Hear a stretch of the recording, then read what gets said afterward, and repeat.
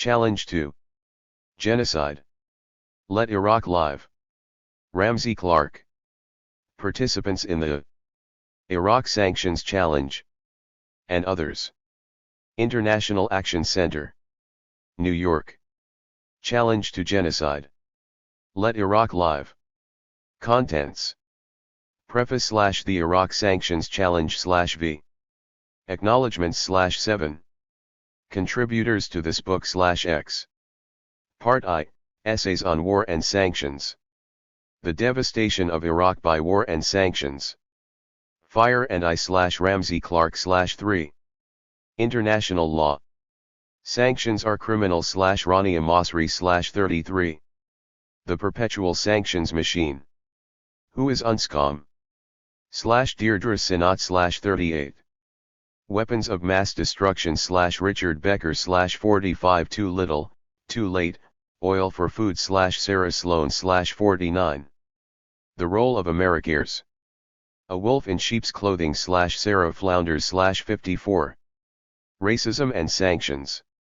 Demonizing Oppressed Nations / Monica Moorhead / 64 Arab Americans in the U.S. / Ahmed El Sharif / 68 From Vietnam to Iraq / Sharon Black Sessi / 72.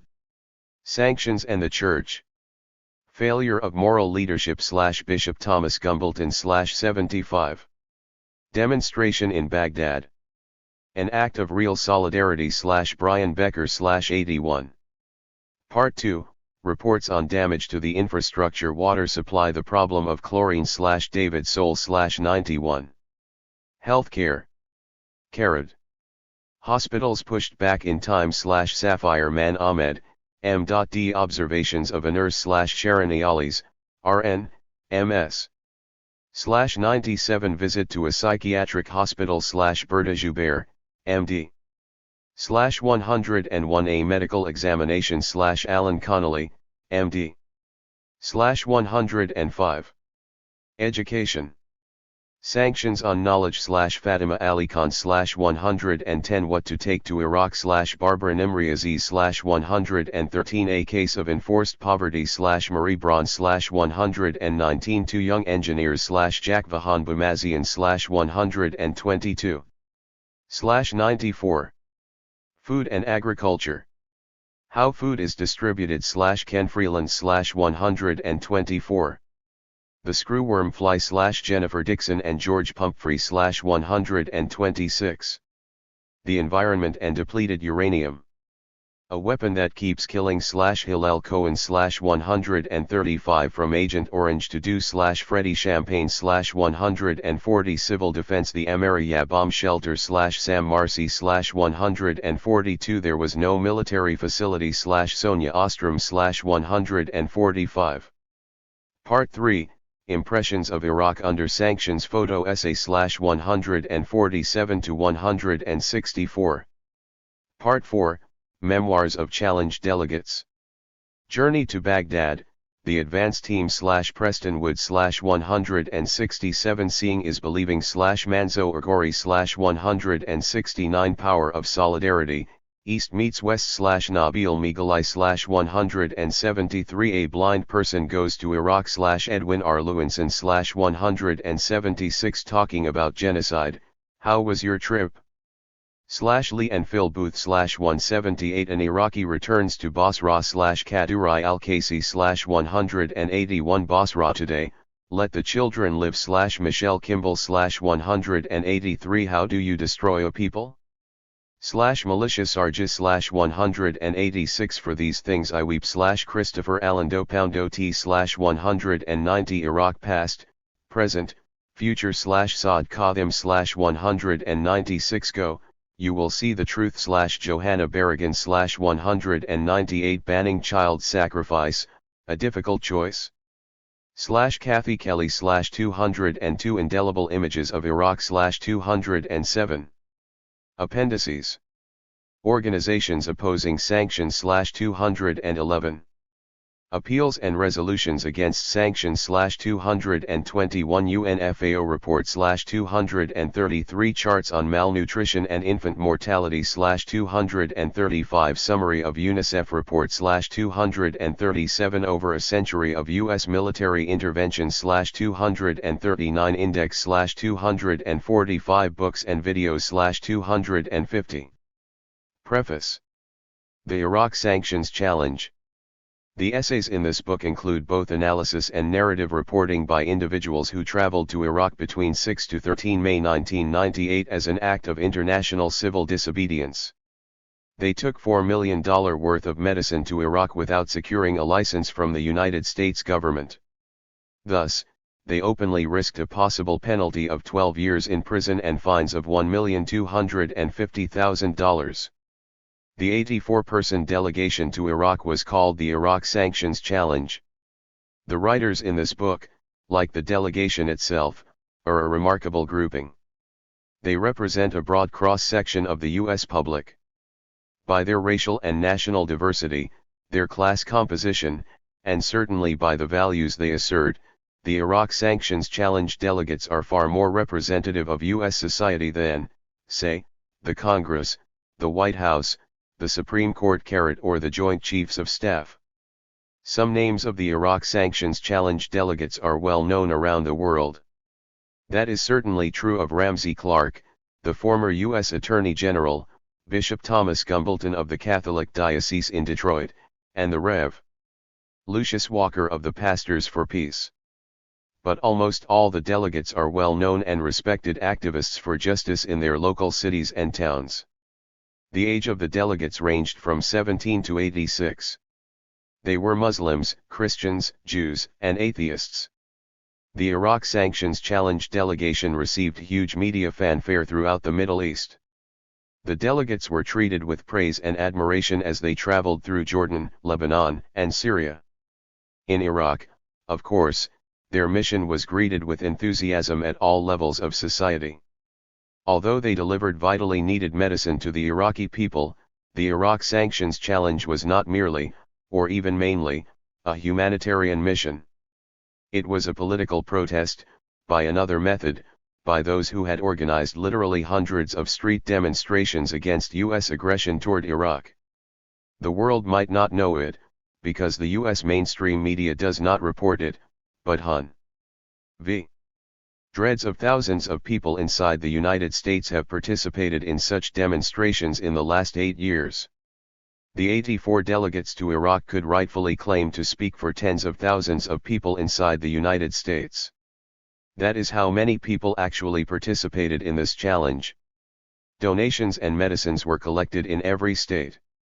Rallies, meetings, press conferences, and civil disobedience actions were held in support of the challenge.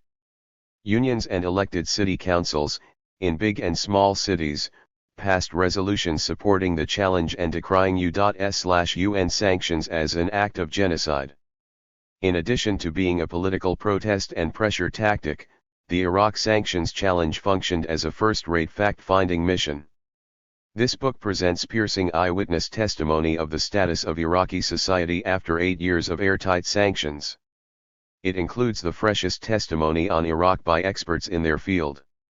Doctors, nurses, epidemiologists, water treatment specialists, scientists studying the effects of depleted uranium, and investigators into the causes for a new screwworm fly epidemic in Iraq are all included in this work. The reader of this volume will find political and historical analysis invaluable for an understanding of the U.S. government's strategy toward Iraq and the entire region. Also included are a few articles and essays by individuals who, while not members of the delegation, have an intimate understanding of Iraq and an historic overview of the struggle against colonialism in the Middle East. Brian Becker. Sarah Flounders. Essays on War and Sanctions. The devastation of Iraq by war and sanctions. Fire and Ice. Ramsey Clark. Some say the world will end in fire. Some say in ice. Robert Frost. A U.S. strategy for domination of the Gulf. The reasons for U.S. actions in the Middle East and Gulf are no mystery. The British withdrawal from the region, beginning 50 years ago, left up for grabs the vast oil resources and strategic area where Southwest Asia and Northeast Africa front on Europe. The whole region began to be shaken by anti-colonial nationalist movements. U.S. policymakers, as an excuse for intervention, used the argument that it was exposed to Soviet seizure, with Israel unprotected on its eastern flank. By 1953, the U.S. had placed the young Shah on the peacock throne in Iran. For 25 years Iran was the U.S. surrogate in the region, and the most powerful military presence, purchasing tens of billions of dollars in advanced U.S. weaponry. It also served as a major regional distribution center for American products. William Colby, former director of the CIA, called this the CIA's proudest achievement, even after the Shah's disastrous demise. It assured U.S. domination of the region for 1/4 of the 20th century. Shortly after the Popular Nationalist Revolution came to power in Iraq on Bastille Day 1958, the CIA formed a Health Alterations Committee to plot the assassination of the new Iraqi leader, Abdel Karim Qasem. At the same time, U.S. generals in Turkey devised a military plan, codenamed Cannonbone, for invading northern Iraq and seizing the oil fields there, the same oil fields targeted by the U.S. severance of areas of Iraq it called Kurdish in 1991. In 1963, Qasem and thousands of his supporters were massacred in a bloody 4. CIA-backed coup. Testifying before a Senate committee about the coup, a CIA member quipped, "The target suffered a terminal illness before a firing squad in Baghdad." When Iraq nationalized its oil industry in 1972, the United States placed it on a list of countries that it claimed supported terrorism. In 1975, Iraq agreed to share control of the disputed Shatt al-Arab waterway with Iran in a pact reached in Algiers. The United States and the Shah abruptly terminated their support for the Kurdish insurgents in Iraq, whose leadership abandoned the struggle and fled the country. But the fate of the Kurds left behind did not concern the U.S. government. As Henry Kissinger explained to an aide, covert operations should not be confused with missionary work. Over the years, the U.S. has supported Iran, Iraq, and most T-Diraj and for and fatally, Turkey, in as assaults on the Kurdish PEOPLE. In 1991, the U.S. exercised its newfound concern to protect the Kurds from Iraq by excluding the government of Iraq from most of the northwestern part of the country. It then assisted Turkey when the latter sent division-strength ground forces and continuous air as-10 and crushed the Kurdish people in that region. Yet a major part of the demonization of Saddam Hussein has been based on the false portrayal of Iraqi government policy toward the Kurds. The one constant in U.S. policy through all the years was the determination to dominate the vast oil resources of this region, not only for their wealth, but for the economic and military advantage this gave over both rich and poor oil-importing countries. Among scores of statements reflecting this policy is a warning in 1977 from Senator Henry Jackson's Energy and Natural Resources Committee of the U.S. Senate, a U.S. commitment to the defense of oil resources of the Gulf and to political stability in the region constitutes one of the most vital and enduring interests of the United States. In February 1979 the Shah fled Iran, having killed as many Iranians as he dared, probably 45,000 in the previous year alone. The Iranian people had won their long struggle to overthrow U.S. control of their lives. That November the U.S. Embassy in Tehran, after months of protest demonstrations, was overrun by Iranian students, tens of thousands of whom had studied in the U.S.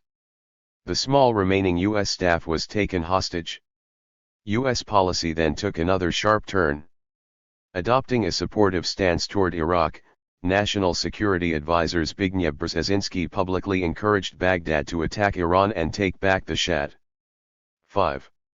Al-Arab waterway. Although just 4 years earlier Iraq had been pressured by the U.S. to cede control of this strategic route to Iran, Washington expressed no moral outrage at the 1980 Iraqi attack on Iran. The attack served U.S. interests as a means of weakening Iran, where U.S. embassy personnel were still being held hostage, and the anti-U.S. influence of its Islamic government in the Muslim world. War against the much larger Iran would weaken Iraq as well. Washington did not want either side to win. "We wanted to avoid victory by both sides," a Reagan administration official told the New York Times. Henry Kissinger has been quoted variously as stating, "I hope they kill each other, and too bad they both can't lose." For in 1984 the United States increased its support for Iraq, becoming its principal trading partner by increasing purchases of Iraqi oil while encouraging Europe and Japan to do the same. The Reagan administration issued a still top-secret authorization for increased intelligence sharing with Iraq. Leslie Gelb, writing in the New York Times, reported that the authorization was interpreted as mandating that the United States do anything and everything to help Iraq prevail against Iran. 5. That same year Vice President Bush, the State Department and the CIA began lobbying the Export-Import Bank to begin large-scale financing of U.S. exports to Iraq. And in 1986 the U.S. dispatched a high-level CIA team to Baghdad to advise the Iraqi military. The Pentagon encouraged and helped funnel billions of dollars worth of arms to Iraq through pro-U.S. governments in Saudi Arabia, Kuwait, and elsewhere. During the Iran-Iraq War, the Reagan administration removed Iraq from the list of countries it charged with supporting terrorism.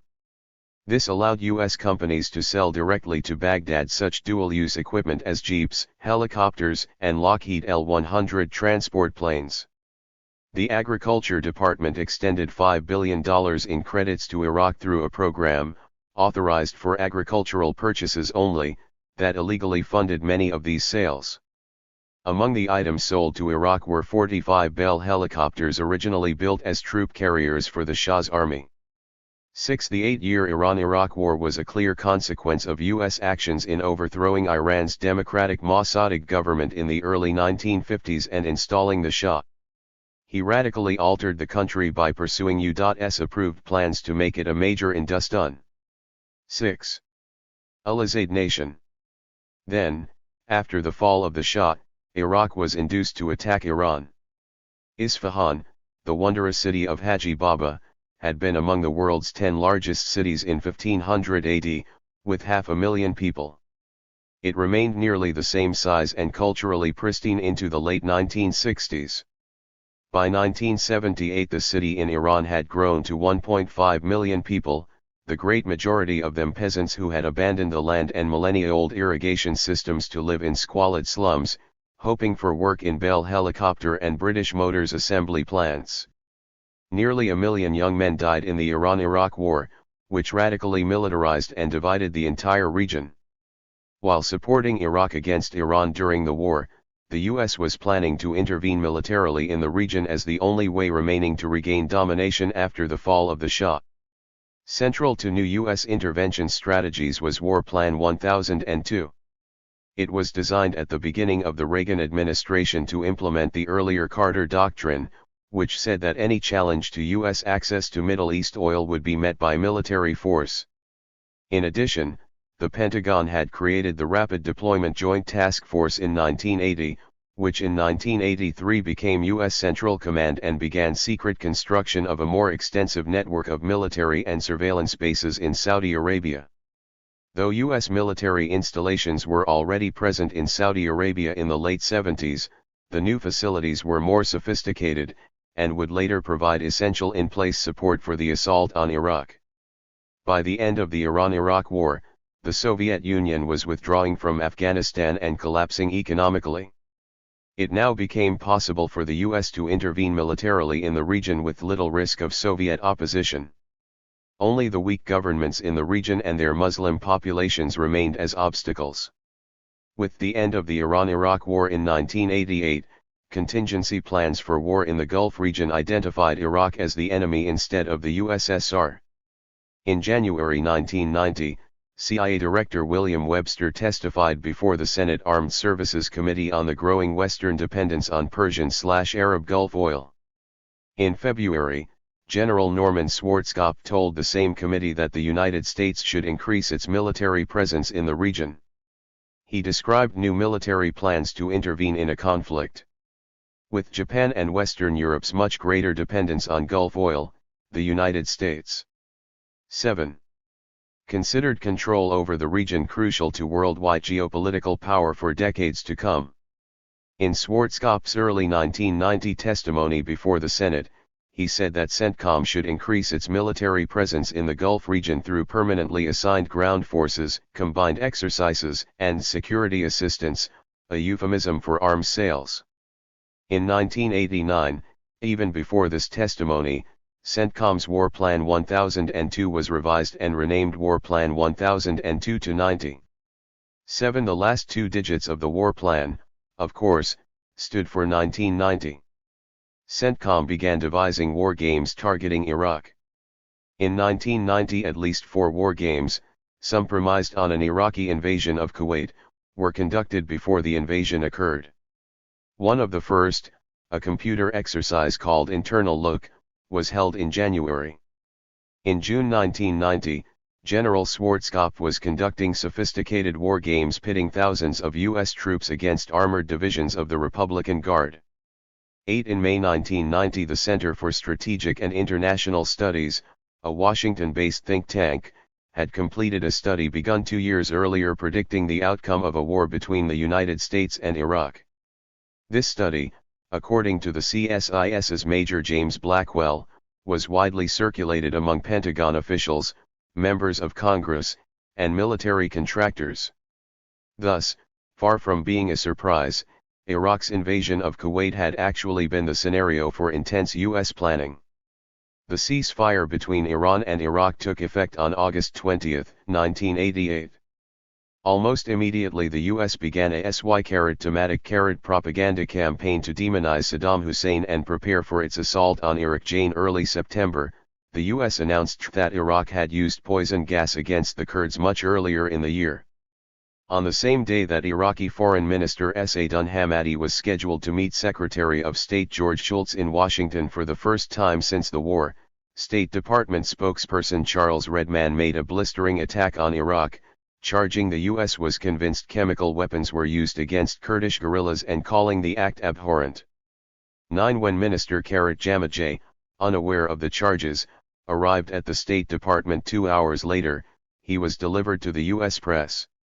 Surprised, he was unable to respond.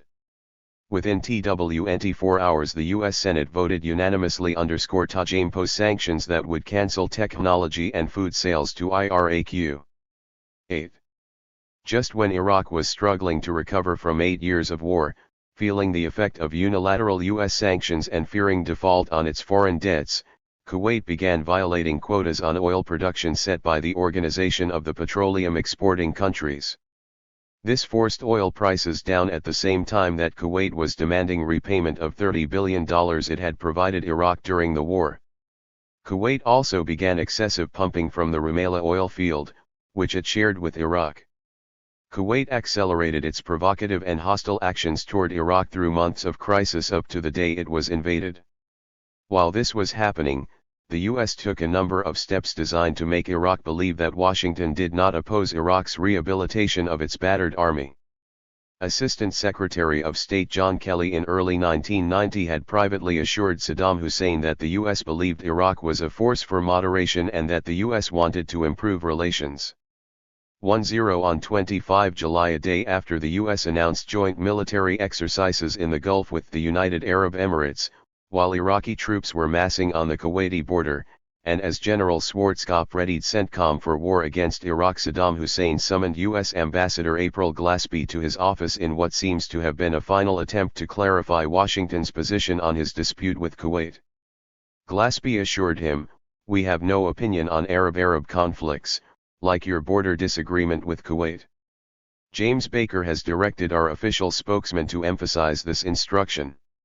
1. She said she was expressing official policy.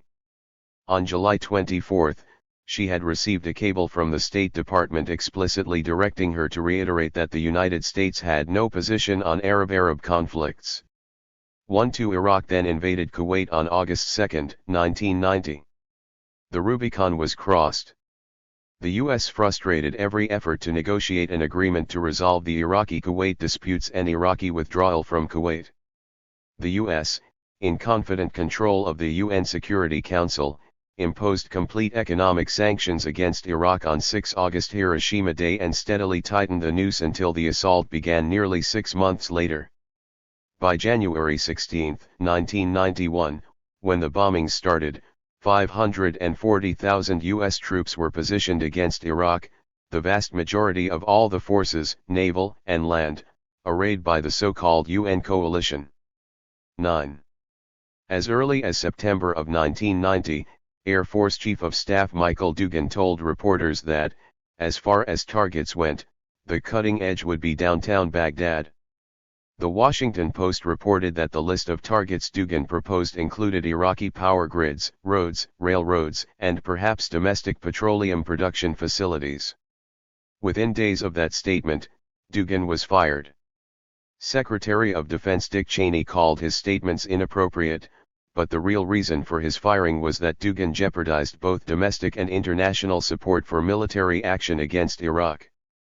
President Bush had been insisting that the U.S. military buildup in Saudi Arabia was strictly defensive, but Dugan's statements revealed that Washington was not only planning an offensive, but would target civilians. In late January 1991, after 2 weeks of bombing, the London Times observed that Allied attacks were closely following Dugan's description, with the liberation of Kuwait as only part of the overall plan. To the fire this time. From earliest times most cultures have speculated about how the end of the earth may come. Until the fate of Hiroshima permeated human consciousness, most who believed the end would come assumed that their god's wrath or some natural calamity would be the cause. Even with the proliferation of omnicidal nuclear weapons systems like the Trident II, which have the capacity to destroy human life on Earth, few have thought humanity would terminate itself. Now, more than 2 millennia after Athens destroyed Melos and Carthage was burned by Rome, the United States, a technologically advanced superpower, has created weapons systems and executed plans to devastate a small and defenseless country half a world away, first with a direct assault by fire, then with the more deadly ice of enforced isolation, malnutrition, and impoverishment. On the night of 16 to 17 January 1991, the stars shown above, little changed since Hammurabi ruled from Babylon on the Euphrates 4,000 years earlier. The land remembered Ashurbanipal's great library, with its collection of all existing writing from all known languages at Nineveh on the Tigris, and its fabled palace without rival of 3,000 years ago. The dreams of Alexander the Great died with him in Babylon as he strove to conquer the world over 2,000 years ago. Kublai Khan's brother Hulagu sacked Baghdad and executed the caliph in 1258, within 2 generations, the empire of the Khans was gone. And still the people tilled the earth, crowded 10. Into the cities, and absorbed the shards of the many cultures, races, energies, and imaginations that had populated the place. The Tigris and Euphrates rivers flowed quietly toward the Gulf in the darkness of the early hours. The same stars silently witnessed another approach of human violence, unprecedented in its nature and intensity. The wind gently stirred the date palm fronds. In darkened cities, towns, and farms, men, women, and children tried to sleep, not knowing what the night held for them. In Kuwait, the remaining population and Iraqi occupying forces, backed up in southern Iraq by hundreds of thousands more, waited for war. To the south, 540,000 U.S. troops and 150,000 from other countries were on alert, anxiously wondering what might happen to them. They had been told they would engage a dangerous and powerful enemy in direct combat. At 2:30 a.m. on January 17, 1991 the bombs began to fall, and for 42 days U.S. aircraft attacked Iraq on an average of once every 30 seconds. U.S. technology smashed the cradle of civilization, and George Bush called it liberation. Without setting foot on Iraqi soil, or engaging Iraqi troops, U.S. aircraft and missiles systematically destroyed life and life support systems in Iraq over a period of 6 weeks. There were 2,000 air strikes in the first 24 hours. More than 90% of Iraq's electrical capacity was bombed out of service in the first few hours. Within several days, not an electron was flowing. Multimillion-dollar missiles targeted power plants up to the last days of the war, to leave the country without power as economic sanctions sapped life from the survivors. In less than 3 weeks, the U.S. press reported military calculations that the tonnage of high-explosive bombs already released had exceeded the combined Allied air offense of World War II. By the end of the aerial assault, 110,000 aircraft sorties had dropped 88,500 tons of bombs on Iraq, the equivalent of 7.5 atomic bombs of the size that incinerated Hiroshima. Aircraft flew from distances as great as Barksdale Air Force Base in Louisiana and the island of Diego Garcia in the Indian Ocean, without landing just to show it could be done. Thousands of missiles were fired from ships, including submarines, in the Indian Ocean, the Gulf, and the Mediterranean. More than 93% of all bombs were free-falling, and many of the bombs and missiles directed by laser systems were misguided. Weapons used included 5-ton fuel-air explosive bombs that create pressures approaching those of low yield. 11. Nuclear weapons. Cluster bombs containing 250 bomblets capable of spewing 500,000 high-velocity, razor-sharp shrapnel fragments over an acre were used against Basra and on congested highways. Napalm bombs were used against people and to ignite oil well fires. Within days there was no running water in Iraq. Are many weeks, people in Baghdad without television, radio, or newspapers to warn them were getting their drinking water from the Tigris in buckets. The Iraqi news agency and Baghdad broadcasting station lost 6 wireless broadcast stations, 12 television stations, and 5 radio stations. Iraq's telephone SY-10 was put out of service in the first few days of the war. The International Telecommunications Union's fact-finding trip to Iraq in June-July 1991 reported that 400,000 of Iraq's 900,000 phone lines had been destroyed. 14 central exchanges were irreparably damaged, with 13 more put out of service indefinitely. Lack of communications frustrated attempts to conduct most organized activity, including caring for the sick and injured. The destruction of transportation links compounded during the third week. It was a hellish nightmare of fires and smoke so dense that witnesses say the sun hasn't been clearly visible for several days at a time. Leveling some entire city blocks, bomb craters the size of football fields, and an untold number of casualties. 4 months before the bombing, the Air Force Chief of Staff said the cutting edge would be downtown Baghdad. "We're going after hard targets in Baghdad. Therefore, it takes more bombs on each target in order to be successful," Lieutenant General Thomas Kelly told reporters.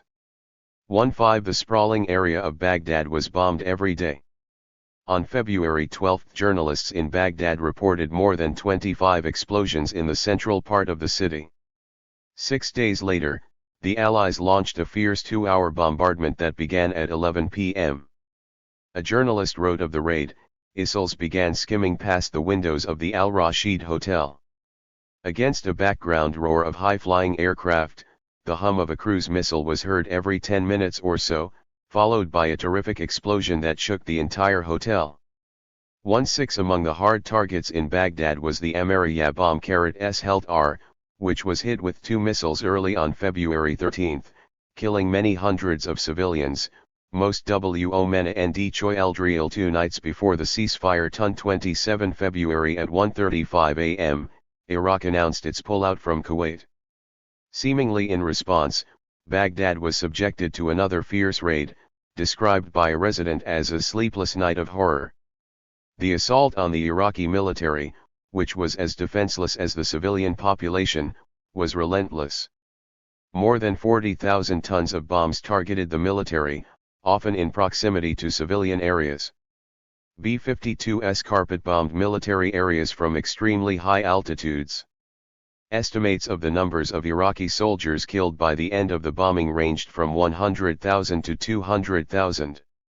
On March 22, 1991, the Defense Intelligence Agency placed Iraq's military casualties at 100,000. 15. Near the end of the bombing, as U.S. troops planned to advance on Kuwait City and Iraq, U.S. General Kelly said of Iraqi forces, "There won't be many of them left." When asked for his assessment of the numbers of Iraqi soldiers and civilians killed, General Colin Powell answered, "It's really not a number I'm interested in." General Schwarzkopf had a strict policy that Iraqi dead were not to be counted. Both violated international law requiring respect for enemy dead, their identification, notification of family, and proper religious burial. Americans know how they feel about their MIAs from Vietnam and earlier wars. The U.S. claims to have destroyed 4,300 tanks and 1,856 armored vehicles. The Pentagon claimed 1,500 tanks were destroyed by F-111s alone, confirmed by video camera. Nearly all these planes employed laser-guided depleted uranium missiles, leaving 900 tons of radioactive waste spread over much of Iraq with no concern for the consequences to future life. 17 The rate of tumors, cancers, leukemia, and other fatal growth has increased alarmingly in the last few years in Iraq. Doctors believe radiation is a major cause. At the end of the bombing campaign, tens of thousands of Iraqi soldiers were simply murdered. The European Parliament heard this description in April 1991. By the thousands. It spoke of how U.S. pilots called the assault a turkey shoot, and carrier crews frantically reloaded attack planes so they could shoot fish in a barrel. New York Newsday reported yet another slaughter of Iraqi soldiers that was approved by General Schwarzkopf 2 days after the ceasefire. According to U.S. military officials, it was the biggest clash of the Gulf War ground campaign, yet no Americans were killed. The battle occurred March 2 after soldiers from the 7,000-man Iraqi force fired at a patrol of the 24th Mechanized Infantry Division. "We really waxed them," said one American Desert Storm commander who asked not to be identified. Although the number of Iraqi troops killed is still unknown, New York Newsday has obtained army footage of the fight showing scores of Iraqi President Saddam Hussein's elite soldiers apparently wounded or killed as Apache helicopters raked the Republican Guard Hammurabi division with laser-guided Hellfire missiles. "Say hello to Allah," one American was recorded as saying moments before a Hellfire obliterated one of the 102 vehicles racked up by the Apaches. Although McCaffrey's division was equipped with loudspeakers mounted on helicopters, they were never used to broadcast word of the ceasefire. "There wasn't time to use the helicopters," said Lamar. Instead, after the 6:30 a.m. Iraqi attack, McCaffrey assembled attack helicopters, tanks, fighting vehicles, and artillery for the assault, which began at 8:15 a.m. According to Lamar, the attack ended after noon, with the wreckage strewn over a couple of miles of Route 8, the main Euphrates River Valley road to Baghdad. A senior Desert Storm commander said details about the post-ceasefire attack were withheld at the time even though OFFI 19 Chales in Riyadh and Washington knew the extent of the damage shortly after the battle ended. "We knew exactly, but it didn't look good coming after the ceasefire," the Desert Storm officer said.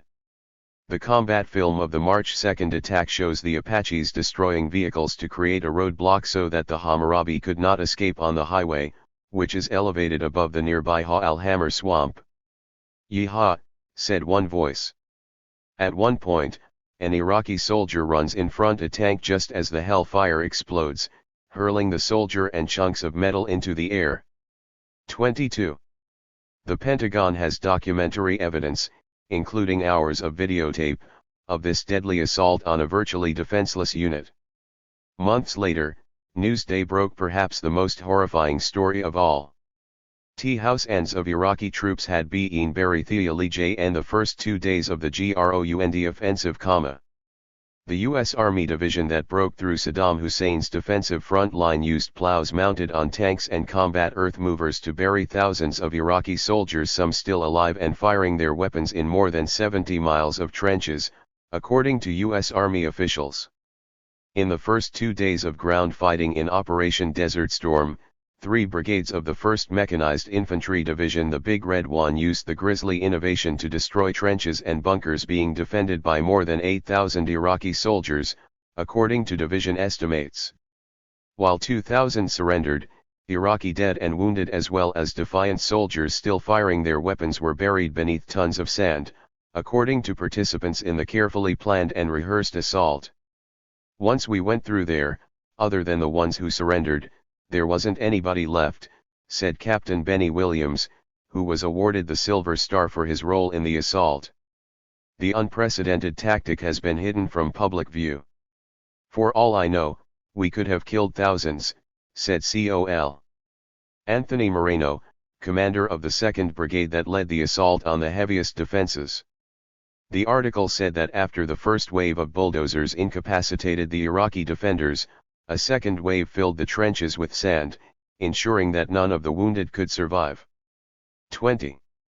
Many of those massacred fleeing Kuwait were not Iraqi soldiers at all but Palestinians, Sudanese, Egyptians, Filipinos, and other foreign workers.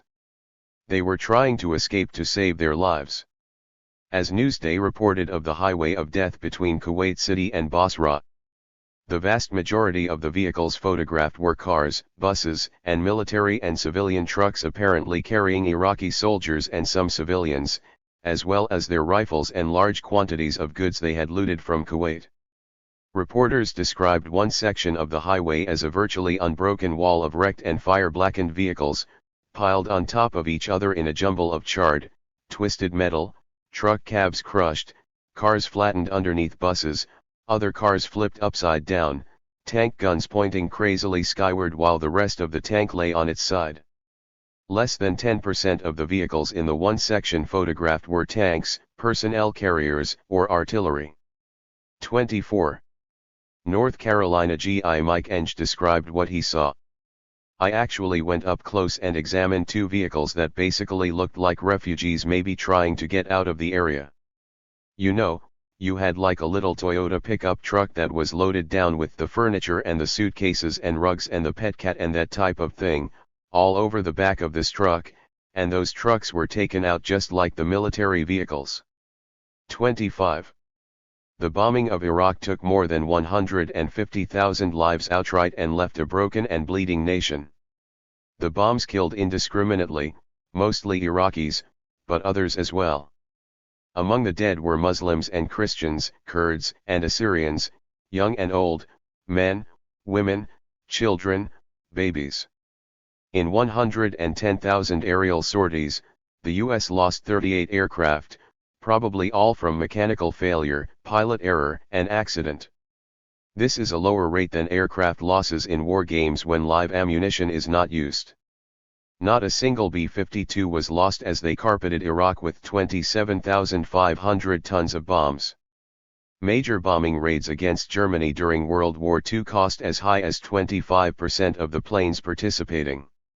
Total U.S. war casualties, including 37 acknowledged to have died from friendly fire, were 148, according to the Pentagon. The U.S. has continued to attack Iraq with its aircraft, which patrol its skies night and day, and by cruise missiles launched from its 21 enormous military positions in the region, including the largest naval armada since World War II. As the end of President Bush's term approached, attacks increased. On January 13, 1993, more than 100 U.S. aircraft bombed and strafed southern Iraq. The press interviewed the jubilant pilots, who described how they honed in with deadly accuracy, delivering bombs containing 2,000 pounds of American anger. On January 17, 1993, the second anniversary of the assault on Iraq and 3 days before President Bush left office, he ordered an attack across Iraq. Baghdad was hit by 50 cruise missiles. One of the missiles hit the Al Rashid Hotel, killing 2 employees. An international Islamic conference scheduled there at the time, to be attended by Saddam Hussein, had been moved. Strikes the next 2 days were heavier. Iraq acknowledged 21 deaths on January 19, 1993. The attacks were deliberate criminal violence. President Bill Clinton showed what he was made of by ordering minor attacks in the FFRST days of his new presidency. On June 26, 1993, he authorized an attack with 23 cruise missiles on Baghdad. One hit the home of Layla al-Alder, a renowned artist and director of Iraq's National Center for the Arts, killing her and her husband. Sporadic attacks have continued, the most recent in June 1998. Continuing to call Iraq dangerous and a threat to peace, the U.S. maintains a nuclear arsenal larger by far than all other nations combined. In fiscal year 1996 it spent $264 billion on its military paired to $47 billion spent by the Russian Federation and $32 billion by the People's Republic of China.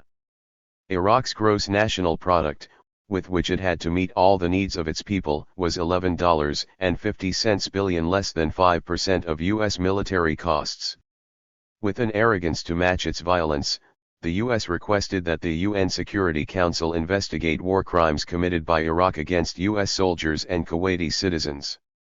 This presaged later requests by the U.S. for UN prosecution of Serbs, Hutus, Pol Pot, and after his death surviving leaders of the Khmer Rouge, Saddam Hussein and others, while opposing an independent international criminal tribunal capable of equal protection under law. There was no war. No combat. There was only a deliberate, systematic genocide of a defenseless population while barely setting foot on Iraqi soil. When Dr. Martin Luther King Jr. said in 1967, "The greatest purveyor of violence on earth is my own government," he, 22, could not have dreamed in his worst nightmare what the U.S. did to Iraq. 3. The New Ice Age. Those who planned the aerial assault on Iraq intended a harm far greater than the bombs themselves could inflict. Those who conducted the 42-day assault and those who observed it on television knew the bombs and missiles would cause a continuing threat to life long after their thunder fell silent and the dust of their explosions settled to earth. A Pentagon planner later candidly acknowledged the major purpose of the bombing. "People say, you didn't recognize that it was going to have an effect on water and sewage." Well, what were we trying to do with sanctions? Help out the Iraqi people? No. What we were doing with the attacks on the infrastructure was to accelerate the effect of sanctions. 26. As early as June 23, 1991, an article in the Washington Post, following extensive research on bombing targets and interviews with top Pentagon planners, reported, military planners hoped the bombing would amplify the economic and psychological impact of international sanctions on Iraqi society. They deliberately did great harm to Iraq's ability to support itself as an industrial society. On February 12, 1991, immediately after returning from Iraq and with more than 2 weeks of heavy bombing yet to come, I wrote UN Secretary General Perez de Cuellar, President Bush, and others, observing in part, "The effect of the bombing, if continued, will be the destruction of much of the physical and economic basis for life in Iraq. The purpose of the bombing can only be explained rationally as the destruction of Iraq as a viable state for a generation or more. Must the United Nations be a party to this lawless violence?" My letter noted. Dr. Ibrahim al-Nouri has been head of the Red Crescent and Red Cross of Iraq for 10 years. He is a pediatrician by training who interned at Children's Hospital in London, later headed Children's Hospital in Baghdad and served in the Ministry of Health for some years, rising to deputy minister. Dr. Nouri estimates that there have been 3,000 infant deaths since November 1, 1990. 23. In excess of the normal rate, attributable solely to the shortage of infant milk formula and medicines. Only 14 tons of baby formula have been received during that period. Prior monthly national consumption was approximately 2,500 tons. The effect of damage to municipal water systems on health and safety is tremendous. The Minister of Health considered potable water for human consumption the single greatest health need in the country. Tens of thousands are known to suffer diarrhea and stomach disorders. There are believed to be hundreds of thousands of unreported cases. Several thousands are believed to have died. In the hospitals, there is no heat, no clean water except limited quantities for drinking supplied in bottles, no electric light in wards and hospital rooms, and inadequate medicine, even for pain alleviation, in the face of a great increase in critically and severely injured persons. Doctors we talked with in 4 hospitals are deeply concerned over the absence or shortage of needed medicines and sanitary supplies. Surgeons and medics treating wounds cannot keep their hands clean or gloved, and work in the cold, in poor light with greatly increased numbers of patients in unrelieved pain. 7 hospitals are reported closed by bomb damage. Many if not most have had windows shattered. Since the end of the bombing, there has been a constant flow of information from a wide range of sources reporting on the deadly effects of the sanctions.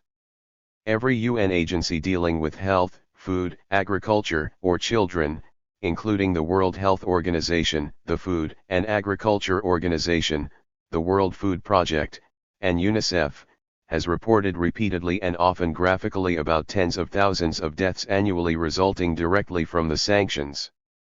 UNICEF reported as of August 1991 that already at least 47,500 children had died as a direct result of sanctions. Independent medical teams from more than 40 nations have investigated and reported on the human horror and death deliberately inflicted on the population of Iraq. It has been recognized from the beginning, as all human experience teaches, that the principal victims of the sanctions are infants, the elderly, small children, pregnant and nursing women, and the chronically ill. These are the very people that every decent society has worked hardest to protect. Both President Bill Clinton and Hillary Rodham Clinton, known for her work to protect children, were informed of the deadly effects of the sanctions before his inauguration on January 20, 1993, and again in February 1993. The president has received reports regularly. 24. Ever since. A question posed to Hillary Clinton was how can she profess to love children and not speak out on behalf of the children of Iraq? It was pointed out that if President Clinton failed to reverse U.S. policy, he would share responsibility for its genocidal consequences. Now more Iraqis have died as a result of the U.S. forced sanctions in the Clinton administration than died in the Bush administration from the bombing and sanctions combined. I have been to Iraq 8 times since sanctions were imposed and reported to the UN Security Council and others on the steady deterioration in the human condition there on each occasion after the first. Typical is the report dated November 14, 1997, which included the following. Over these years the general health of the people of Iraq has drastically and steadily deteriorated as a direct result of United States forced sanctions imposed by the United Nations. Deterioration in health, medical supplies, and increased death rates caused by UN sanctions. On this trip I found health and hospital conditions poorer than ever. Rates of illness in every category are at all-time highs. The physical conditions of the hospitals, medical care facilities, pharmaceutical and medical supplies plants continue to decline. Availability of medicines, medical supplies, and working equipment are at the lowest level since 1989. Every doctor reports that patients they could save die every day. Often their patients die in their presence because of shortages of medicine, medical supplies, and operational medical equipment. The overall death rate from monitored causes due to the sanctions has increased each year since 1989. For children under age 5 the increase in deaths exceeds a multiple of 8, from 7,100 in 1989 to 57,000 in 1996. For persons over age 5 the death rate has increased more than 4 times, from 20,200 to 83,200. Diseases related to malnutrition continue to increase. Kwashiorkor, virtually unknown in 1989, has increased nearly 60 times to reach 21,000 cases last year, marasmus 50 times to 192,000 cases last year. Other malnutrition-related illnesses have increased 18-fold to 1,354,000 cases in 1996.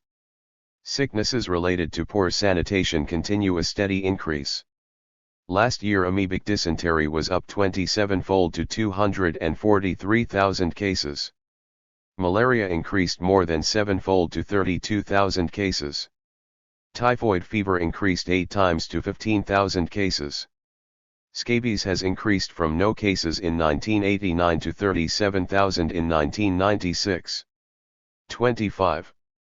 Cholera is up from no cases to more than 3,000 in 1997 through September.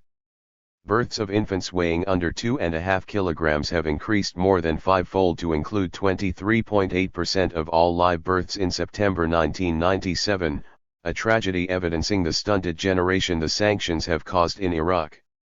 Major surgery is down from a monthly average exceeding 15,000 operations in 1989 to 4,100 operations in September 1997. The total cost in lives directly resulting from UN sanctions is now 1,500,000 deaths over the normal death rate. These tragic statistics do not convey the human horror of the sanctions. In two large general hospitals, both serving poor areas, one in Basra and one in Saddam City, Baghdad, I saw among many other children, an 11-month-old child of a young Bedouin woman, her first child, wasted, bloated and not expected to live for more than a day.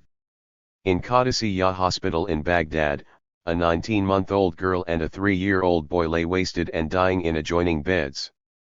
Ample food and safe drinking water would have prevented the illnesses of all three. Rehydration tablets could have saved all three. All three are by now dead.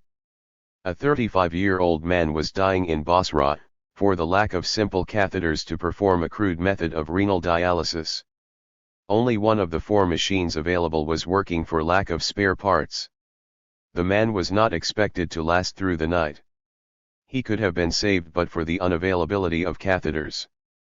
Before sanctions, the unit could treat 175 patients a month. A 17-year-old male who had suffered severe headaches was brought in by taxi. No diagnoses were possible for lack of medical supplies. Intravenous feeding required 6 pints a day. Only one was available in the hospital. He has almost surely died by now. There is no operational ambulance for all but a few hospitals, and the contract with a French company for ambulances has been intentionally delayed by the Sanctions Committee. A beautiful 14-year-old girl with leukemia, which is occurring in unprecedented numbers apparently from depleted uranium and chemicals released by U.S. bombing, received no treatment, because of the lack of essential medicines and supplies. There is an enormous increase in cancers, tumors, leukemia, birth defects, and miscarriage, probably from the same cause. These victims suffer extreme pain with little or no relief before they die. 26. A 23-year-old woman who had suffered polio, TB, and was dying from malnutrition was angry and bitter at the injustice of her fate. Most older patients entering hospitals now have multiple medical problems from the effect of the sanctions over these 7 years. A 27-year-old TB patient, badly wasted, a 21-year-old woman with severe anemia, 2 older women with advanced diabetes, foot sores, and infections, and a woman with breast cancer lay dying with family around them. There has been no insulin for 2 months. No chemotherapy is available except on rare occasions. All these human beings, near death, were receiving no medications, even painkillers, because nothing was available. If you saw the faces of these people, needlessly dying, and the doctors, nurses, and families trying to comfort them, you would never forget them. In Basra, the surgery department in the training hospital performs fewer than 100 operations a month, compared to 1,000 per month in 1989, because of the lack of anesthesia, antiseptics, gauze, bandages, antibiotics, and other medical supplies. Only emergency surgery is performed. Everything else is delayed, often until it is too late. Surgery is performed without X-rays in many cases, because of shortages. There is no clean water to wash the floors, no air conditioning, inadequate heat, poor lighting, and none in stairwells, recesses, and most corridors. The electricity is off for hours most days. There are not enough sheets, blankets, towels, and other supplies. Most areas in the city of Basra and parts of Baghdad have no running water or sewage disposal because of the bombing. The sanctions make replacement impossible. This combination, compounded by malnutrition, is a major cause of death. Less than half the contracts entered into under UN supervision have been fulfilled because of harassment. Production of pharmaceuticals in Iraq, once nearly half of national needs, has declined to an insignificant level because of lack of machine parts and raw materials. In short, there is a human disaster created by the United Nations.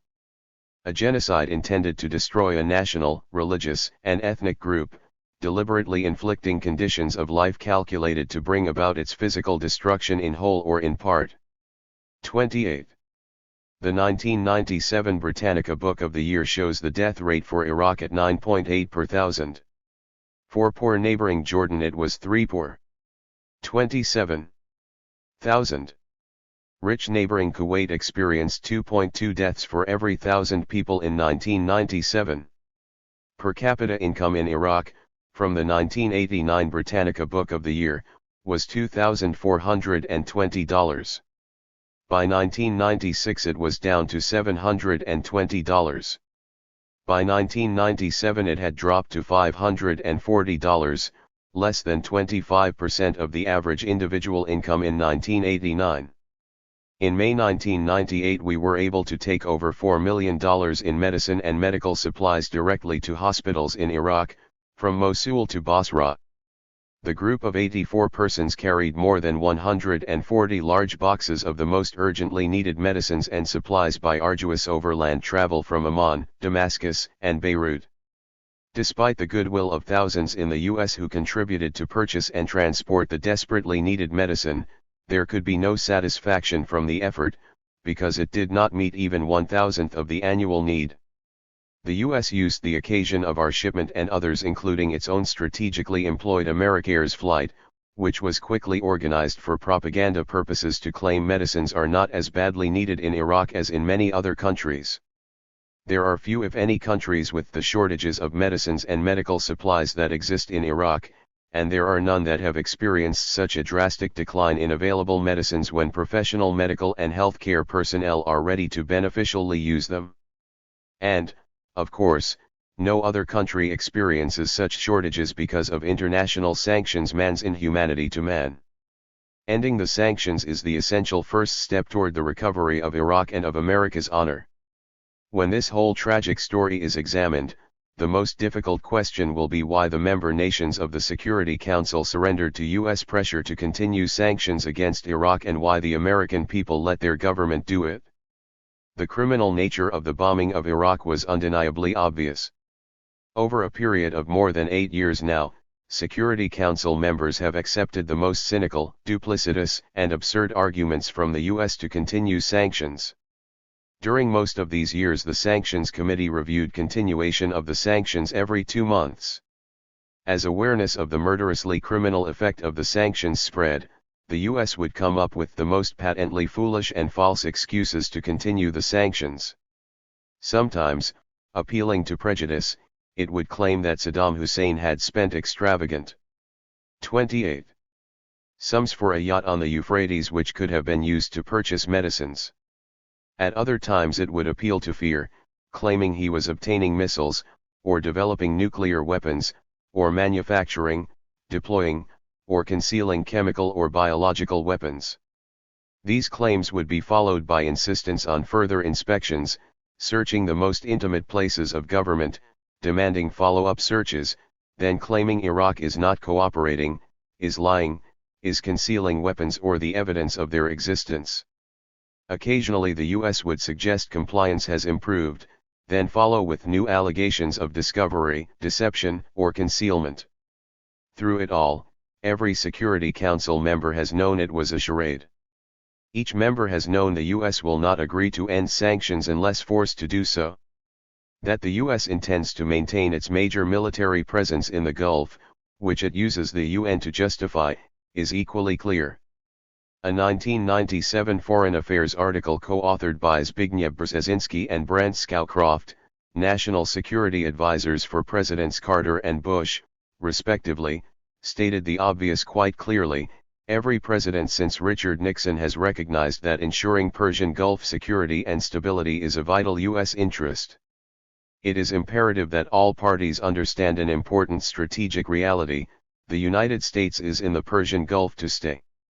30. The U.S. has always blamed Saddam Hussein for the condition of the Iraqi people. Madeleine Albright has repeatedly argued that she loves the Iraqi people more than Saddam Hussein does. He is constantly cited for using weapons of mass destruction against his own people. Unbearably terrible, the vicious assault on defenseless Iraq and the slow, torture genocide by sanctions happened, and the American people have known it all along. The facts are inescapable and undeniable. Still, knowing that our own government has devastated Iraq doesn't enrage many, because our media, government, and leading public figures falsely tell us that the U.S., with the approval of the United Nations, has acted courageously and selflessly against a dangerous and evil enemy. And most Americans pay little attention. They are distracted by personal problems and insecurities and absorbed in the many circuses provided by power to consume their conscious time and sedate their pain from conscience television, movies, professional sports, and celebrity antics. The American culture conditions the people to value their own material well-being more than they love justice. As individuals, Americans feel helpless. 29. To affect government action anyway. These factors at least partially explain how some millions of Americans could watch a 60 Minutes TV program filmed in late 1995 which portrayed and described the deaths of more than 500,000 children in Iraq caused by U.S. forced sanctions, and then showed UN Ambassador Madeleine Albright saying of those deaths, "Yes, the price is worth it," without smashing their TV sets and taking to the streets. Finally, the U.S. reluctantly agreed in 1996 to permit inadequate sales of oil by Iraq. But it required that nearly half the proceeds go to pay reparations, support enemies of Iraq, and pay for intrusive, meaningless inspections. The U.S. has since systematically delayed, frustrated, and often rejected Iraqi contracts requiring Security Council approval for medicine, medical equipment, and food. It has attempted to control the delivery of every purchase, a means of physical and economic intervention. It became so embarrassing and transparent, as the U.S. manufactured a new crisis every 2 months, that in 1996, just as opposition to sanctions was mounting within the Security Council, TE forced an agreement for biannual reviews. Meanwhile, several hundred people die every day. There can be no better evidence of the importance of the second reform to the UN Charter replacement of the Security Council proposed in Chapter 12 of the FIRE. This time, 31 permanent membership for 5 nations is undemocratic and the veto power a guarantee of both abusive action and immoral inaction. Now the Security Council, largely paralyzed for its first 45 years by the struggle between the US and USSR, has succumbed to the domination of the US, which can dictate even genocide. All the arguments for continuing sanctions against Iraq fail to acknowledge that no threat, or failure, by the government of Iraq can justify sanctions that kill infants, children, pregnant and nursing women, the chronically ill, and the elderly.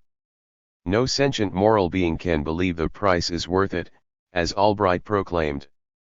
But even in a world so cruel and heartless as the Secretary of State would have it, there is no rational justification for such sanctions against a SMA-1 and exhausted Iraq while the US brandishes its nuclear arms, developing more omnicidal delivery systems, and the UN ignores threats of nuclear war in South Asia that are more dangerous than any since Hiroshima and Nagasaki. 30. As a person who, despite all evidence to the contrary, still believes law is an essential element in the quest for peace, I hesitate to analyze the positive international laws and the domestic laws of my own country that are violated by the fire and ice imposed on Iraq. It demeans law and life to have to parse out how law is violated by such horrendous acts. Most clearly, the law is worthless, indeed dangerous where needed most, if it fails to make criminal the conduct of the US toward Iraq these past 8 years.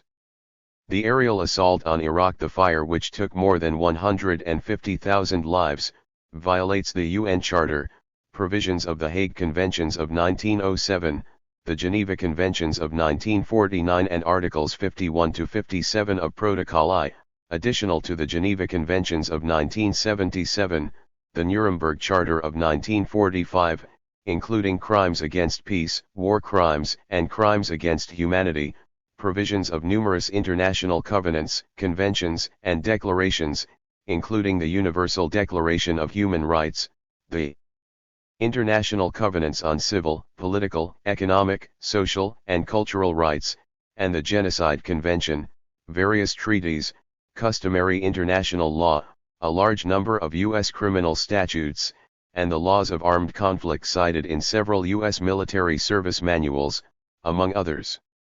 The sanctions against Iraq that have taken more than 1.5 million lives. The ICE violate the UN Charter, the Nuremberg Charter of 1945, Crimes Against Humanity, Article 54.1, Protocol I Additional, Geneva Convention of 1977, provisions of numerous international covenants, conventions, declarations, and treaties, customary international law, and other agreements, most explicitly the Covenant Against Genocide, which provides: Genocide means any of the following acts committed with intent to destroy in whole or in part, a national, ethnical, racial or religious group, as such, causing serious bodily or mental harm to members of the group, deliberately inflicting on the group conditions of life calculated to bring about its physical destruction in whole or in part. 32. Starvation of civilians as a means of warfare is prohibited. 3.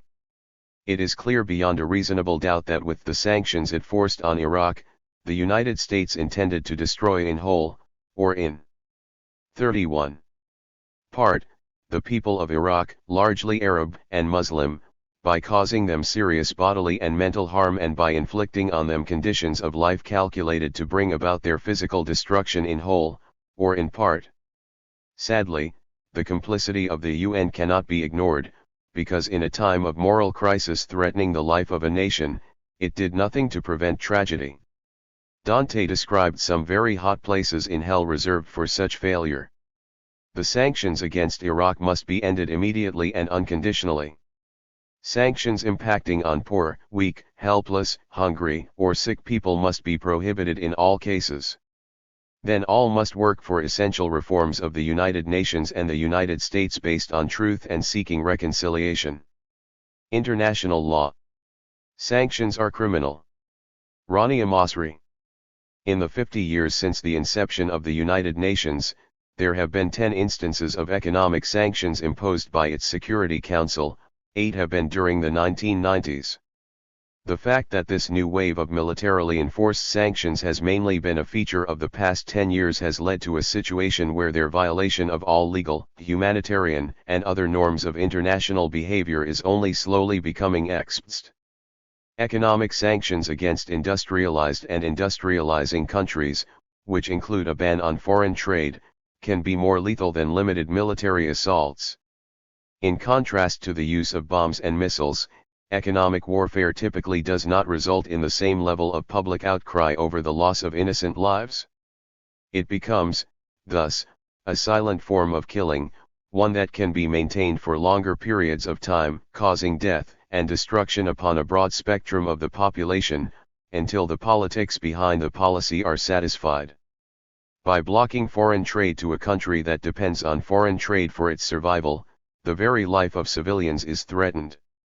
Sanctions thus punish an entire population, targeting children most of all. According to numerous UN reports, the UN sanctions against the Iraqi people have claimed far more deaths than the deadly Gulf War in 1991. The lack of foodstuffs, medical supplies, and spare parts in Iraq, due to the sanctions and the stringent constraints on humanitarian imports imposed by the UN, have caused untold suffering for the general population.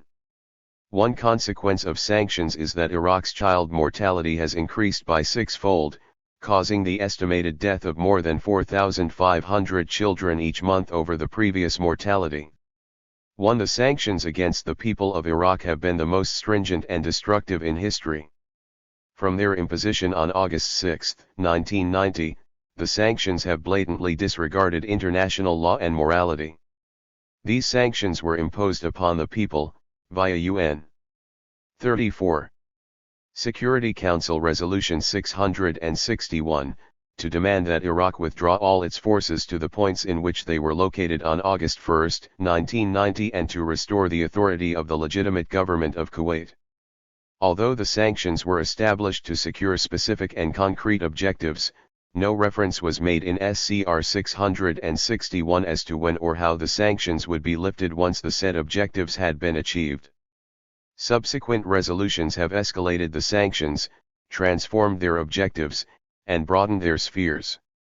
Soon after SCR 661, the Security Council introduced a new and dangerous mechanism for the enforcement of the sanctions, authorization for member states to utilize maritime forces to halt all inward and outward maritime shipping in order to inspect and verify their cargoes.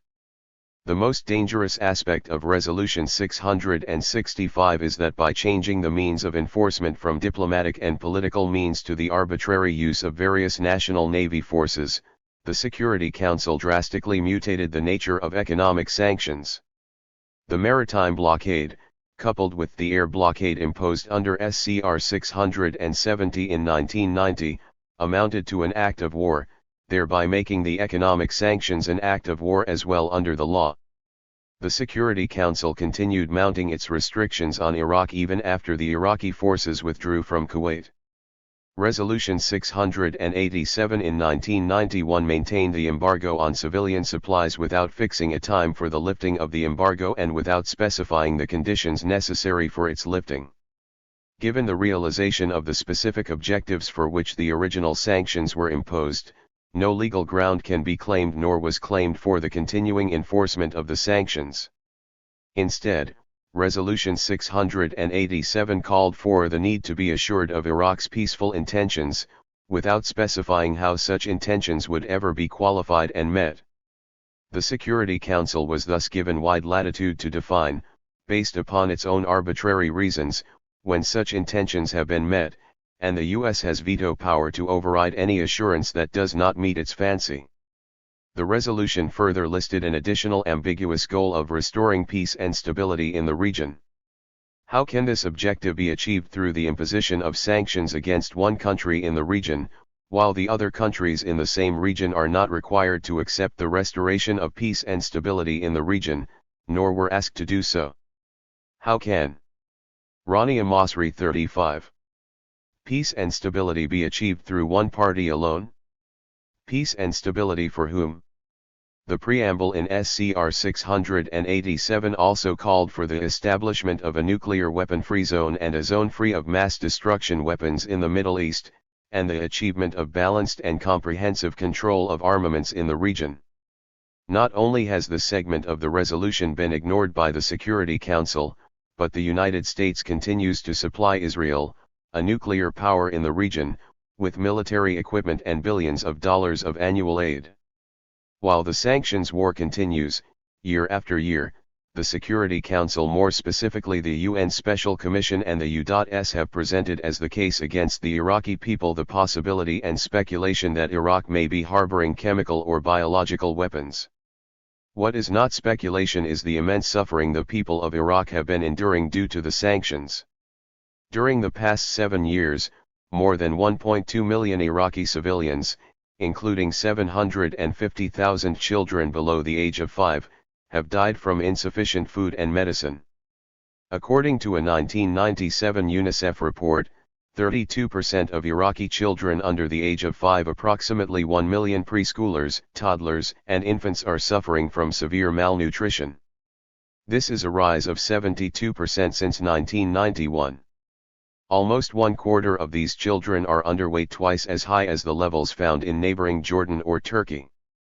If these children survive, they will likely suffer permanent emotional, mental, and physical stunting.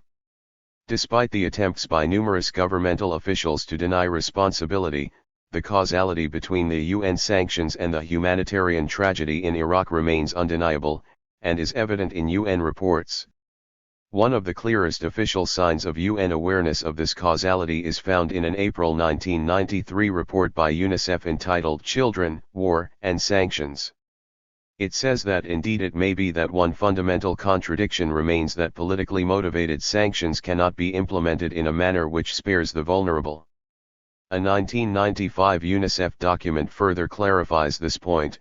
Sanctions are inhibiting the importation of spare parts, chemicals, reagents, and the means of transportation required to provide water and sanitation services to the civilian population of Iraq. What has become in 36. Increasingly clear is that no significant movement towards food security can be achieved so long as the embargo remains in place.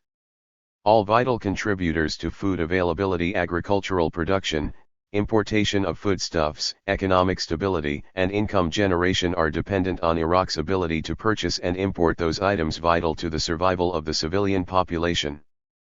Furthermore, the UN's own Undersecretary for Humanitarian Affairs, Yasushi Akashi, after his visit to Iraq in May 1997, stated that the evidence of prevailing human suffering is one of the consequences of economic sanctions. While the sanctions continue, and the number of victims consequently increases, the media persist in phrasing the issue only as a policy question, analyzing the effectiveness of the sanctions. To put effectiveness in the center of the debate necessarily puts the ethical dimension on the side, explains Elias Davidson, an international human rights activist.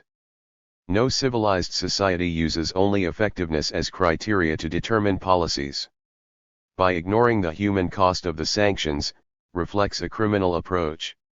The sanctions war against the people of Iraq is exactly that, criminal. The sanctions against the people of Iraq violate the purpose and principles of the UN Charter. The sanctions transgress the recognized human rights and freedoms enshrined in the Universal Declaration of Human Rights and subsequently reiterated and confirmed by numerous international and regional agreements up to and including the Vienna Declaration on Human Rights.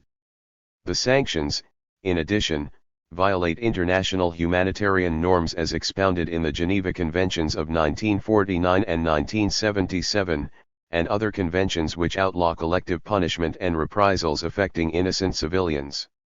They also violate the principles of non-interference in internal affairs, freedom of navigation, freedom of international trade, sovereignty over natural resources, and international norms relating to migrant workers. The sanctions breach the legally binding Charter of Economic Rights and Duties of States, adopted by the UN General Assembly. Furthermore, these sanctions also violate Protocol I of the Geneva Convention, which specifically prohibits the starvation of civilians as a method of warfare. That is not all. According to the U.S. legal code, the sanctions against the people of Iraq constitute a crime of international terrorism, since they have been shown to be acts dan. Rania Masri 37.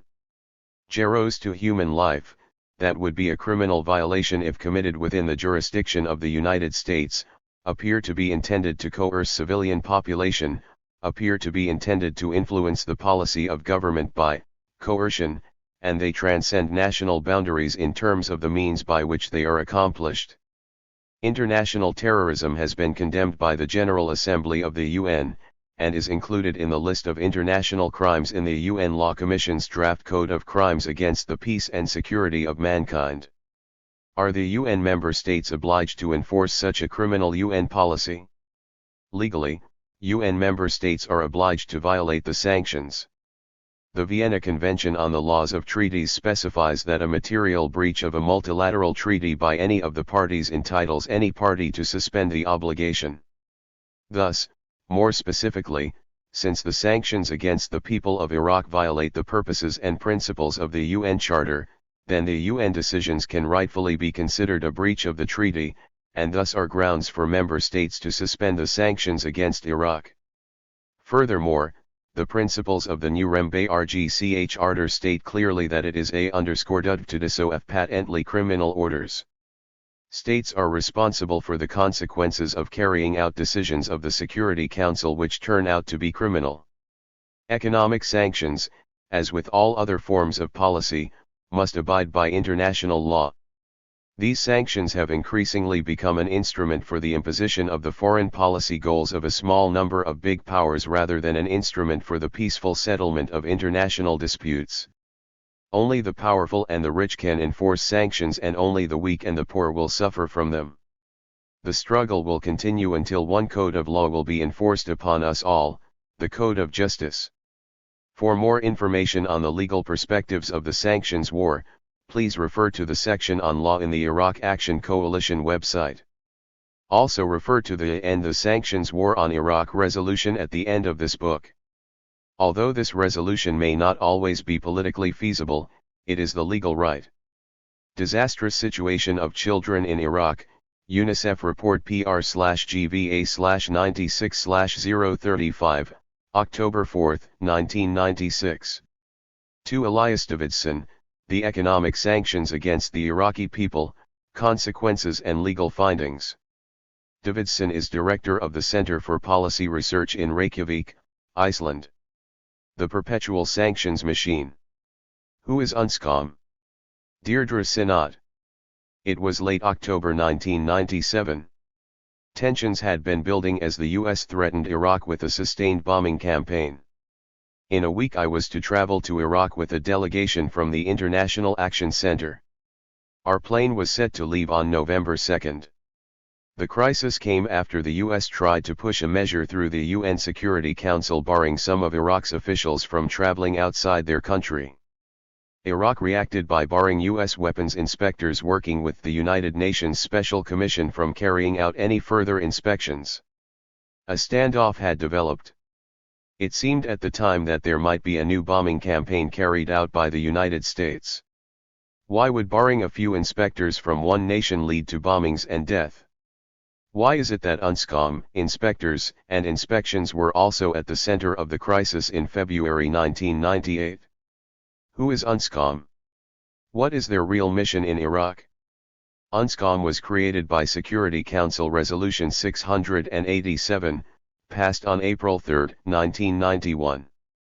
SCR 687 is a ceasefire agreement that ended the war against Iraq. Paragraphs 7 and 13 laid out the basis for the elimination of weapons of mass destruction and some ballistic missiles, and ongoing monitoring within Iraq. The agreement was accepted by the government of Iraq on April 18, 1991. Iraq had just endured 42 days of high-tech assault that included nearly 110,000 aerial sorties, 80,000 bombing runs carried out with terrible enthusiasm, and the loss of hundreds of thousands of civilians and soldiers' lives. Before and during the shooting war, Iraq had been cut off from the world by economic sanctions.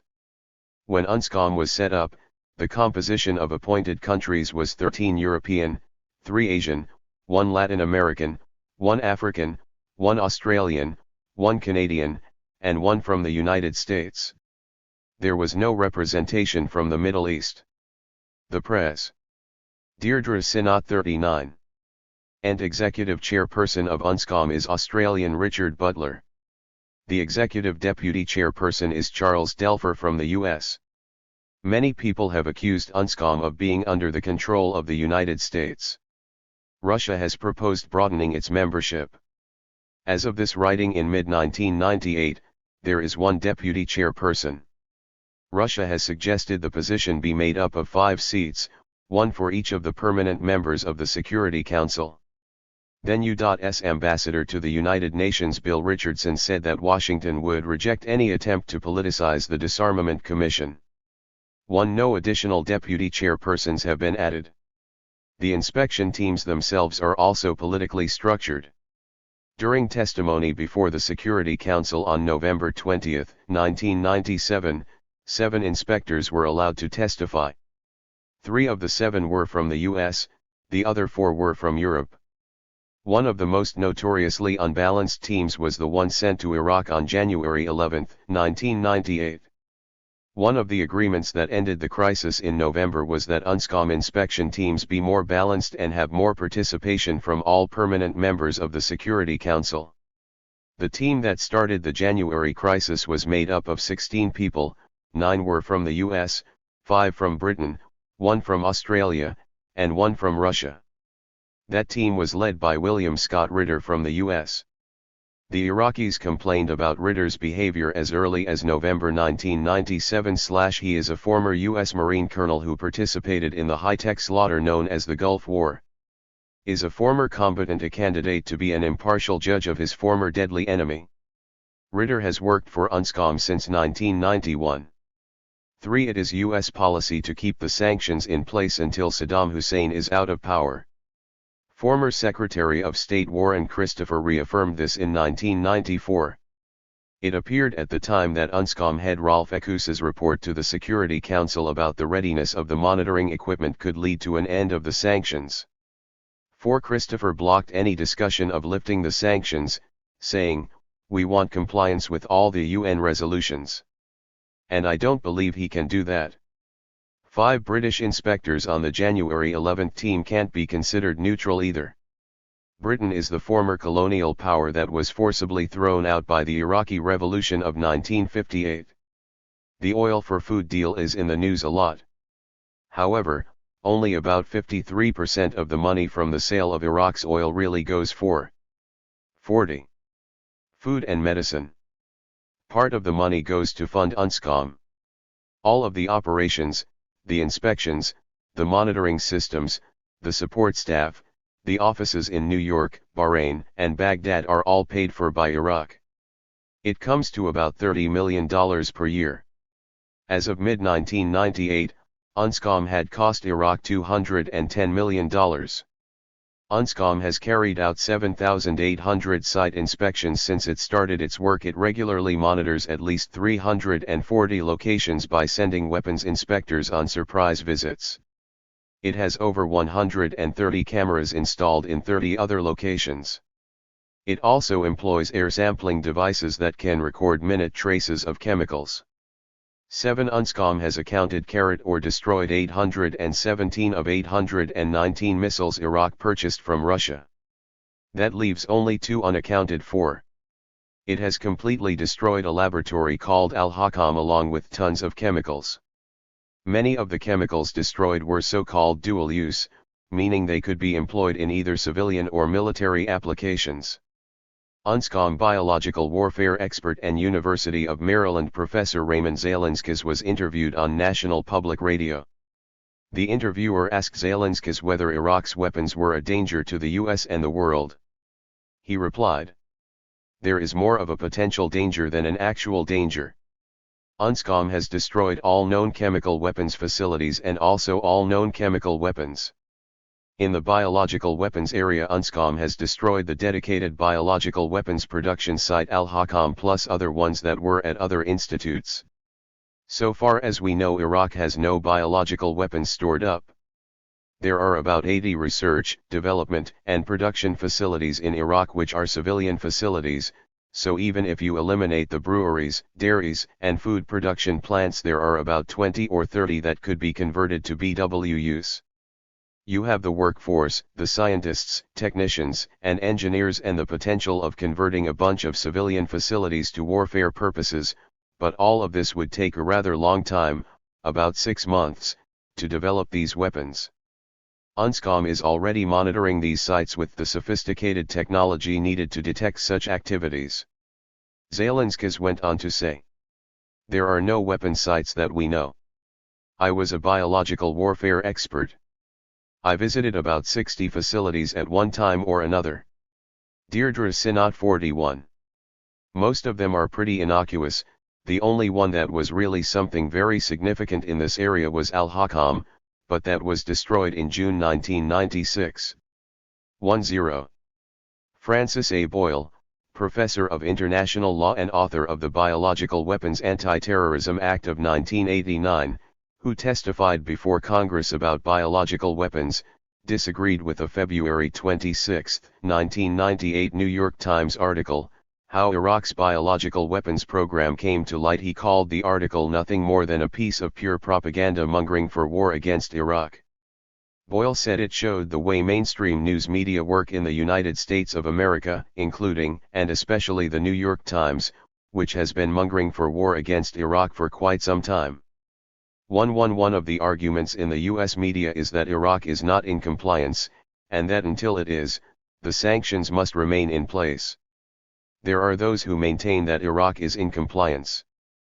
But what does compliance have to do with the sanctions? According to a 1996 UN Food and Agriculture Organization report, the sanctions are directly responsible for THG deaths of 1.5 million children, women, and men. These sanctions are genocidal and are against international laws. So the US argument about compliance is in effect claiming the right to commit genocide. Over the years UNSCOM has become an institution. It has a direct stake in keeping inspections going forever. It employs 120 people in its Baghdad office alone.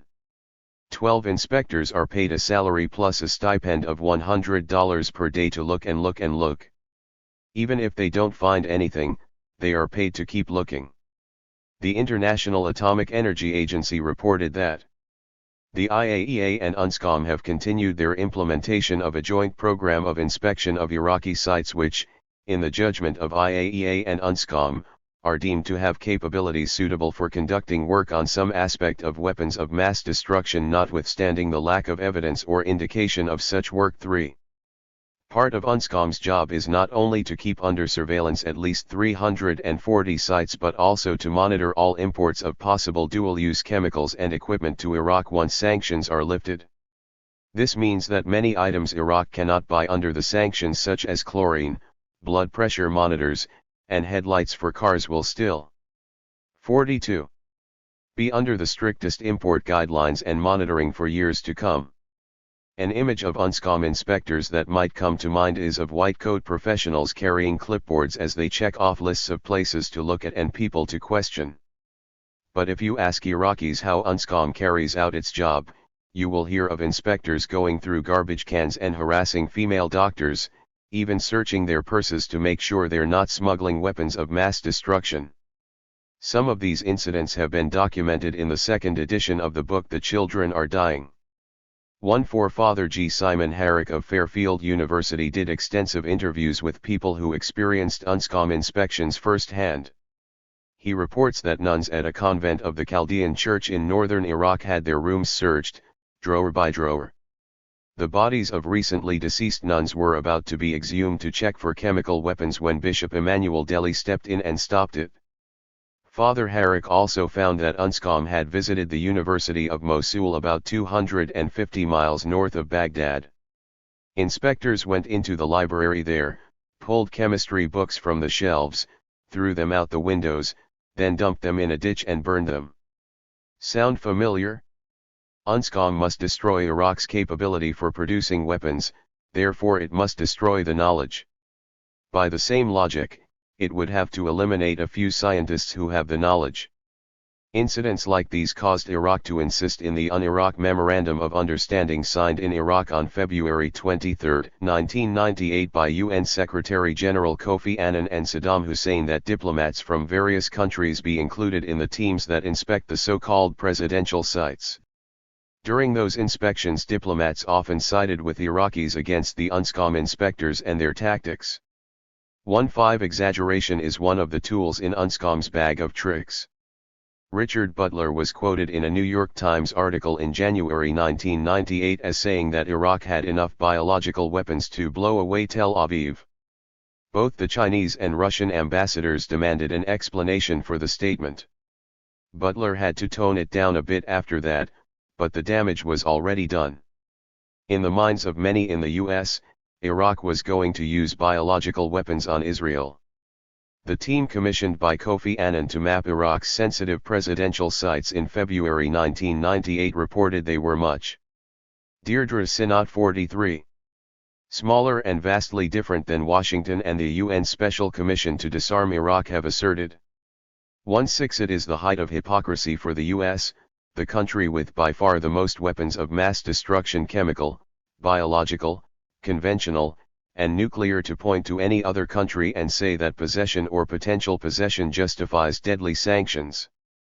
At last count, the US possessed 12,000 nuclear weapons. 1.7 There are 9 Army chemical weapons storage depots that contain a total of 28,000 tons of nerve gases, such as sarin and VX, and mustard blister agent. 1.8 Biological weapons developed in the US have been sold all over the world. The Pentagon brags that it is able to carry on 2 wars at one time. It is the US government and the Pentagon that are the deadly threat to the entire world. One of the people I met in Iraq was Zainab Tark. She was a beautiful 14-year-old who sat in the terminal ward of the Saddam Training Hospital in Basra suffering from leukemia. We stood over her and talked about her case. Here has been a tenfold increase in cases of leukemia, said her doctors, especially around _Basra. They believe it is probably due to the Pentagon's use of depleted airborne weapons in great numbers in the area. Zaina ET was about 7 years old during the war against Iraq. She had now become a bright, friendly, lovely young woman who should have had her whole life ahead of her. Zainab had a full head of hair because the hospital had no chemotherapy medication or other cancer treatments available. After I took her picture, her mother chased after me to ask if I could send back a print. Maybe this was the only picture of her that Zainab's mother would ever have. Iraqis are not in the position to buy and develop film these days, even if it could be imported under the sanctions. I agreed to send the picture and a friend took it when he visited his family several months later. During the Iraq sanctions challenge, one of the delegates asked the doctors about Zainab for me. She had died. Zainab is just one of about 250 people a day who die as a direct result _the sanctions.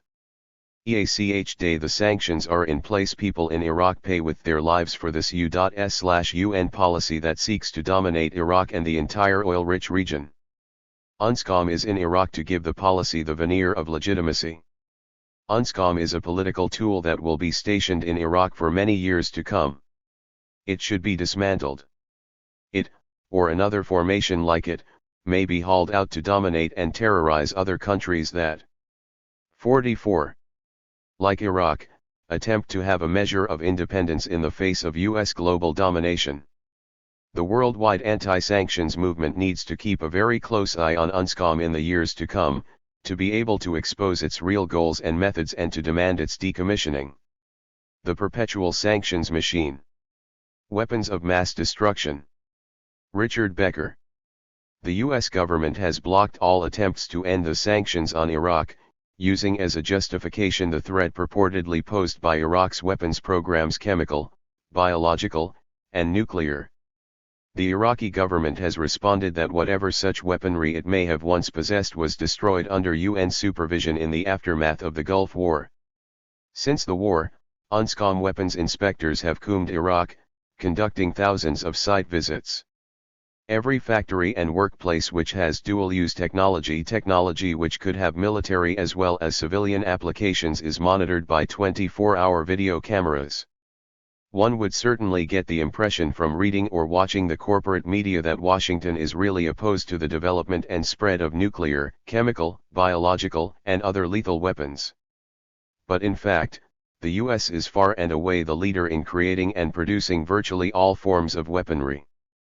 A June 1998 Brookings Institution report has calculated that since 1940, the U.S. government has spent more than $19 trillion $19,000,000,000,000,000,000 in the pursuit of military objectives. This mind-boggling figure amounts to more than $70,000 for every person presently living in the United States. Had these wasted resources been utilized to meet people's needs, crises like hunger, homelessness, illiteracy, infant mortality, environmental destruction, poor sanitation, and disease could have been largely eliminated. Nearly a third of U.S. military spending, $5.8 trillion, has been for nuclear weapons.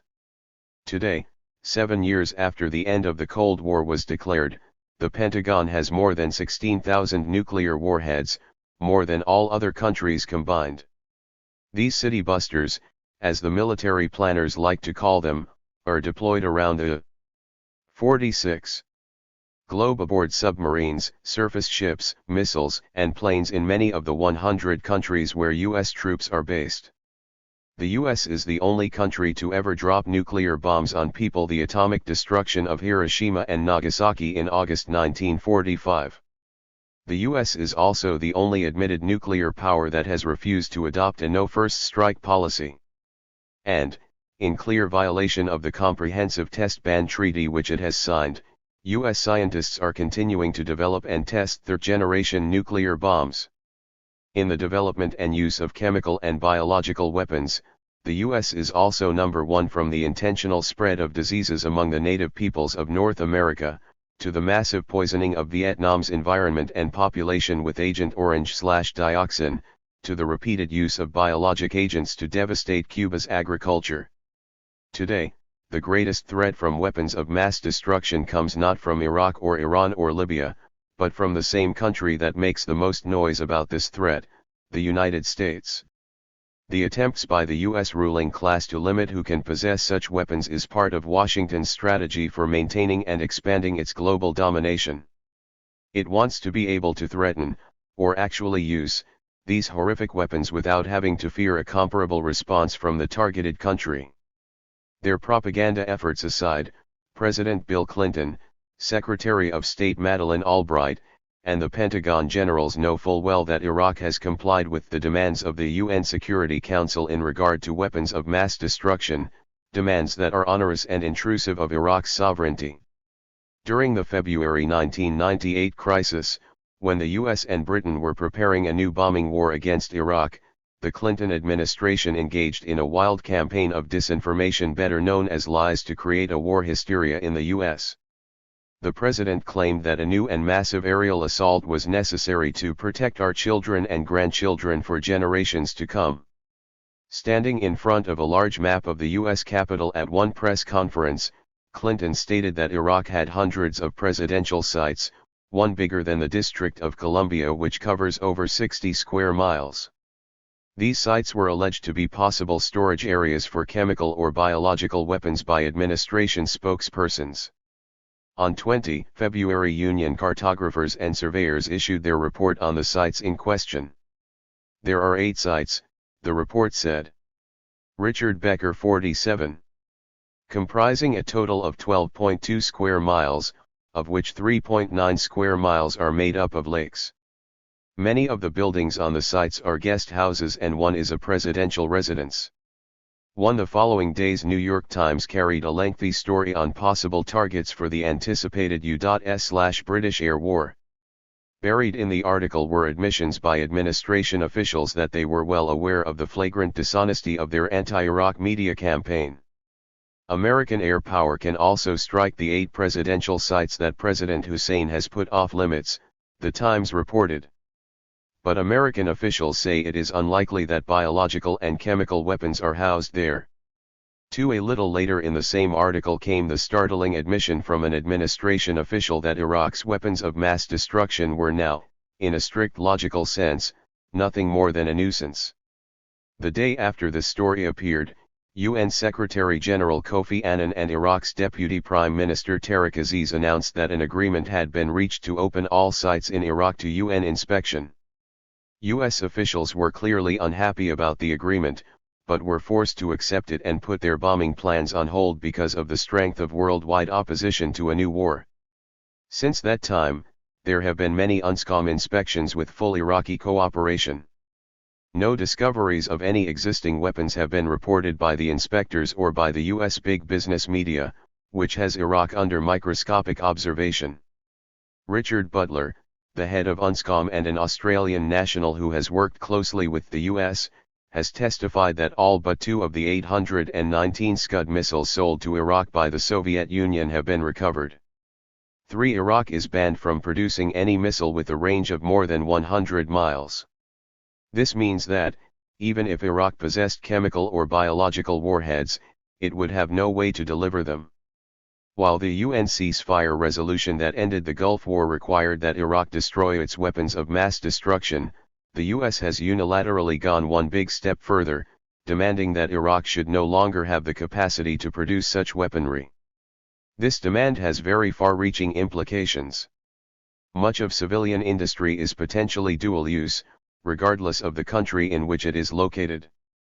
Car assembly lines can be refitted to build military vehicles. A plant that today produces pesticides can tomorrow produce poison gases and other chemical agents for military use. The same applies to the entire petrochemical industry. The most important element in technological development is the acquisition of knowledge and technique, that is, the human element. The U.S. position, therefore, really amounts to a demand for the deindustrialization of Iraq, which fits very well into the overall strategy of returning Iraq to its pre-1958 status as a virtual colony.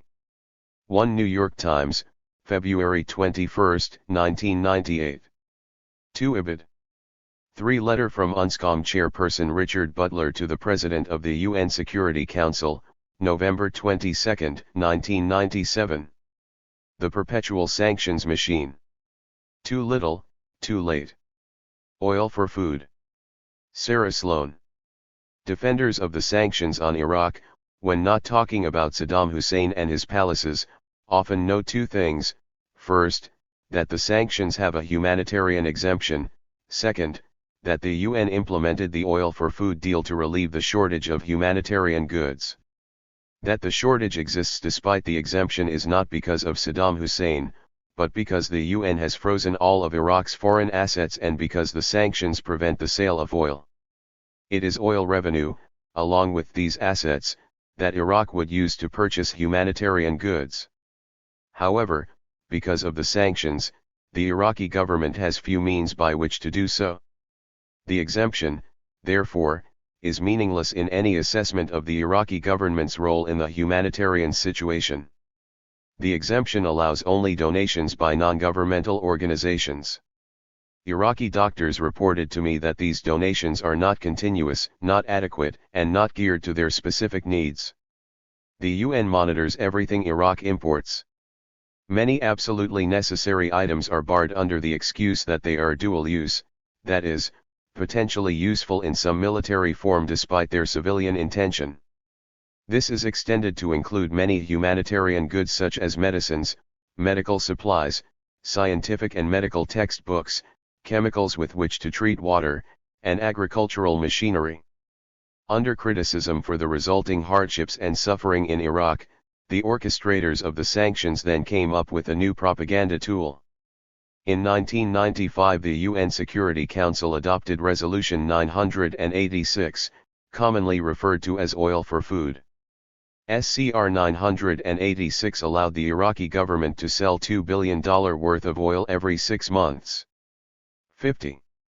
Because of protest at the inadequacy of this deal, the UN Security Council on February 20, 1998, as part of the resolution of a new war crisis, voted to increase the amount Iraq is allowed to sell to $5.2 billion every 6 months.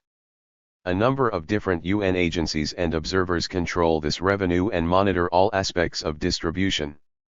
Between December 5, 1997 and May 15, 1998, UN agencies conducted a total of 107,772 observations in 6 sectors: food, health, agriculture, electricity, water and sanitation, and education. However, Iraq's oil industry is unable to produce this increased quota of oil because of the lack of spare parts and supplies. On May 22, 1998, the Wall Street Journal reported that Baghdad had rejected a U.S. proposal to automatically renew the oil for food deal. The media slant on this was that it proves the U.S. cares about the humanitarian situation in Iraq, while the government of Iraq does not. But this is not the case. The U.S. government created the humanitarian problem and is using the inadequate oil for food deal to assuage protests so that sanctions can be continued. Iraq wishes the focus to remain on the sanctions so that people will realize the effects and agitate for their lifting. UN Secretary-General Kofi Annan described the deal. I should like to reiterate, as I have stated in my previous reports to the Council, the exceptional and unprecedented complexity of the humanitarian program being carried out pursuant to Council Resolution 986 of April 14, 1995, and that it should not, therefore, be confused with a development program and the requirements of such a program. It is a unique program, established by the Council as a temporary measure to provide for the humanitarian needs of the Iraqi people, which is being implemented within the context of a sanctions regime with all its attendant political, psychological, and commercial dimensions. 2. Here, Annan writes with knowledge of the misconceptions about this program, not only in the general public but within the UN, the audience for this report. By noting the context of a sanctions regime, he is saying that any humanitarian measures taken while sanctions are in place would not negate their painful effects, but would instead be negated by the sanctions. In this same report, He also noted that the sum is inadequate to prevent further deterioration in humanitarian conditions and cannot affect the improvement in 51. The health and nutritional status of the Iraqi population the Council hoped for when it unanimously adopted the measure. Annan later reported that the tendency is to increase the funds used for administering the program, which will unquestionably result in a reduction in the additional resources that should be allocated for the purchase of humanitarian supplies. 3. The division of the oil revenue leaves only 53% for humanitarian goods. This report spells out how the oil revenue is to be divided: $2.17 billion for humanitarian goods purchased by Iraq, $523.9 million for humanitarian goods for 3 northern governates, $1.31 billion for the UN Compensation Fund for Kuwait, $90.8 million for UN Operation and Administration of SCR 986, $30.8 million for UNSCOM, $275.9 million for transport of petroleum via Turkey's pipeline, and $41 million to an escrow account for payment of requests made by the Secretary-General for any additional expenses incurred by SCR 986 and UNSCOM.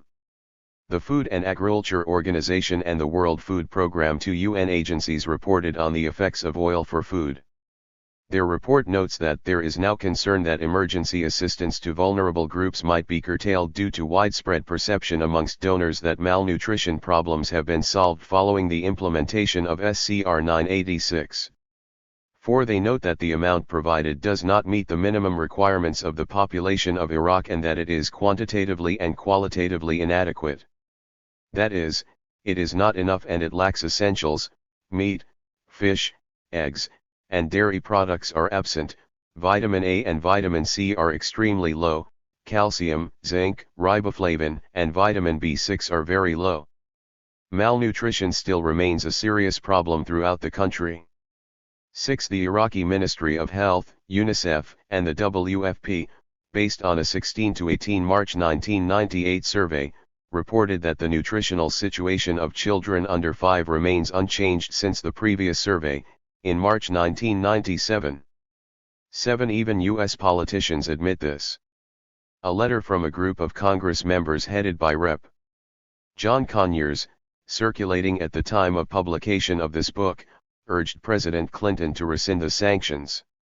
It quoted an FAO report saying that if the economic embargo continued, even allowing for the amelioration that will occur with SCR 986, the situation will progressively deteriorate with grave consequences to the health and life of the Iraqi people. 52. This letter also noted the slow pace of the UN in approving contracts submitted by the Iraqi government for the purchase of goods. The agencies also made notations that transcend the dates of their reports. Though the amount of food increased with the upgrading of the deal, other problems persist. The U.S. bombing campaigns during the 1991 Gulf War destroyed the infrastructure of Iraq, including centers of communication, water purification, electricity, and warehousing. In August 1996 and again on June 5, 1998, UNICEF reported that half the rural population draws water from contaminated sources. The Secretary-General's report stated that substantial improvements in nutritional status cannot be expected until there is a corresponding improvement in related areas that have an effect on nutrition. Contaminated water causes diarrheal disease, which is one of the most important contributing factors to malnutrition in children. 8. The FAO report of 1997 stated, although the advent of SCR 986 has increased food availability, nutritional problems do and will continue to exist. Of major importance is the severe deterioration of the water and sanitation system in Iraq. It is recommended that high priority be given to comprehensive and sustainable rehabilitation of the water and sanitation system, otherwise waterborne diseases, including nutritional marasmus, will remain a major problem despite improved food availability. 9. Such lack of water and sanitation services has a direct link with the prevalence of infantile malnutrition. 10. Malnourished children under 5, hospital inpatients, children in orphanages, people in social institutions, displaced persons, and refugees are not adequately covered. 1. Even when food availability increases enough to alleviate the current undernutrition, many young adults may remain undersized due to deprivation in childhood. 2. These problems are caused by the sanctions, not the Iraqi government. Agencies of the UN itself confirm this. The FAO 1997 report states that before the Gulf War, food availability was quite adequate. 3. A return to these levels cannot be expected under existing conditions. The mission believes that the population would return to these levels if conditions permitted. 4. WFP observers reported that over 99.5% of the population received equally whatever general ration was available during a given month. 3. The WHO report stated that United Sarah Sloan 53 Nations observers note that handling and processing losses remain within the acceptable limit of 2% at all points on the distribution chain. 6. The Iraqi government has done a good job of protecting and conserving what food was available and distributing it equitably among the people. Before 1990, Iraq imported $2 to $3 billion worth of food annually, depending on domestic production. 7. The FAO in 1996 estimated the cost of imports at $3,106 billion per year. 8. This does not include non-edible humanitarian goods such as medicine, medical supplies, spare parts for agricultural machinery, water treatment supplies, and many other goods for which there is a great need. The Secretary General, the FAO, the WFP, and the WHO have all been to Iraq to witness the suffering caused by the sanctions. I have been there also, and can add my observations that the desperate situation continues, and will continue until the sanctions are lifted. I_. The role of Americares. A wolf in sheep's clothing. Sarah flounders. The strangulation of Iraq through sanctions is a policy shrouded in official lies whose devastating consequences have been ignored by the major corporate media. It is held in place globally through more than 10 UN Security Council resolutions and backed up by a U.S. military presence in the Gulf that costs $50 billion a year and deploys aircraft carriers, jet fighters, and satellite reconnaissance. Various pieces of U.S. legislation defining the economic blockade devote hundreds of lines to threats of imprisonment and massive fines. And when all else fails, there are always dirty tricks and cynical media lies. The NBC TV news magazine Dateline on June 29, 1998 gave people in this country an astounding view of Iraq under sanctions, a view totally different from what I experienced a few weeks earlier as a delegate of the Iraq Sanctions Challenge. Anchor John Hockenberry, whose camera team had accompanied a shipment of medicine to Iraq organized by the group Americares, centered the report on Iraqis dancing the night away in happy abandon at discos, purchasing luxury items, building palaces, new ones all the time, and watching pirated copies of Titanic. The message of this television special on the Americares shipment came through loud and clear: conditions are not as bad as my imagination led me to expect, people figure out how to get around the sanctions, the food situation is under control, it's not as bad as it could be, there are periodic shortages of medicine and anesthesia, but we're not seeing sick, profoundly ill children. The special ended with reassuring phrases: they will get by. Life goes on. Why didn't the horror of the sanctions get through? Why was NBC so interested in the Americares trip? Could it have something to do with the fact that NBC is owned and controlled by General Electric, the largest military weapons manufacturer in the world? 55. Selling U.S. wars and military adventures is the bottom line for GE's major stockholders. The goal of the Iraq Sanctions Challenge was to rip the veneer off the bland word sanctions and expose the full horror of that systematic strangulation of a whole country.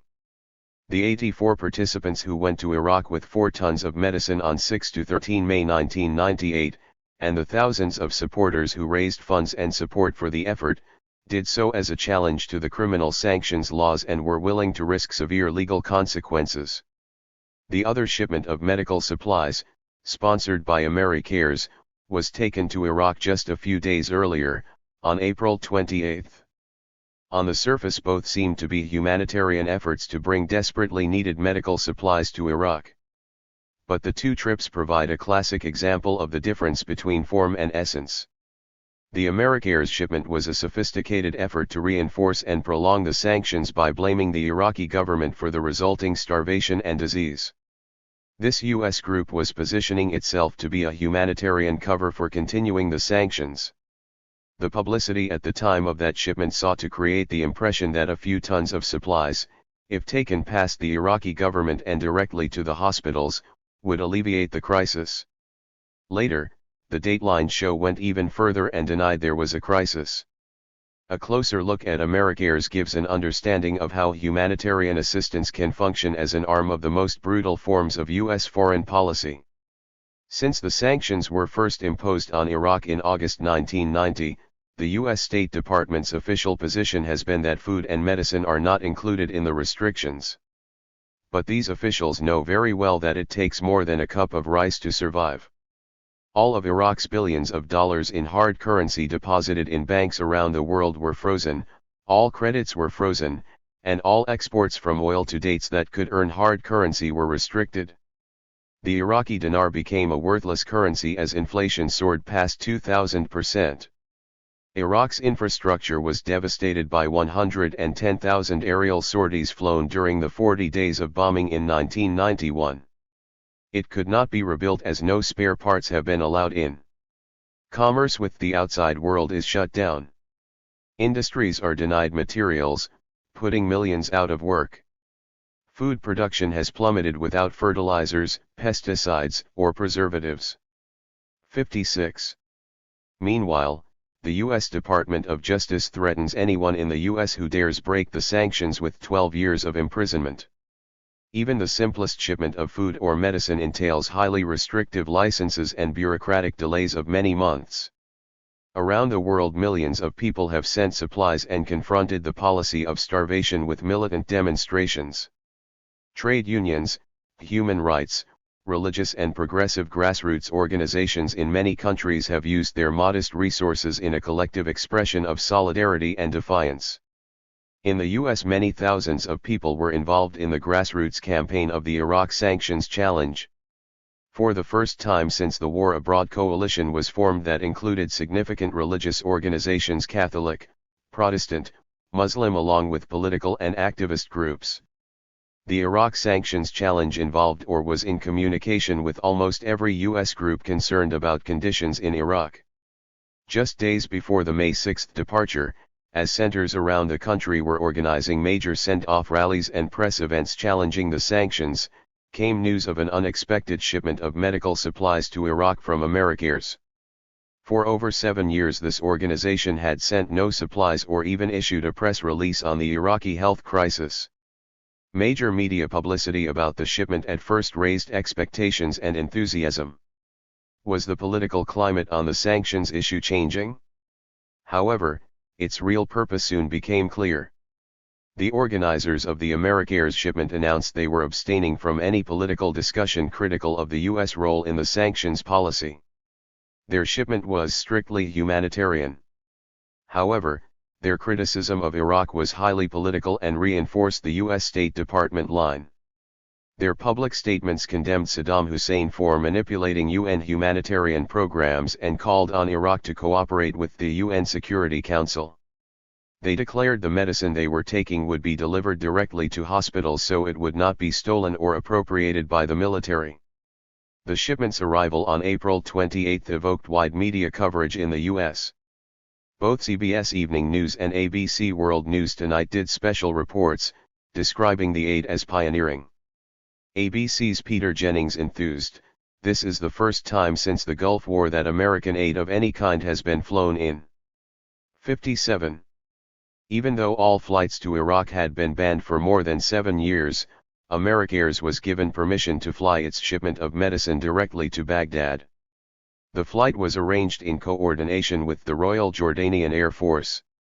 Special permission was granted by the UN Security Council. At the last minute, when the Iraqi government refused to allow any military aircraft to land in Baghdad, Americares was able to quickly charter 2 other planes to take the supplies. Even though the UN Security Council requires 1 month's advance notice of the exact coordinates and type of any aircraft applying to fly to Iraq, Americares was able to get the approval for this change in plans in 1 day. Americares claims its medicines were all donated by major U.S. pharmaceutical firms. In contrast, pharmaceutical companies that had pledged to contribute to the Iraq sanctions challenge were threatened by the U.S. Department of Justice that such a donation would be in violation of U.S. law and that they would face prosecution and fines. Instead of facing threats of imprisonment like the delegates of the Iraq sanctions challenge, the Americares delegation was applauded by the Clinton administration, which released the following statement on April 28. The United States government was pleased to assist Americares in its effort to undertake this mission. We remain deeply disturbed by the manipulation of UN humanitarian programs by Saddam Hussein, and again call upon the Iraqi regime to cooperate with UN Security Council Resolution 1153, which authorizes increased humanitarian aid to the people of Iraq. Americares distributed to the media a letter of support from the National Security Council. The letter to Americares founder and chair Robert C. McCauley was signed by Eric P. Schwartz, the Special Assistant to the President and the Director for Democracy, Human Rights, and Humanitarian Affairs of the NSC. It said, "On behalf of the administration, allow me to express appreciation to you and the entire Americares organization for your efforts in organizing this important mission." The White House was genuinely grateful because this mission attempted to upstage the efforts of many thousands of people across the U.S. who had, at great sacrifice and risk, collected several $1 million worth of medical supplies for Iraq in order to demonstrate graphically the conditions of famine and plague artificially created by the sanctions. 58. The Americares shipment was clearly a cynical, one-shot publicity stunt by an organization that functions as an arm of U.S. foreign policy. A call to the National Office of Americares in New Canaan, Con, 2 months after their much-publicized shipment confirmed they do not plan to send any additional supplies or assistance to Iraq. This is a group that brags it is the world's largest private relief organization. Americares is a highly political organization. Barbara Bush, wife of former CIA Director and U.S. President George Bush, is its ambassador-at-large. Its 16th annual fundraising party was held. This year on the USS Intrepid, an aircraft carrier converted into a military museum and docked on the Hudson River in New York City. The co-chairs of the gala were George and Barbara Bush. George's brother, Prescott Bush Jr., is on Americares' board of directors. The dinner honored Amoco President William Lowry and Mayo J.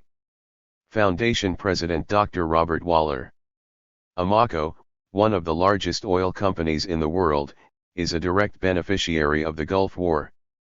It has provided over $46 million to Americares Foundation. This is hardly generosity, considering the trillions of dollars in oil wealth that Amoco has stolen from the Arab people. Americares describes itself at its internet website as the humanitarian arm of corporate America. Overseeing Americares operations is an advisory committee composed of some of the leading minds in business, medicine, and government, including support from all of the living presidents. 3. The founder and chair of Americares is Robert C. McCauley, president of Virginia Fiber, a multimillion-dollar paper manufacturing company. He went to Yale with George Bush and has been his buddy since childhood. 4. Macaulay says the inspiration for Americares came from Pope John Paul II at a 1982 Vatican meeting. Its first mission that same year was an airlift and distribution network in Poland, 5, which had become indebted to Western banks and was reeling from the social and political effects of food price increases demanded by its creditors. Throughout the 1980s, Americares continued to play an active role in Eastern Europe in coordination with the Reagan administration and the Vatican, spreading the influence of its corporate patrons in a region where socialist economic planning was crumbling. 59. Since then, Americares' mission has spread to over 40 countries worldwide. Its literature describes how, just hours after U.S. troops took over Kuwait City at the end of the Gulf War, an Americares Boeing 707 cargo jet arrived carrying a team of physicians from the White House and the Mayo Clinic. 6. The timing of the recent plane load of supplies to Iraq is hardly the first controversy over a shipment from Americares. Sandinista officials accused Americares of being a CIA front and part of the secret network of private groups used by Marine Corps LT. Col. Oliver North to deliver aid to the Contras. In 1988, the embattled Sandinista government in Nicaragua rejected an airlift of newsprint donated by Americares to the right-wing opposition daily newspaper, La Prensa. It had been timed to arrive just before the elections. The newspapers that supported the Sandinista government were unable to buy newsprint at that time because of a U.S. imposed embargo on newsprint, but Vice President George Bush's staff called the Nicaraguan embassy to try to expedite the shipment to La Prensa. 2 years earlier, Americares had delivered 200 tons of newsprint to La Prensa during another crisis created by the U.S. 7 Americares has also delivered supplies to Contra terrorists based in Honduras. Americares tax returns revealed donations of cash and materials to the brother of Contra leader Adolfo Calero. The Nicaraguan Freedom Fund, a front organization of Rev. Sun Myung Moon's Unification Church, channeled $350,000 to Americares. 9. The Americares website shows that its shipments seem to find their way to wherever the CIA is most active. Special humanitarian supplies have been shipped to Contra forces in Afghanistan and their rear bases in Pakistan. An airlift was organized for U.S. supported forces in Eritrea and Tigray during the war in Ethiopia. During the civil war raging in the Balkans, aid was sent to Croatia, Bosnia, and Kosovo. Americares often acts as an arm of U.S. foreign and domestic policy by reinforcing and supplying the most reactionary organizations. It controls the distribution network to millions of people in desperate need. This strengthens the infrastructure and influence of groups with a political agenda supportive of U.S. corporate goals. Millions of dollars of supplies flooding into a region during a war crisis or famine can exert enormous political influence. As Forbes, the magazine that calls itself the capitalist tool, enthused. 60. Americares is a splendid example of what a free enterprise approach can accomplish in charity. 10. A look at Americares advisory board shows links to both the U.S. government and right-wing organizations in the United States. Besides its links to the former CIA director, Americares board includes his brother Prescott Bush, former U.S. Treasury Secretary William Simon, former U.S. Secretary of State Zbigniew Brzezinski, General Colin Powell, and former U.S. Secretary of State Lawrence Eagleburger. If asked what word best characterized this group of people, would anyone say humanitarians? But the most important link between Americares, the CIA, and ultra-right organizations was the chair of Americares from its founding in 1982 until his death in 1995. J. Peter Grace Jr., chair of W.R. Grace & Co. Grace is still listed posthumously as chairman of the Americares Advisory Committee on the group's stationery.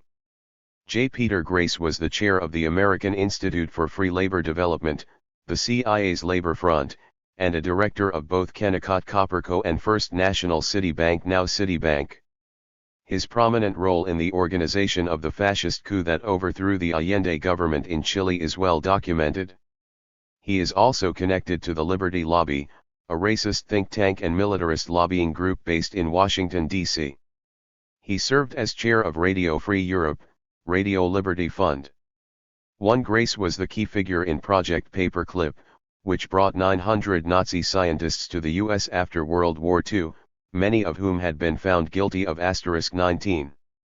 Experimentation on humans. A thread running through all this is J. Peter Grace Jr.'s position as president of the American Eastern Association of the Sovereign Military Order of Malta, also known as the Knights of Malta. In an issue of Covert Action Information Bulletin devoted to the Nazis, the Vatican, and the CIA, a well-researched and extensively footnoted article explains many of the early links between the Knights of Malta, fascist and other right-wing organizations, and Americares. 1-3 Throughout Latin America, Americares is openly connected to the Knights of Malta. Americares press releases and its website confirm the Knights of Malta as its official arm for distributing supplies in many countries. In a phone interview, Rachel Granger, manager of AmeriCare's international programs, praised the International 61 network of the Knights of Malta and explained that it reflects the goals and values of AmeriCare's. The other side of this extremely right-wing Roman Catholic organization is that the Knights of Malta has been frequently linked to the CIA and to death squads throughout Latin America that target trade union organizers, human rights activists, grassroots groups, and religious figures who side with the poor.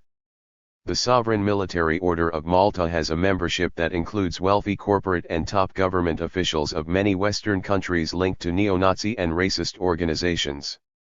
Over the last 60 years it has been closely tied to such organizations as the World Anti-Communist League, the American Security Council, and the Coalition for Peace Through Strength. Board members and recipients of awards connected to an international network of anti-Semitic and racist publications in the US, France, Germany, Austria, Italy, Spain, and Latin America, and to lobbying organizations and semi-secret groups linked to the CIA. The Grand Cross of Merit of the Knights of Malta has gone to Robert Gayer, editor of the racist magazine Mankind Quarterly, and Roger Pearson, president of the World Anti-Communist League and board member of the French neo-Nazi journal Nouvelle École. The connection between the Vatican, the Knights of Malta, and Nazi organizations dates back to the 1930s. The Knights of Malta were important promoters of General Francisco Franco's fascist army in the Spanish Civil War. They supported Mussolini's fascist party in Italy and Hitler's Nazi party in Germany. Many commanders in Hitler's notorious SS were decorated members of the Knights of Malta. 1-4 At the end of World War II, the Ratline secret networks by which so many top Nazi leaders escaped with their fortunes to South America were organized through the Vatican and the Knights of Malta. 1-5 Another prominent and decorated member of the Knights of Malta was a man known as Hitler's paymaster Hermann ABS. ABS was chair of the Deutsche Bank from 1940 to 1945. He was also a board member of the notorious IG Farben Co. His role was well known to the Nuremberg Tribunal, and every book on the Third Reich discusses his role. ABS was convicted of war crimes in absentia in Yugoslavia. Nevertheless, after the war ABS retained his top banking position and reorganized German finances in the interests of U.S. financial domination. 62. The connection between top financiers, cabinet-level treasury officials, and right-wing, racist organizations didn't begin with William Simon and J. Peter Grace. It reflects the way corporate rule is enforced through the interconnection of government agencies, religious institutions, media outlets, and secret organizations. It is important for the progressive movement to grasp the significance of AmeriCare's cynical public relations shipment to Iraq. It is connected in a living way to the global struggle that pits those fighting for basic union rights and national self-determination against a handful of extremely wealthy corporate rulers. AmeriCare's shipment to Iraq during a critical time of growing opposition to the continuing war of aggression shows that the U.S. government is determined to continue the sanctions. It is just one of the many covered ways the corporate military political complex manipulates public debate to maintain and justify the murderous policy against Iraq. The anti-sanctions movement should appreciate how deeply threatened U.S. government officials and corporate rulers are by the growing awareness and resistance of grassroots organizations in the U.S. The Iraq sanctions challenge not only brought aid to Iraqi children, it challenged the criminal role of top U.S. government officials. The greatest military power on earth fears the anger of world opposition. A simple act of solidarity is a powerful weapon. Racism and sanctions. Demonizing oppressed nations. Monica Moorhead. On February 18, 1998, activists at Ohio State University hoisted a banner with the slogan "Stop the Racist War Against Iraq" while protesting at a town meeting on Iraq featuring Secretary of State Madeleine Albright and Secretary of Defense William Cohen. I thought to myself that the progressive movement owed these students a huge debt. This multinational delegation, which shouted down Albright and Cohen at every opportunity before a worldwide audience on CNN, showed with their slogan that the Iraqi people have a national identity, and that the U.S. racist power structure was attempting to submit them to its will through the sheer terror of military aggression and the continuous devastation of economic sanctions. More of this kind of anti-imperialist solidarity needed to be shown towards the Vietnamese people by the U.S. anti-war movement during the 1960s and 1970s. As an African American woman born and raised in the Jim Crow South, I, along with millions of other people of color, have developed a close affinity with the Iraqi people as they continue to exhibit a defiant fortitude in defending their sovereignty and independence from imperialist bullying. One of the main reasons I decided to be a part of the Iraq Sanctions Challenge delegation was to show solidarity with the Iraqi people as a representative of one nationally oppressed nation to another, thousands of miles away. Our historical and cultural backgrounds may be different, but the common thread that runs through all our struggles is fighting back against racist and colonial oppression. The U.S. says it is imposing sanctions on Iraq in order to get Saddam Hussein to respect human rights. This would be a joke if it weren't so disgusting. It reminds me of that U.S. general who was asked by a CBS reporter why the Air Force had just set a whole Vietnamese village on fire with napalm. He responded, "We had to do it to save them from the communists." Monica Moorhead, 65. The Iraq Sanctions Challenge was an act of international civil disobedience against a racist war targeting an oppressed people. This war, which includes the devastation of sanctions, is being perpetuated mainly by the U.S., the most powerful imperialist country in the world, against a country with only 23 million people. Racism is the most formidable divide-and-conquer tactic, and U.S. governments have depended upon it many times in history to consolidate the predominant world position enjoyed by U.S. imperialism today. The U.S. government is trying to push racist buttons when it demonizes a leader like Saddam Hussein, labeling him a new Hitler or a tyrant. Of course, he isn't the first to get this treatment. Back in 1989, the U.S. portrayed President Manuel Noriega of Panama in similar terms. It was the pretext for invading Panama in order to reassert perpetual U.S. control of the Panama Canal. A similar pattern can be seen in the demonization of Presidents Gaddafi of Libya, Kim Il-sung of North Korea, or Fidel Castro of Cuba. Once the leader has been made out to be a monster, any punishment meted out to the country and its people is seen as justified. In 1991, the U.S. used Iraq's invasion of Kuwait as a pretext to bomb Baghdad and other cities. The world was supposed to believe that the U.S. leaders had suddenly developed a great concern for smaller nations invaded by larger countries. But what about the U.S. invasion of Grenada in 1983, or its totally lopsided wars against Vietnam and Korea? A brief look at U.S. history exposes this blatant hypocrisy about respect for self-determination. Would the U.S. have become the dominant imperialist power it is today without the racist, genocidal extermination of whole nations of native peoples? They were massacred so their lands could be stolen and capitalism could expand into the West. The U.S. also carried out a long and bloody war with Mexico that resulted in the theft of 2/3 of that country, all of what is now known as the Southwest. What about the enslavement of millions of African people? And the crushing of the struggle for black democratic rights after the Civil War? What about the brutal wage exploitation of Chinese immigrant workers who built the railroads?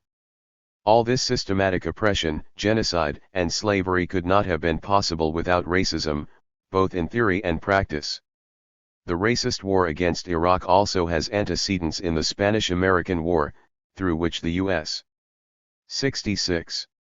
Conquered Puerto Rico, the Philippines, and Cuba and turned them into private plantations and corporate empires.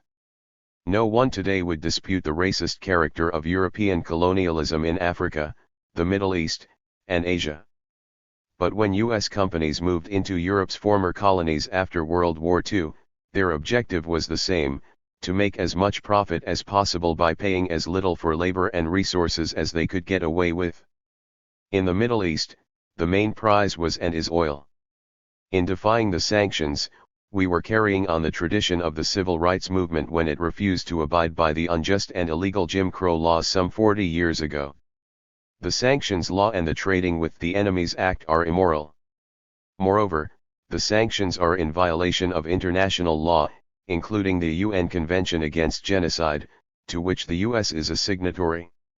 Genocide is defined as the destruction or elimination of a people or nation, in whole or in part. Another reason I went on this trip was to show the people of the US who are suffering injustice that they have more in common with the Iraqi people than with the US capitalist establishment. This becomes crystal clear when you compare US government treatment of the people of Iraq with its treatment of the most disenfranchised sectors here, especially those of color. For example, let's take bombing. The US military dropped more explosive power on Iraq within a span of a few weeks in 1991 than it did in all of Europe during World War II. But in Philadelphia, on May 13, 1985, the police and FBI, acting independently of the black mayor, Wilson Goode, dropped incendiary bombs on a home in a black neighborhood and destroyed 60 houses. The attack was aimed at the environmental communal group called MOVE, which had also been demonized in the press beforehand. No official was ever charged, much less convicted, with killing the 11 MOVE members, including children, who were incinerated that day. Nor has any US official been charged with the genocide in Iraq. How'll it therefore be Serpjade Sheenam Hattail _A Cal D take player like the lynching of James Byrd in Jasper, Texas, on June 7, 1998, or that he Sheriff T.W. Creeks later allowed the Ku Klux K1AN to march there. It has been well documented by the United Nations that at least 1.5 million Iraqi people, the majority of them children and the elderly, have perished since the sanctions were put into place. How? Monica Moorhead 67. Many poor children in the U.S. have died needlessly since losing health care benefits in the so-called welfare reform bill signed by President Clinton in 1996. According to the Children's Defense Fund, in 1996, 11.3 million children up to the age of 18 had no health insurance, the highest number ever recorded by the Census Bureau. More than 1.3 million families have lost welfare benefits since 1993, reducing the rolls by 27%. This translates into a growing number of impoverished children dying from preventable diseases because of rising health care costs, an increase in birth defects, and the closing of hospitals and clinics in poor areas, all in the name of streamlining health care. 1 out of 2 African American babies is born into poverty. It is important to make these links. Protest against political and economic sanctions at home and abroad will plant the seeds of international solidarity between the peoples of the US and the Gulf region. The real goal of the sanctions against Iraq is to grind down the people and weaken the whole country so that the US can ultimately go in there and put in place a puppet government. The oil companies want a client regime just like in the good old days before the 1958 Iraqi revolution overthrew the old feudal monarchy. The real goal is to denationalize Iraq's oil so that Gulf, Exxon, Mobil, Citibank, and Chase Manhattan can take over again. Both Clinton and Bush before him fundamentally serve the interests of these big capitalists. All the talk about human rights, democracy, and the rights of small nations is just so much window dressing designed to conceal their real aims. As an Arab American living in the heart of America, Kansas City, I see bias in U.S. foreign policy. The Oklahoma City bombing brought home to me some harsh reality. In spite of the fact that we Arab Americans contribute as much as any other Americans, we face serious threats and discrimination.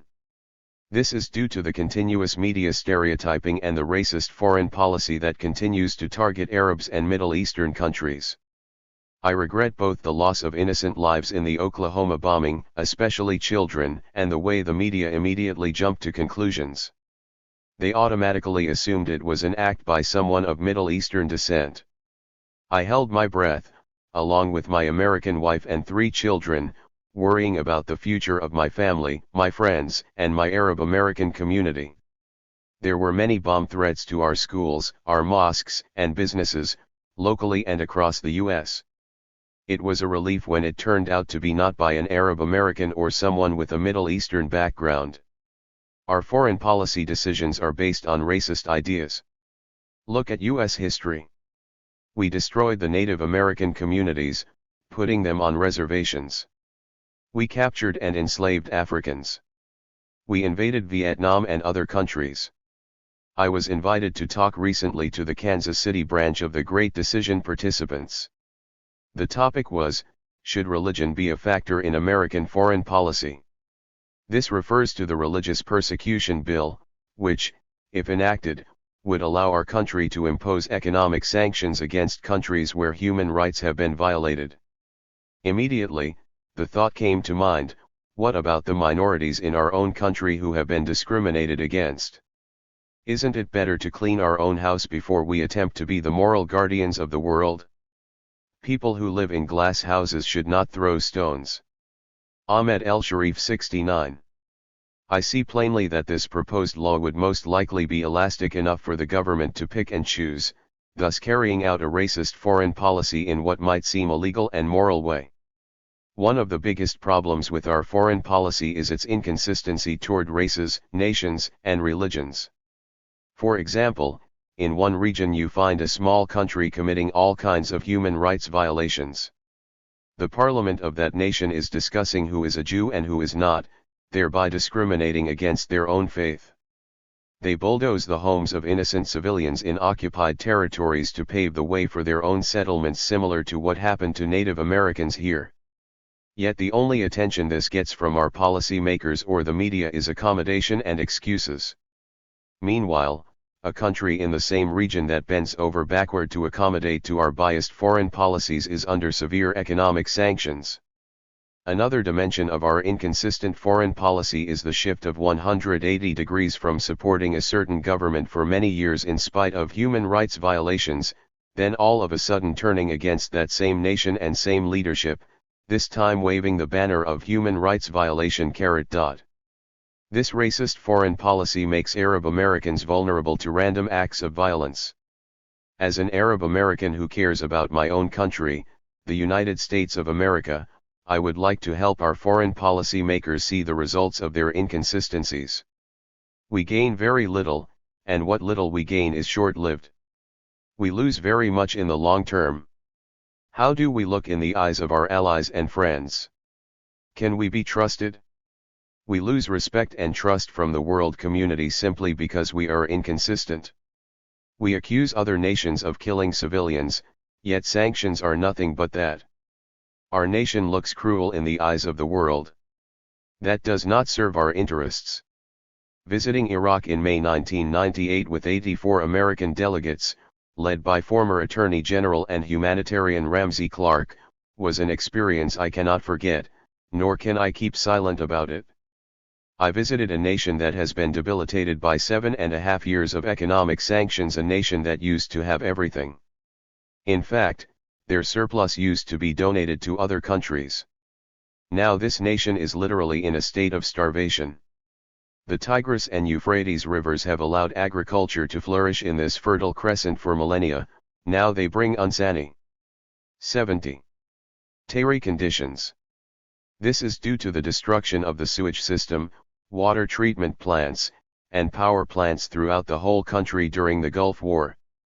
The sanctions prevent them from buying sufficient chlorine or medicines, so illnesses that are preventable and treatable are leading to death. We visited hospitals that lack almost everything.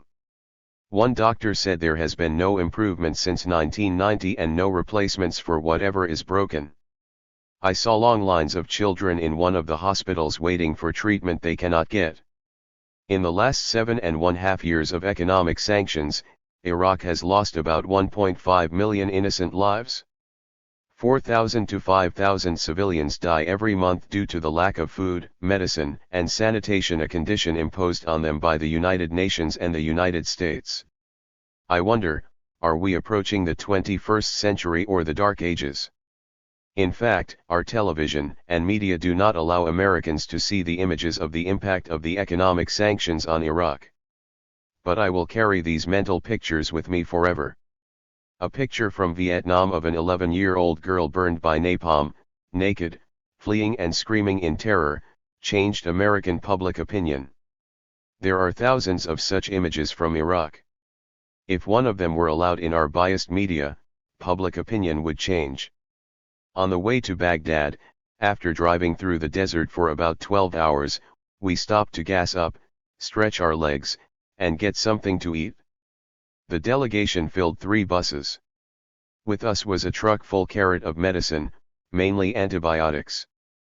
I wondered how we would be received among the Iraqi people. As we stopped, unannounced, people came to meet us. When they found out we were Americans, they greeted us warmly with their natural hospitality. What a contrast! In spite of what we are doing to them through the economic sanctions, people were friendly and warm. I can feel their pain and see their weak bodies. They have always been generous people, but now they have very little to show except their smiling faces full of pain and their weak, underweight bodies. Why are we punishing a whole nation of innocent civilians, mothers, fathers, and children?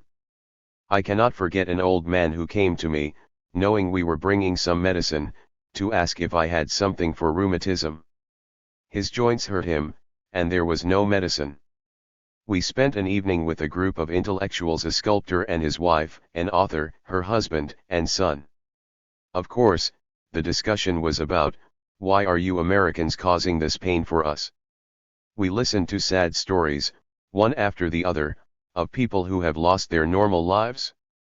The author told us about a famous writer who is dying of a heart disorder. No airplane can take him anywhere due to the no-fly zone. The author said, if this were an American writer, you would know how it feels. We heard the story of the Amariyah shelter, where hundreds died as a result of 2 smart bombs. Whole families were killed, including many children. One woman who left the shelter to wash clothes lost her entire family. As we were talking, the electricity went off. We sat through the night in the front yard, our only light the kerosene lamps and the full moon. After spending 4 days in Iraq, where we visited many cities including Mosul, Baghdad, Basra, Karbala, and a few little towns, we came to know that the whole country was rationing electricity and basic food items such as flour and oil. But the calories are not enough to maintain people's weight, especially if they are hit with dysentery, which I had my share of, along with other delegates. To put a name on this, it is simply genocide in the name of politics. After a couple of articles reflecting my thoughts and feelings about the trip appeared in the Kansas City Star, the newspaper published a letter that said, "Tell Ahmed el-Sharif it's not the US government doing this, it is Saddam Hussein." Obviously, this man doesn't know any better, thanks to the misleading bias of the media. I also had a chance to meet with a congressman who is obsessed with Saddam Hussein. All the children of Iraq are Saddam Hussein to him. I do not understand his politics. On the other hand, I was received with great sympathy by the office of a congresswoman who was deeply affected by the tragedy. Many Americans in our area from different organizations stood up together in February against the bombing of Iraq. They still hold a vigil every Sunday in a major square in Kansas City metropolitan, and will until the sanctions are over. Another group is calling for fasting as solidarity with the Iraqi people. We have an obligation, if we want to sleep with peace of mind. Whether we are politicians, religious leaders, humanitarians, or ordinary people, we need to put an end to this. Racism and sanctions. From Vietnam to Iraq. Sharon Black-Sessi. Soon after returning from Iraq, I spoke at a meeting against sanctions in Washington, D.C. A few days before, CNN had aired an amazing but well-documented special about how the US government used sarin nerve gas on its own troops during the Vietnam War because they had refused to fight in that illegal and unjust war. Immediately, the station came under enormous pressure to retract the charge about nerve gas. That these soldiers were killed by a Special Forces Commando unit has not been disputed, only the method.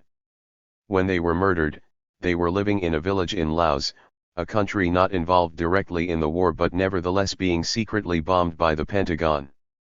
I asked the meeting to remember those brave men and women who risked everything, including life, to oppose the Vietnam War. The government gassed its own people. Isn't this one of the accusations against Iraq that has been used to justify sanctions? The hypocrisy of US propaganda is bottomless. We are put on a war footing, supposedly because Iraq has weapons of mass destruction. Yet the government inciting us against Iraq has more weapons of mass destruction than any in the world, and uses them.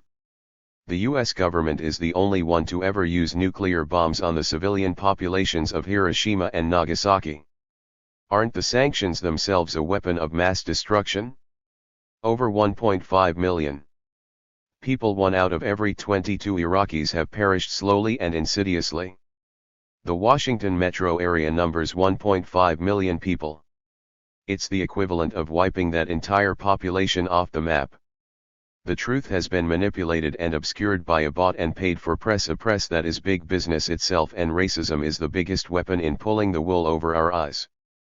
Just before my meeting in D.C., James Byrd, an African-American man from Jasper, Texas, was abducted and viciously murdered by white supremacists. It was not an isolated incident. We live in a society riddled with racism. Because racism is so pervasive, the people of the Middle East can be portrayed in the media here as less than human, thus allowing the crime of sanctions to continue. Arabs and other peoples in the region are presented as bomb-throwing fanatics without human qualities. But when you stand on the other side of the globe, you begin to cast off some of the distortions so common in this country.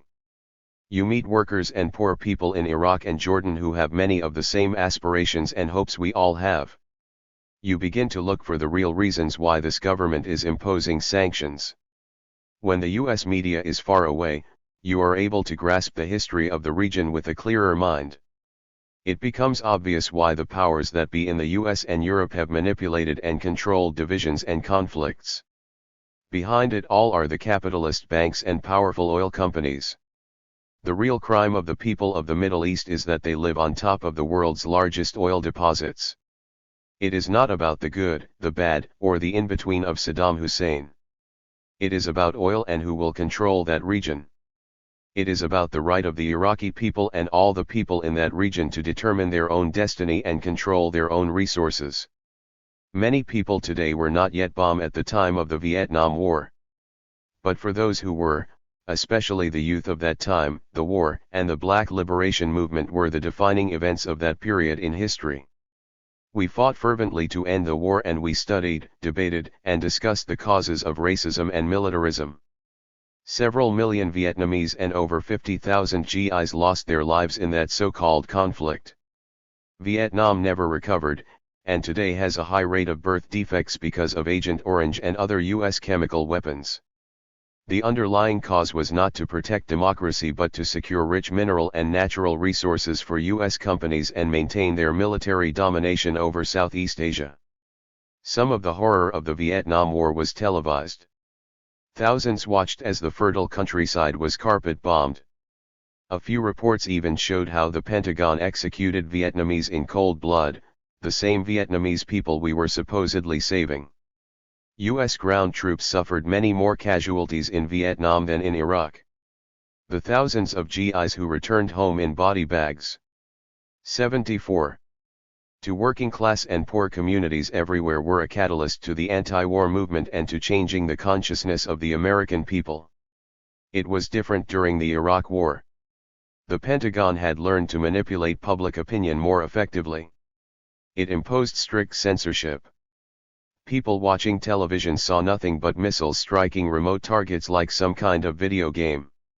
The maimed and mutilated children, the targets of the so-called smart bombs, were absent from US television sets and newspapers. Many GIs from this war have also had their lives destroyed by Gulf War syndrome and radiation poisoning, which come on more slowly. They are removed from our sight and isolated. Then came the genocidal sanctions. They have killed many more Iraqis, and they are silent. We must change this. At the meeting, I showed the audience a photo of an Iraqi woman and her malnourished baby at the pediatric hospital in Baghdad. She had asked me to show their picture to the American people and to Clinton. Her story and many others need to be told. When I returned home from the sanctions challenge, I noticed some similarities to Iraq, despite all the differences. The sanctions have brought a feeling of desperation there. School children are desperate for pencils, for scraps of paper, for the barest of necessities.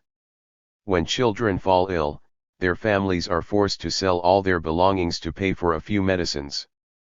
Hyperinflation has created a hell for workers.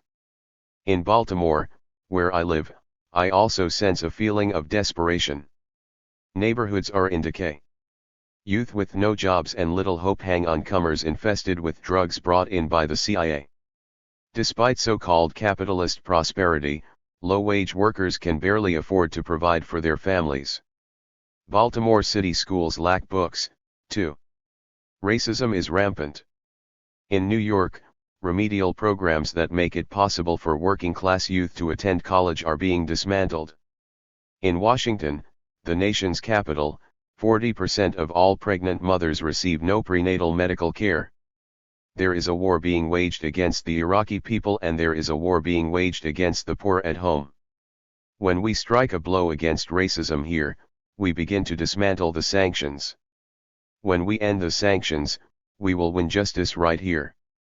The Iraqi people are our friends. Love and justice have no borders. Sanctions and the Church.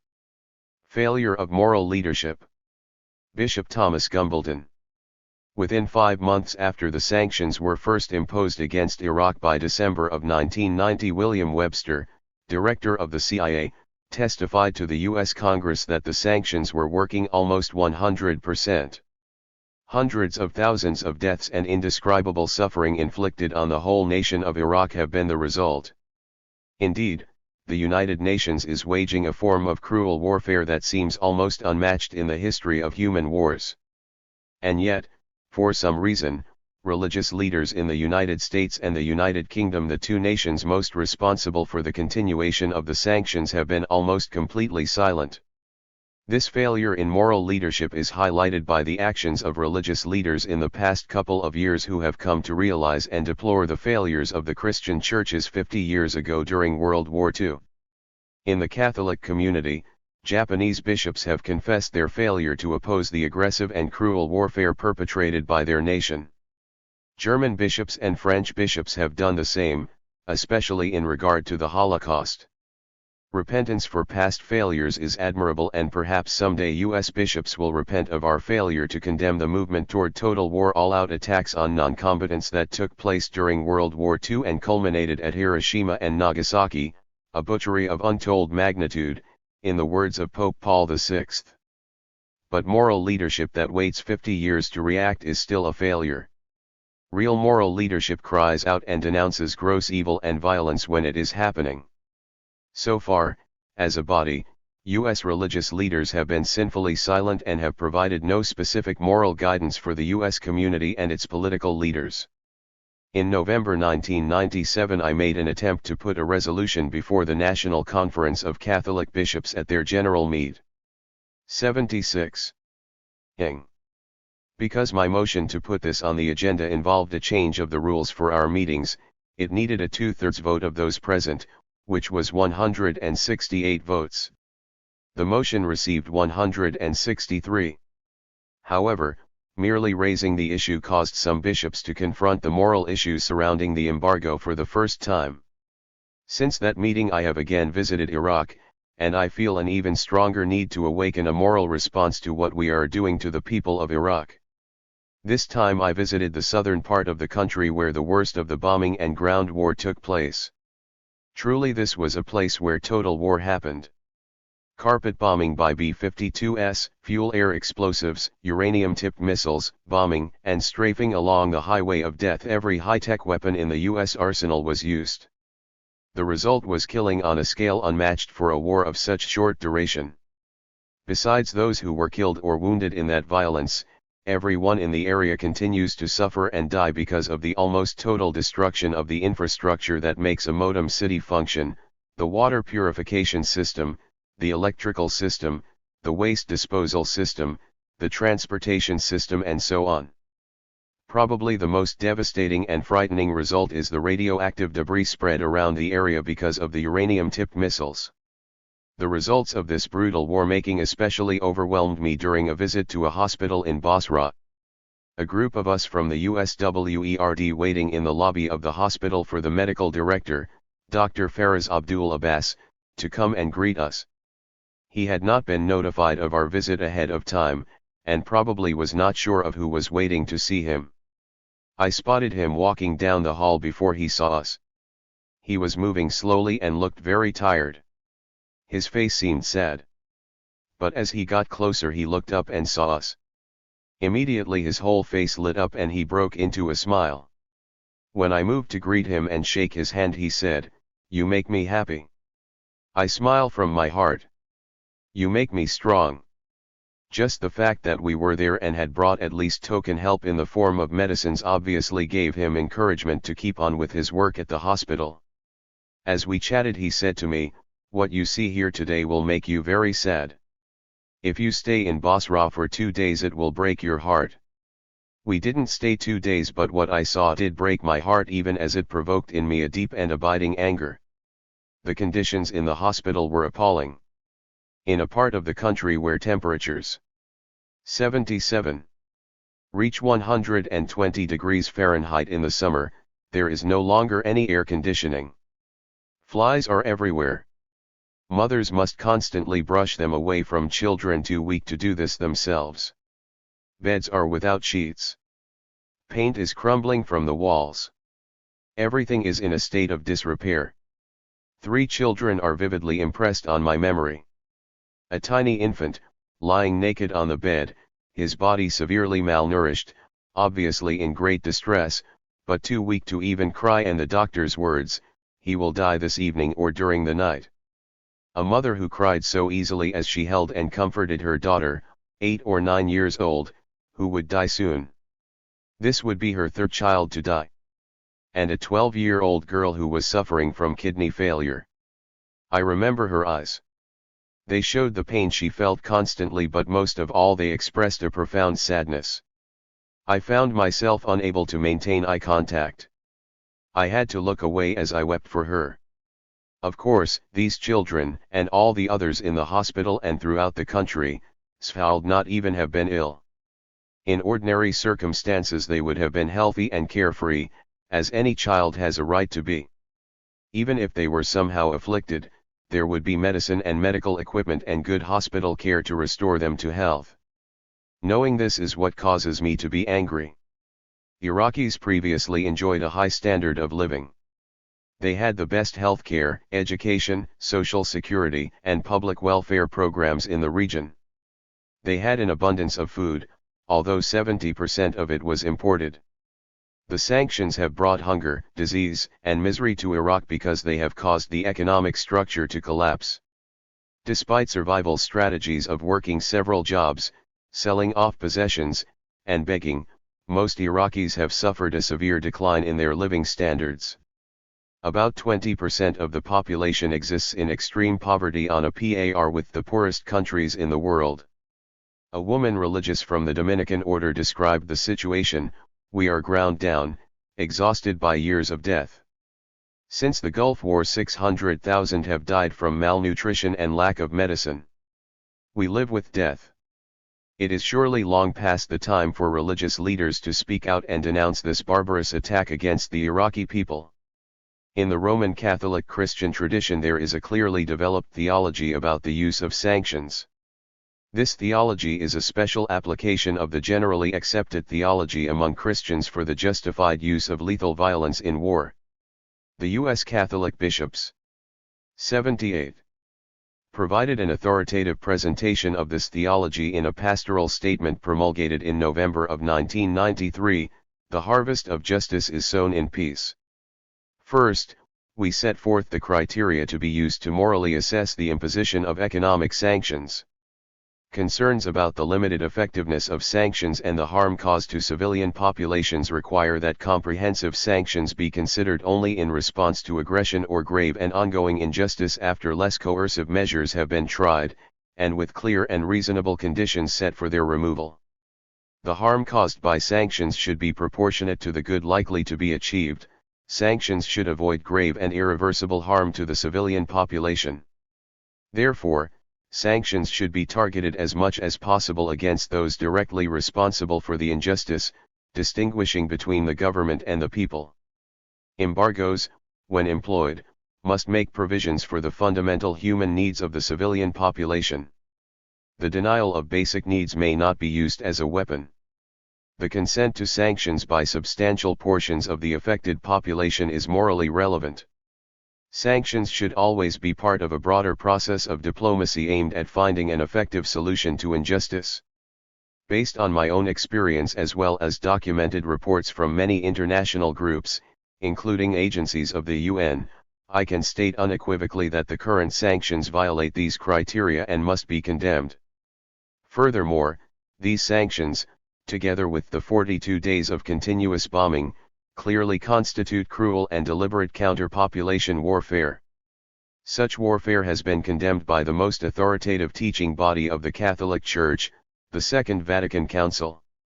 With these truths in mind, this Most Holy Synod makes its own the condemnations of total war already pronounced by recent popes and issues the following declaration: any act of war aimed indiscriminately at the destruction of entire cities or of extensive areas along with their population is a crime against God.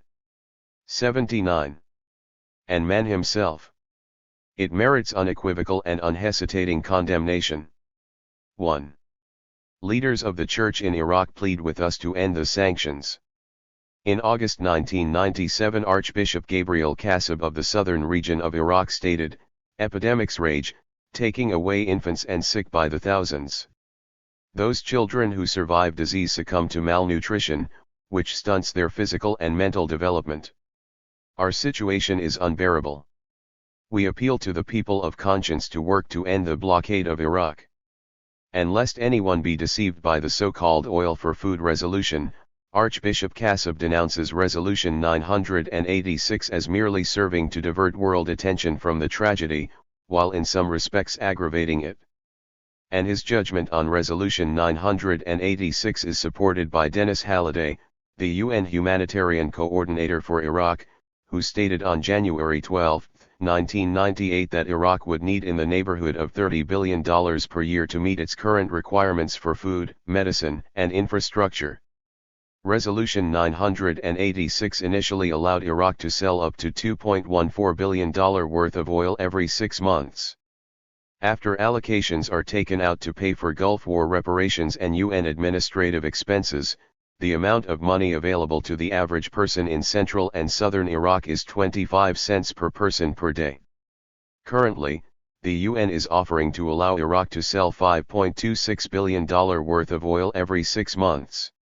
However, Iraq says that it cannot pump more than $4 billion worth of oil because of the deterioration of oil field equipment under sanctions.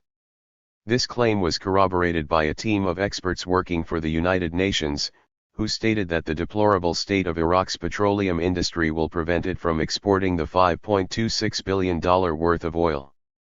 2. In light of damages caused by 7 years of comprehensive sanctions coupled with Gulf War bombardment, even the $5.26 billion offer is grossly inadequate to repair Iraq's shattered infrastructure, a medical system near total collapse, and a destroyed economy. Clearly, whatever the intent of these sanctions, they violate clear moral laws, specifically as articulated in the Catholic Christian tradition. But they also violate the basic human rights of the Iraqi people proclaimed in the UN Universal Declaration of Human Rights because they deprive innocent people of food and medicine, basic requirements for normal life. 80.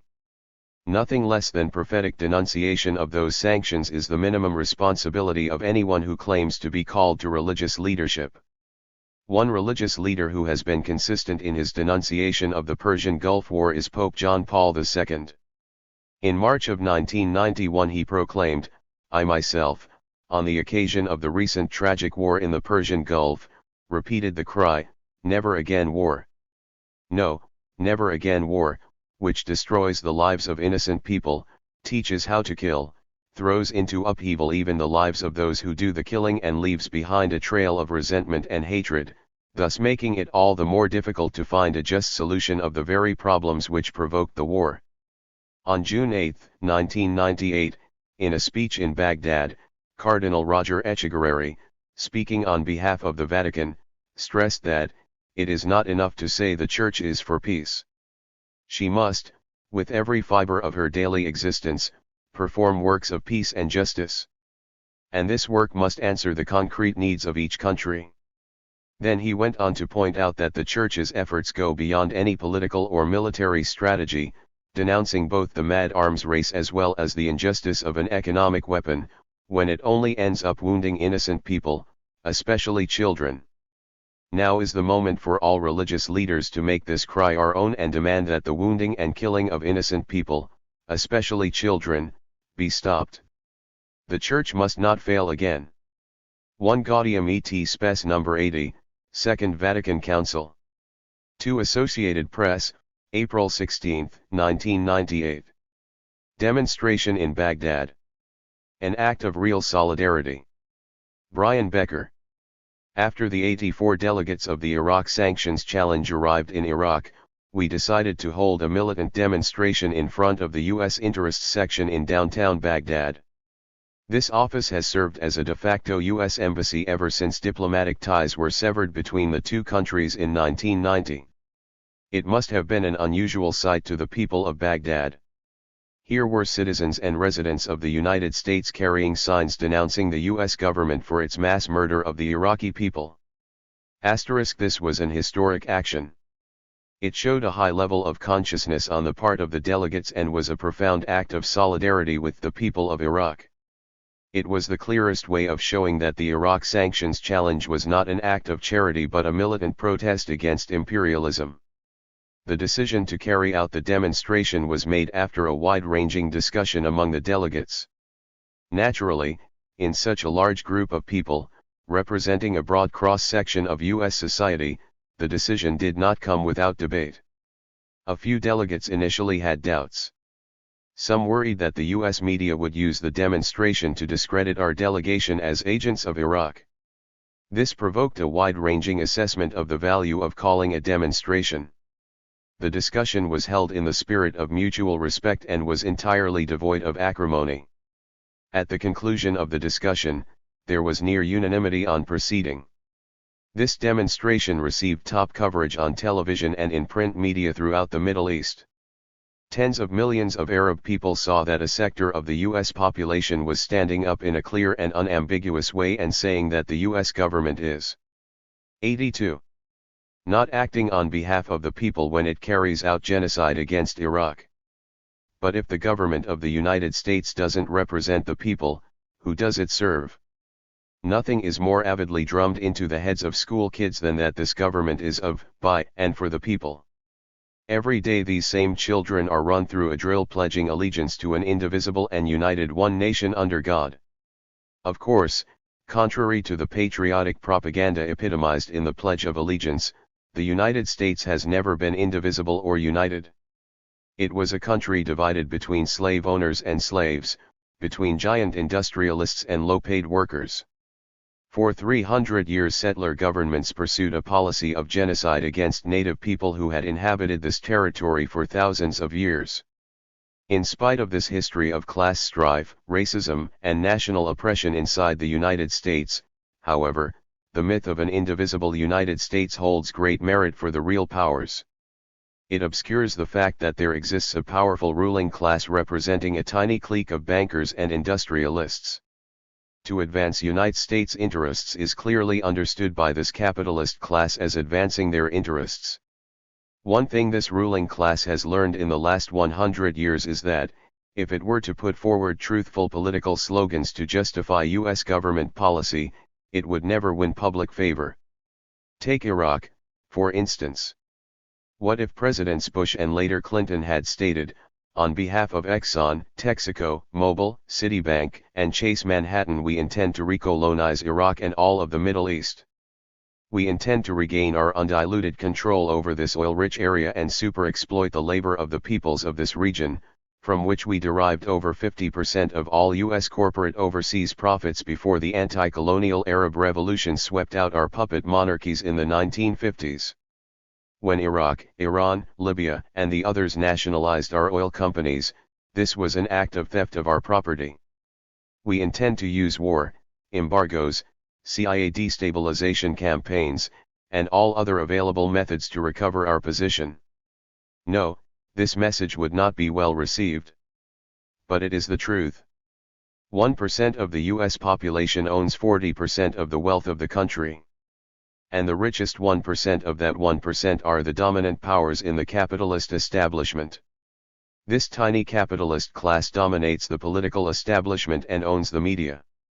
It may preach the concept of one indivisible nation, but it is a supremely class-conscious group that understands its interests. The Brian Becker 83. Need for super profits on a global scale. The drive to destroy the Iraqi government and replace it with a puppet regime is just the latest example of this kind of imperialist class consciousness. In 1953, the CIA overthrew a democratically elected government in Iran in a bloody coup.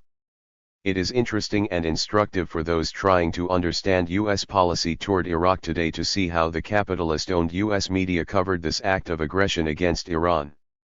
Before the blood had barely dried, the New York Times brazenly editorialized that the events in Iran should serve as a chilling warning to those in the former colonies who wanted to control their own resources. Underdeveloped countries with rich resources now have an object lesson in the heavy cost to be paid by one of their number which goes berserk with fanatical nationalism. One spoken like a true slave owner after the suppression of a revolt. The language employed by the New York Times and other capitalist-owned media to demonize the democratically elected government of Dr. Mohammad Mossadegh in the early 1950s was nearly identical to the language used to portray the government of Saddam Hussein. This is not an accident, coincidence, or mistake. The U.S. ruling class cannot tell the truth about its motives and its interests in the Middle East because it will lose all public support. The real issues in Iran in the 1950s were about the same as those driving the current U.S. Iraq confrontation. The US and Britain slapped an airtight economic embargo on Iran after the Mossadegh government nationalized the Anglo-Iranian Oil Co., known today as British Petroleum. Mossadegh wanted Iran's oil wealth to be used to develop the country and overcome its deep poverty. The sanctions on Iran strangled the economy. Even the middle classes suffered greatly. They turned against the Mossadegh government. The CIA then took advantage of this social and political discontent and organized the bloody coup. Kermit Roosevelt, the grandson of Theodore Roosevelt, bragged openly in his book, Counter-Coup, The Struggle for the Control of Iran, about how he had led the CIA operation that overthrew Mossadegh. Having been returned to the peacock throne, the Shah promptly denationalized and privatized Iran's oil company, returning it to a consortium dominated by British and U.S. oil monopolies.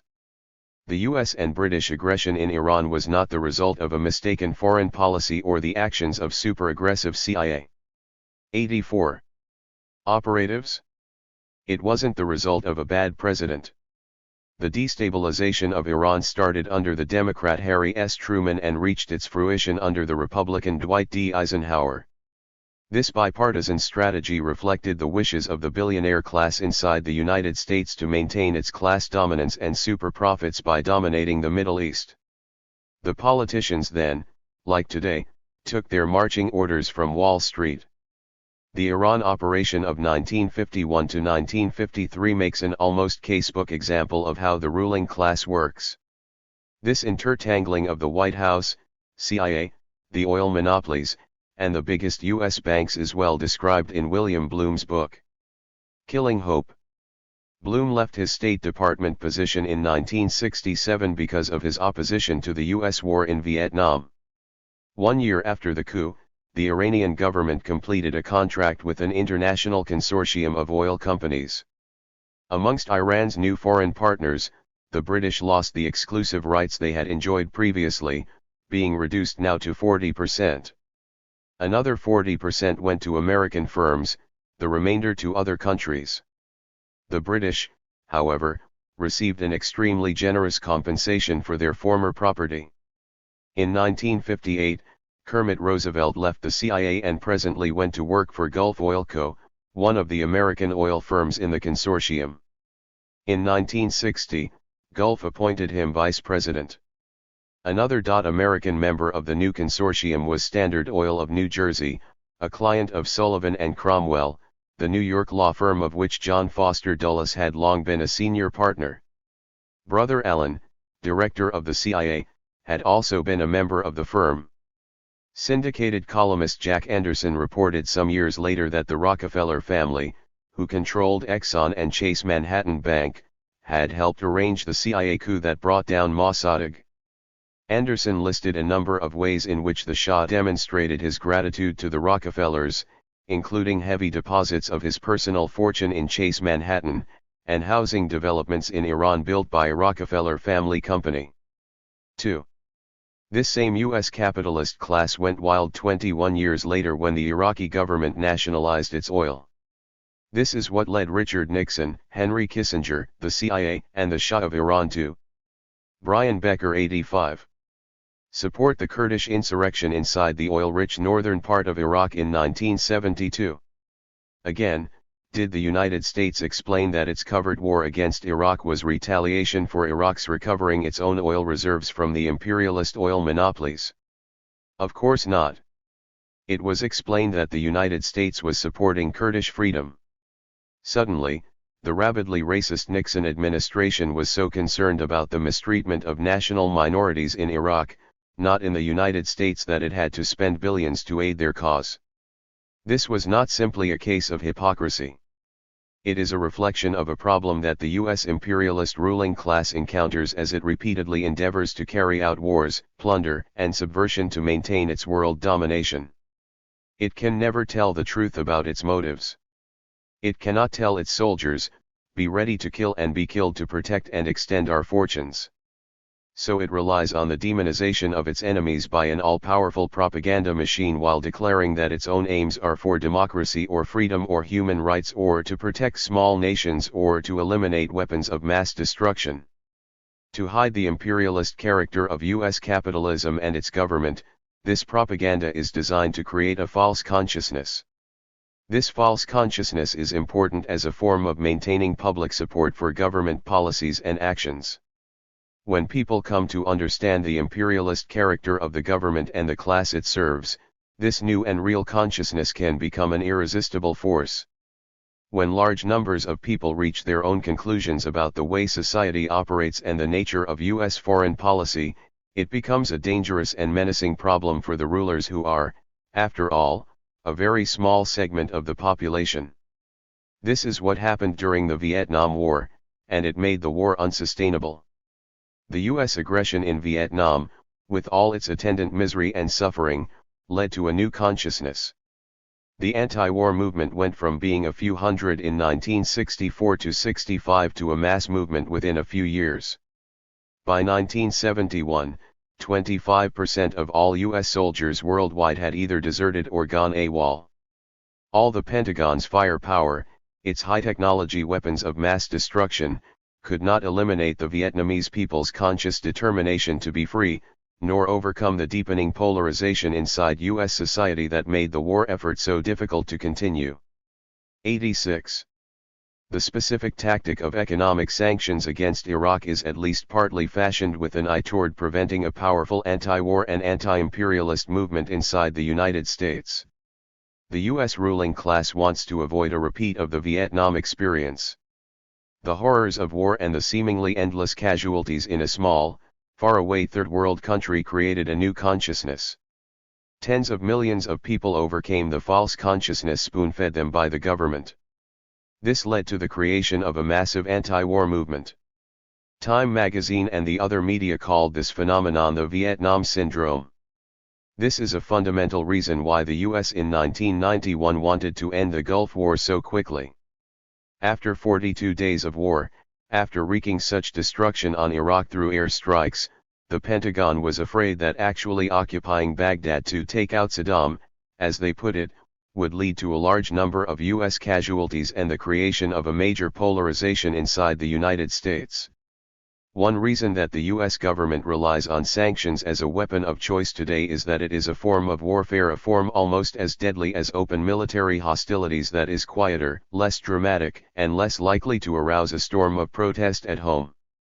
All the dying, bleeding, and suffering is done by the other side. Sanctions are a specific means by which to continue the 1991 war against Iraq without the threat of U.S. casualties and the backlash that would undoubtedly ensue. It is in reality a massacre of innocents, but in slow motion. The Iraq Sanctions Challenge, which was actively supported by the donations and individual actions of tens of thousands of people in the United States, was an effort to deepen the anti-war and anti-imperialist movement that is finally taking shape around the country. The sanctions have killed more than 1.5 million Iraqis. The casualty level is approaching that of the Vietnam War. But, for all the suffering they have caused, the sanctions have not accomplished their real political objective, the overthrow of the Iraqi government and its replacement by a Shah-like regime. Nor has the US fomented a successful civil war or dismemberment of Iraq. Instead, the anti-colonial anger of the Iraqi people has only deepened against this US and British aggression. The people of the world, meaning all those outside of Iraq, are rapidly learning the true genocidal character of sanctions. It's been a Brian Becker 87. Longer process than with open military conflict, but the mood and consciousness are clearly changing. The inability of the sanctions to impose imperialism's will on Iraq, coupled with the emergence of a new worldwide movement against sanctions, has laid the basis for a new crisis and a bigger struggle. The bold demonstration by the Iraq Sanctions Challenge at the U.S. Interests section in downtown Baghdad may well be remembered as a harbinger of a new anti-imperialist consciousness. 1 New York Times, August 6, 1954. 2 William Bloom, Killing Hope. Percent. Reports on damage to the infrastructure. Damage to the infrastructure. Water supply. The problem of chlorine. David Soul. The images from the previous day were still in my mind.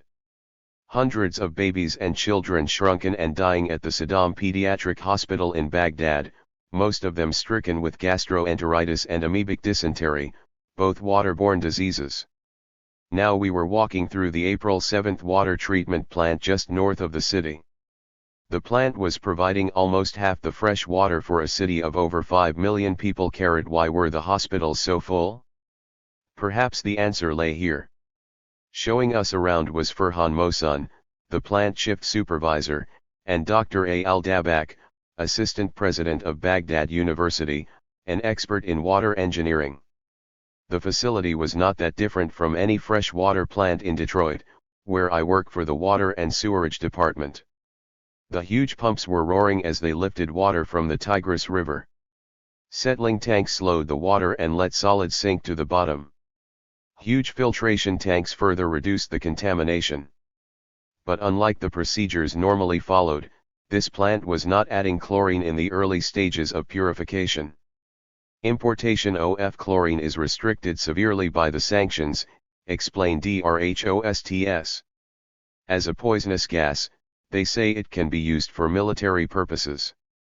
The chlorine now allowed into the country comes by way of UNICEF. But it is not enough. The Tigris's water is very turbid, with minute solid particles suspended in it even after settling and filtration. Before the Gulf War, the plant added alum, an aluminum salt, to the water to reduce these solids. Now alum is barred by U.S/UN sanctions and the plant adds an unprocessed ore that contains 50% impurities. Every day they have to use a mechanical shovel to clean out the tanks. Control of the turbidity is difficult. 92. As the water leaves the plant, it gets what chlorine is available. Of the 12 chlorinators, 6 are working. Yet the chlorine is more than enough to purify the water. In fact, the chlorine residual is 10 times that used for water leaving Detroit's Water Works Park. However, one official later told us that testing of tap water in homes around Baghdad showed that over 10% were receiving contaminated water. What's the problem? The biggest problem comes from the massive bombing of Baghdad during the Gulf War. While the water treatment plants in the city were not hit, the pumping stations were, and the entire network of underground water pipes was severely damaged. And, guess what? Pipes are considered potential military material and are restricted from import into the country by the sanctions. So many pipes are cracked and broken that 40% of all water leaving THEW plants is lost to leakage, according to Dr. Adnan Jabro, deputy mayor of Baghdad. This creates a low-pressure situation in the pipes. At many points, instead of water leaking out of the pipes into the ground, contaminated groundwater is leaking back into the water delivery system's pipes. That is why the water engineers are over-chlorinating the water as it leaves the plant. They are hoping to decontaminate the water as it runs through the broken pipes. But they do not have enough chlorine to completely purify the water. In fact, the Baghdad water engineers would like to double the amount of chlorine they use currently. There is no rational reason to limit the chlorine coming into the country. UNSCOM inspectors visit the plant every 2 months to monitor the chlorine that is there. It is easy to keep track of the chlorine. It comes in huge 1-ton containers that can have seals put on them. Pressure can be monitored daily if UNSCOM thinks it necessary. Dr. Jabro was proud of what Iraq had accomplished for the people before the Gulf War. Before the aggression, when we tested the water at homes throughout the city, less than 1.8% failed the World Health Organization standards, he explained. Our loss from leakage was only 15%, much better than many cities in the West or in Japan. But now, because of the sanctions, diarrhea and dysentery are destroying an entire generation of children. These diseases are striking 10 times as many people as before. Combined with malnutrition due. David Soul 93. To food shortages and the terrible shortage of medicine to treat these easily cured maladies, tens of thousands of children are condemned to death. Wastewater treatment in Baghdad is also minimal due to shortages of pumps, replacement parts, pipes, and chlorine. In fact, no chlorine is available for wastewater treatment. An estimated 66 billion gallons of untreated sewage is being dumped into the Tigris annually without any treatment whatsoever. Industrial waste is also being dumped. And there are reports that hospitals, unable to sterilize the medical waste due to parts shortages for autoclaves and incinerators, are dumping their waste into the system, too. The long-term health and ecological problems this situation is creating are most alarming. Everyone understands the need for clean drinking water. It is a cornerstone of modern life. To deny Iraq the necessary supplies to rebuild, maintain, and expand its water treatment facilities, especially chlorine, is a crime against humanity. There can be no legitimate objection raised to this on military or any other grounds. Only a desire to destroy an entire people can be motivating the U.S. policymakers. A worldwide outcry must be raised against this gross violation of human rights. Damage to the infrastructure. Healthcare. Hospitals pushed back in time. Sapphire Man Ahmed, MD. The Iraq healthcare system is largely a hospital-based curative structure. Except for a small, very affordable fee amounting to 50 cents, services are free in the public hospitals. In the capital there are 20 public hospitals. There are also private clinics that are expensive. On May 7 we visited the Saddam Hussein Pediatric Hospital in Baghdad. It is the main teaching hospital and the best equipped hospital in the nation. It has a 400 inpatient bed capacity, but due to shortages of supplies, medications, and nursing, it is utilizing only about 300 of these beds. There is a rapid turnover and a long waiting list, also due to limited resources and unpredictable supply deliveries experienced with the UN Oil for Food Process and NGO medicine donations. The outpatient department sees an average of 1,500 to 2,000 patients a day. We toured the emergency room, isolation department, and cancer wards of the pediatric hospital.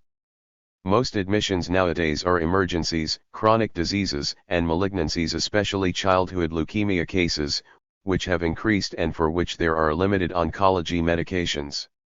In addition, there has been an increase in birth defects and congenital abnormalities, and a tenfold increase in kwashiorkor and marasmus since 1989.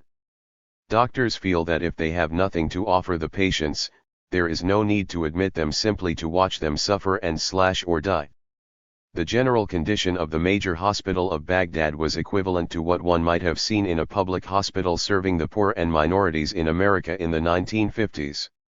The hospital was fairly clean, but that was difficult to appreciate because the paint was very old, the lighting was limited, machinery was dusty, oxygen tanks were old and discolored, the bed sheets were off-white, and the patient's clothes were neither bright nor clean.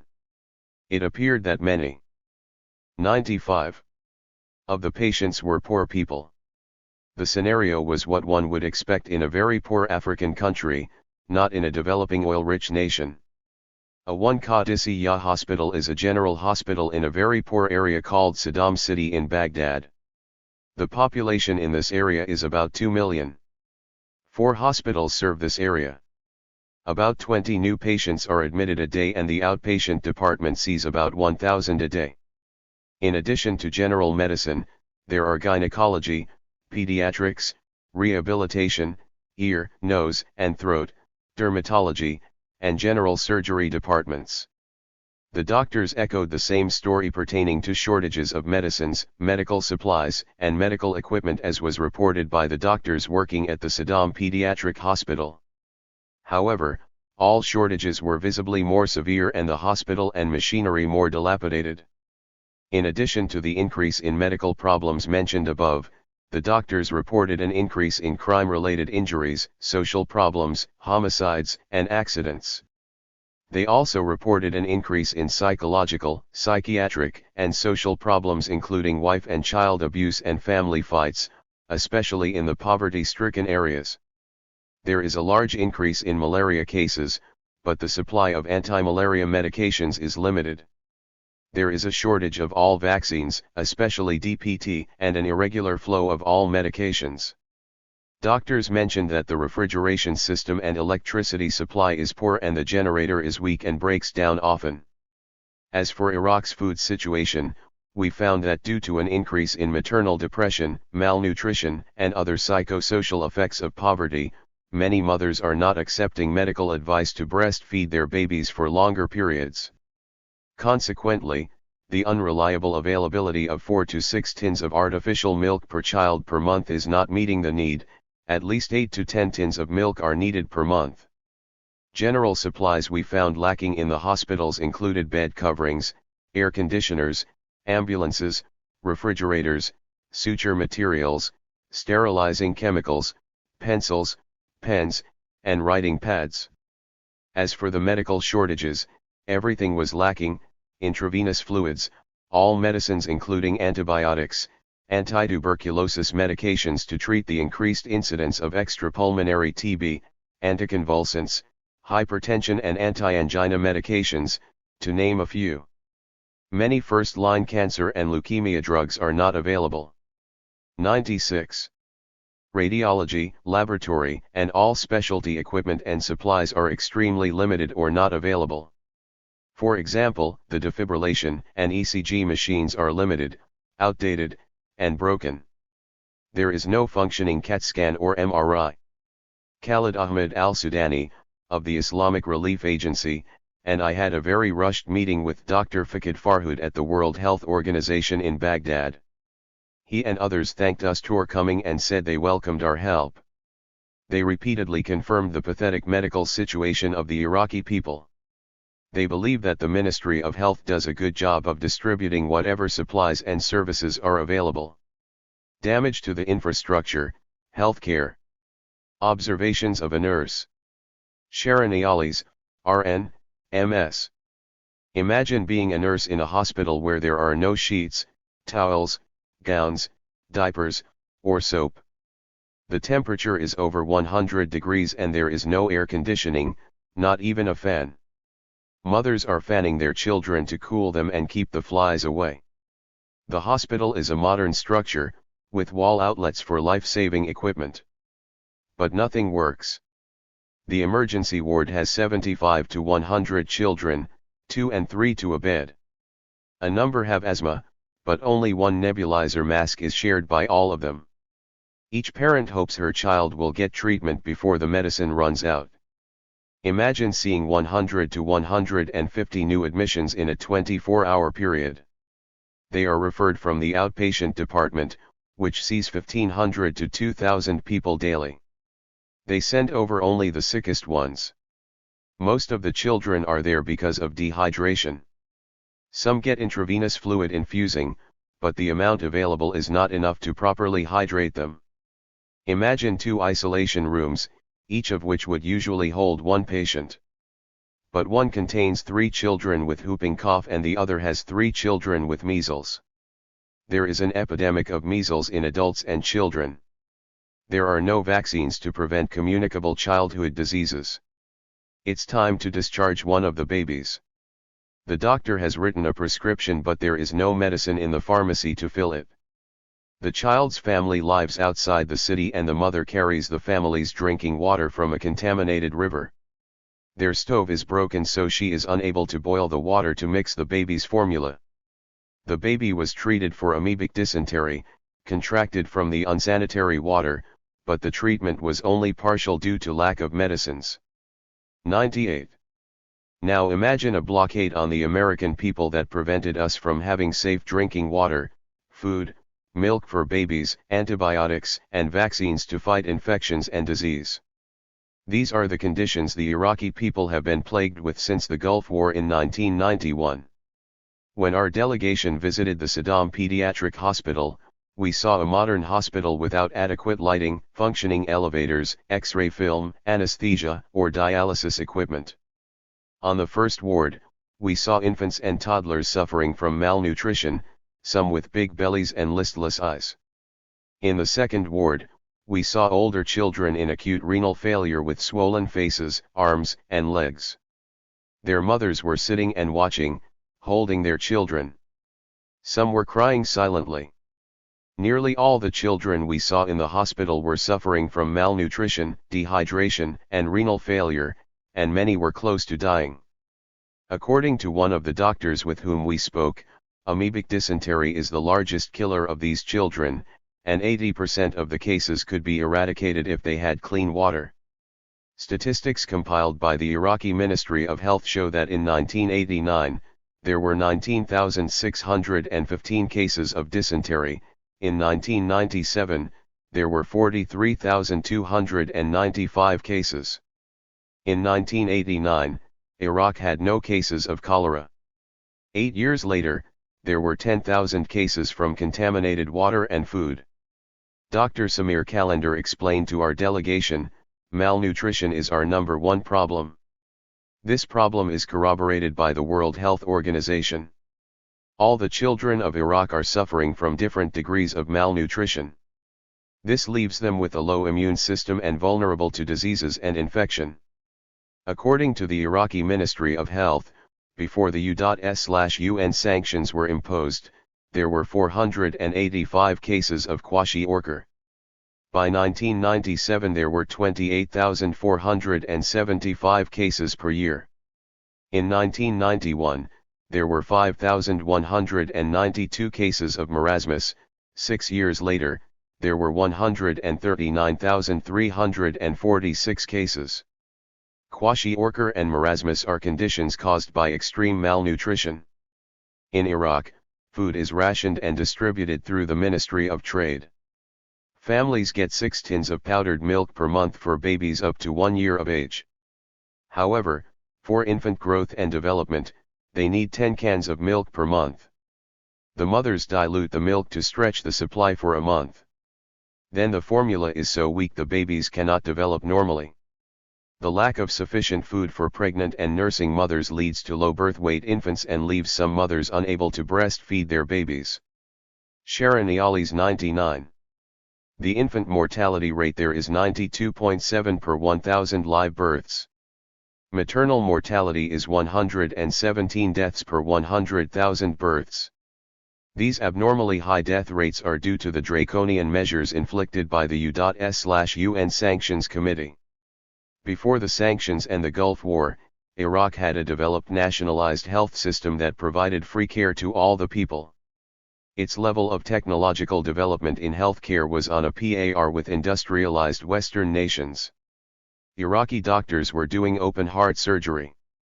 Many Iraqi physicians learned the latest techniques by training in U.S. hospitals.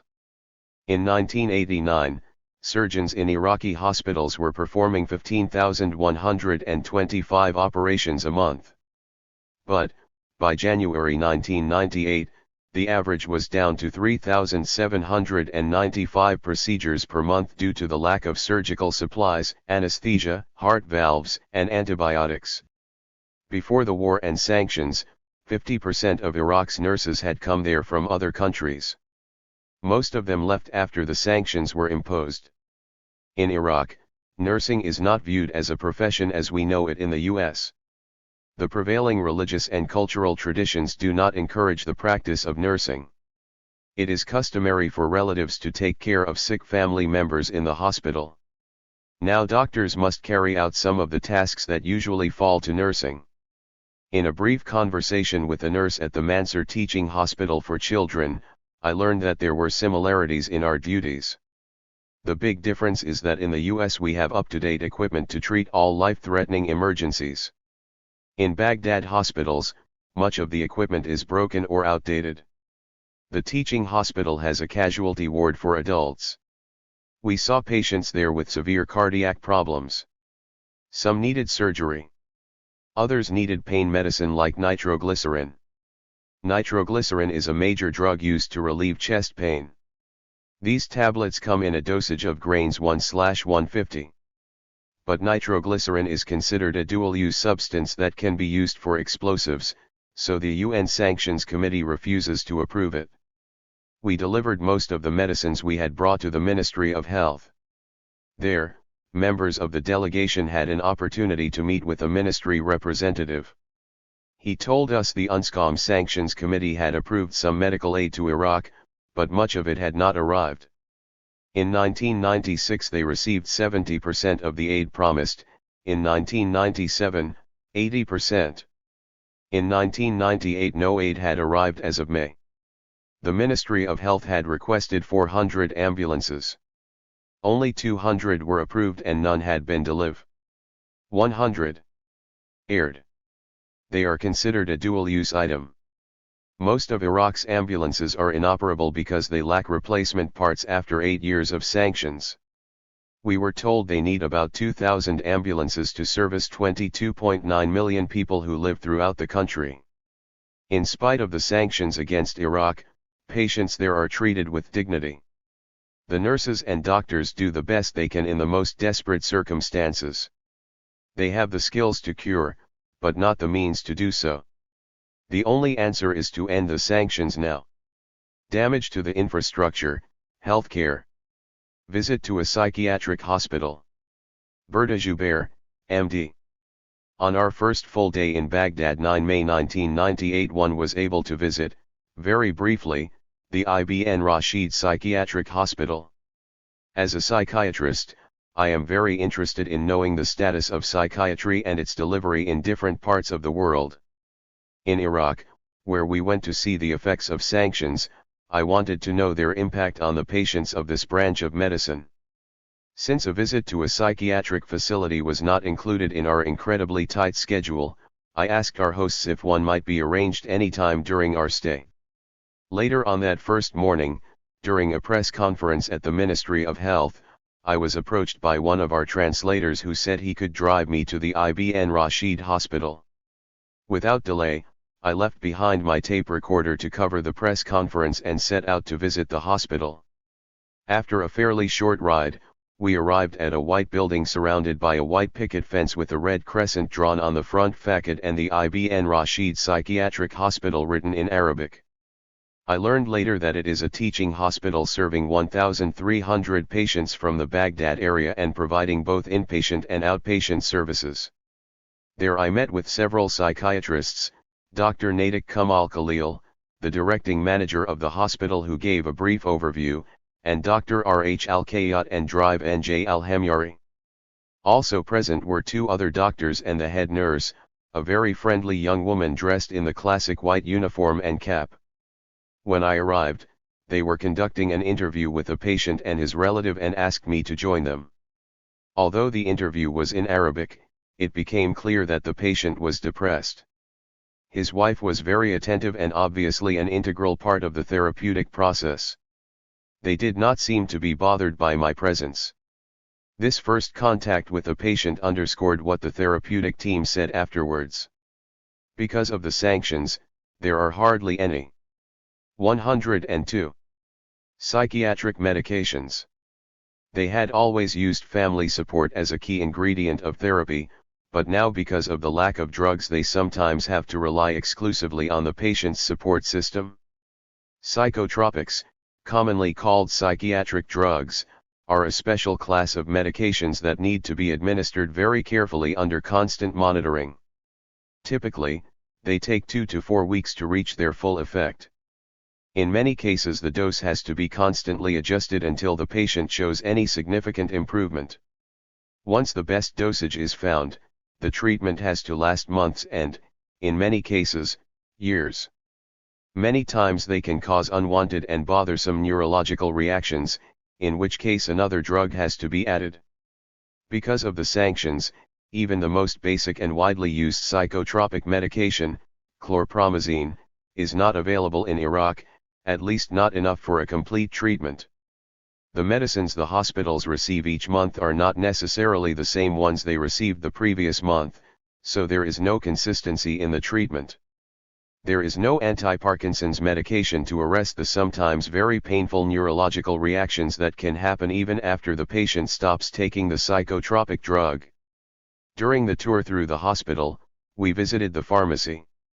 A pharmacist and her aide were working in a room with 4 or 5 cabinets. Some of them were completely empty. One had a pyramid of Melaryl tablet boxes on the upper shelf. These were all the medicines they had to treat the 73 patients, not counting the outpatients, admitted at that time. There must have been around 50 small boxes. Certainly not enough. Melaryl is an antipsychotic that tends to cause fewer secondary reactions, but it is very mild. For that reason it is generally given to elderly patients. There, it was the only drug available for every patient. The other component of the treatment, family support, which is used to complement drugs and psychotherapy, now in most cases has to replace the medications. Unfortunately, this added pressure causes more destabilization in the family group, which is both unable to cope with the patient's more frequent and disruptive symptoms, and is suffering its own hardships due to sanctions, lack of food, electricity, general medicines, and so on. A vicious circle develops. Patients have no medications, they get worse, the family support is missing, the patients deteriorate further. Bertha 103. In some cases, particularly when the patient is extremely depressed, agitated, or violent, the doctors resort to electroconvulsive therapy, which they have to administer in a very primitive way, without the drugs needed to counter the violent convulsions. Regardless of one's position on the use of ECT, the fact remains that it is still a form of therapy available in most countries. A general protocol exists to administer it in order to reap maximum benefits with the least amount of discomfort for the patient. The basis for its use is that it has produced significant improvement in patients with various severe mental symptoms, in particular, profound depression. Most often it is used when medications are not advisable. Part of the protocol is pre-medication first, with a short-acting anesthetic to sedate the patient, and then a muscle relaxant to prevent any violent convulsion and therefore a concomitant fracture.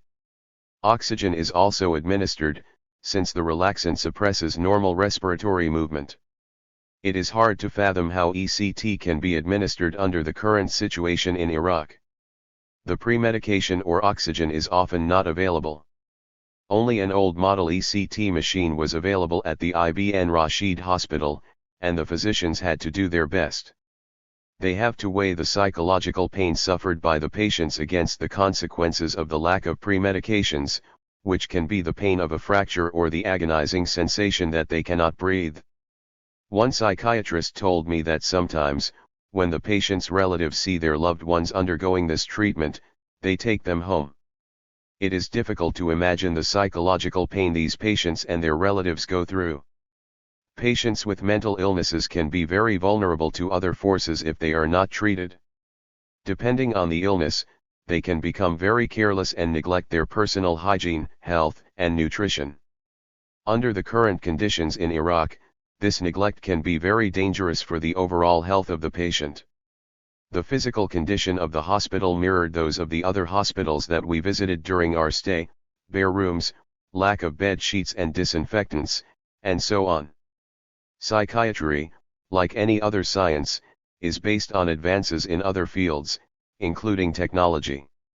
Science is universal, and in the modern world, with the great leap in communication, discoveries in one part of the world are soon accessible in distant places. Iraq is completely isolated. Not only did mental health professionals ask us for medicines for their patients, but they requested literature in their field so. 104.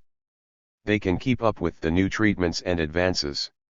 Many doctors were trained in England, France, the Soviet Union, Germany, and the US. Now, because of the sanctions, they train only in Iraq and cannot receive scientific journals because these are considered dual use.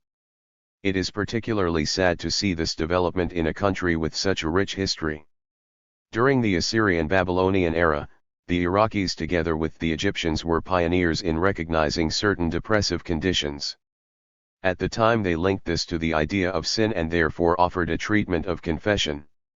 The history of medicine owes much to the Middle East, particularly to the autonomous schools of medical practice that existed during the Assyrian-Babylonian epoch. Damage to the infrastructure, healthcare. The impact of sanctions. A medical examination. Alan Connolly, MD. As a Canadian physician and member of Physicians for Global Survival, the Canadian affiliate to the International Physicians for Prevention of Nuclear War, I attended our Congress in Stockholm in June of 1991. There I heard the medical and scientific report produced by the Harvard study team entitled, Public Health in Iraq After the Gulf War. It was an appalling prediction of the death of 100,000 children per year in Iraq as a direct result of the UN sanctions. Unbelievable. Time passed. As a physician, I followed the global issues related to peace and militarism, the latter, like an evil virus, destroying the people and resources of the world. In November 1997, I heard Kathy Kelly speak in Vancouver. I was appalled. It could not be. The number of dead over 8 years due to the sanctions was higher than predicted. The UN, through various agencies, was reporting the results of its own sanctions. Experts and medical professionals had observed and confirmed the figures every 2 to 3 years. The most recent reports at the end of 1997 and early 1998 suggested that the number was increasing again, after a few years of improvement. Why? The 8 years of sanctions were finally overwhelming the host. Its immunological mechanisms were breaking down through a multi-factor assault: foul, infected drinking water, bacteria and parasitic diseases running rampant, malnutrition, an embargo of medical supplies and food, and an embargo of medicine. Clearly, unpredictable synergies were causing disease in the weakest, the young and the old. I was stunned by the details. I decided to join Voices in the Wilderness on one of their trips later in 1998. When the International Action Center extended an invitation. 106. Early in April, I decided to make medical observations in Iraq. I left for Iraq on May 5, taking 1,000 pounds of medical supplies donated from local Vancouver hospitals and $2,000 worth of antibiotics paid for by collections taken up by several organizations. Time was at a premium in Iraq, and I concentrated on making observations in the pediatric wards of 4 hospitals, 2 in Baghdad and 2 in Basra. I was the only physician in the group of 15 who traveled south of Baghdad in an open bus for 8 hours, following the heavily bombed route known as the Highway of Death. Remnants of that tragedy line the highway. In the last hospital in Baghdad, an erudite and kind Iraqi doctor said, "There is great sadness in my heart, but I cannot show it. I must be patient with my patients." She took me, as a doctor, into a side room where 3 children were in the terminal stages of marasmus. I took my last picture. It was too much. I couldn't look or listen to more. I distracted myself by reading the charts, literally scraps of used paper, with a few lab results and marginal progress notes. Each patient had a chart. Each chart had an initial medical history and examination record, printed in English. The children come to the hospital only to die. There is no medicine. A medical examination of the people of Iraq. CC, a predicted slaughter of 1.3 million people by the embargo by the United Nations over the past 8 years. Recent figures suggest the number of children dying is going up. HPI. A sophisticated, socialized society isolated from the world community August 1990. B. Gulf War January 1991 bombed for 47 days to intentionally destroy infrastructure, electrical power, water and sewage distribution systems pulverized. C. To break the will of the people and render them helpless to return to pre-morbid state, cut off food supply and block medicine. D. Reduce chlorine so they cannot sanitize their water, hence infectious disease is killing a second generation. A previous generation, 1 million young men, were killed in the Iran/Iraq war, supported by weapons and logistics by the U.S. Alan Connolly 107. OE, primarily at pediatric wards in hospitals, 2 in Baghdad, 2 in Basra. Direct observation of sick children and of their mothers. Other sources: A. Interviews with doctors, patients, parents, government officials, and humanitarian workers. B. UN reports, WFP, FAO, and UNICEF. UN Human Rights Commissioner findings: A. The young, the sick, the poor, and the elderly are bearing the brunt of the sanctions. Infant mortality rate has increased 6 times. B. No medicine, limited medical supplies, example no 4 solutions. C. No antibiotics. D. No intravenous. T. Lab inspections down 65%. F. Surgical operations down 70%. G. Medical response limited, no tools. Head. A. No educative supplies, doctor, no journals since 1993. B. Costs up. Mouth. A. Food distribution equitable, but limited to 1,000 k/day. B. Vitamins and protein in short supply. C. WFO has prevented nutritional crises in rural areas, supplies spotty. D. Water, infected and polluted. Lungs. A. Adult asthma and heart disease up. Air pollution, unusual skin conditions. I. Oil fires, visual disturbances. 2. Microtoxins, congenital abnormalities. Possible chemicals released by UN forces, rise in premature births. 3. Dew dust, sheep, milk, wool, meat, congenital defects up 10%. Digestion. A. Diarrhea, amoebic and bacterial. B. Increase in all waterborne diseases, in urban and rural areas. C. Water distribution and sewage system useless. D. Cities, leakage, pumps broken, low pressure, not enough chlorine, A13S04 contaminated. E. Rural, 30% no sewage, raw into rivers and streams to drink. Vascular. 108. A. Water is lifeblood, but is itself a source of disease. Hematological. A. Incidence of lymphoblastic leukemia increased 4 times. B. Increased acute myelogenous leukemia. C. Increased anemia, increased hemolytic uremic syndrome. Cancer. A. Males, increased lung, bladder, bronchial, skin, and stomach. B. Females, increased breast, bladder, lymphoma. C. Previously rare, now appearing, sarcoma, teratoma, rhabdomyosarcoma, nephroblastoma. Diagnostic impression. A. An illegal genocide perpetuated by the world community on the people of Iraq. B. A medical emergency that demands the action of the global medical community. Treatment recommendations. A. Lift embargo, the only solution. B. Allow repair of water and sewage distribution system, restore medical system to full capacity.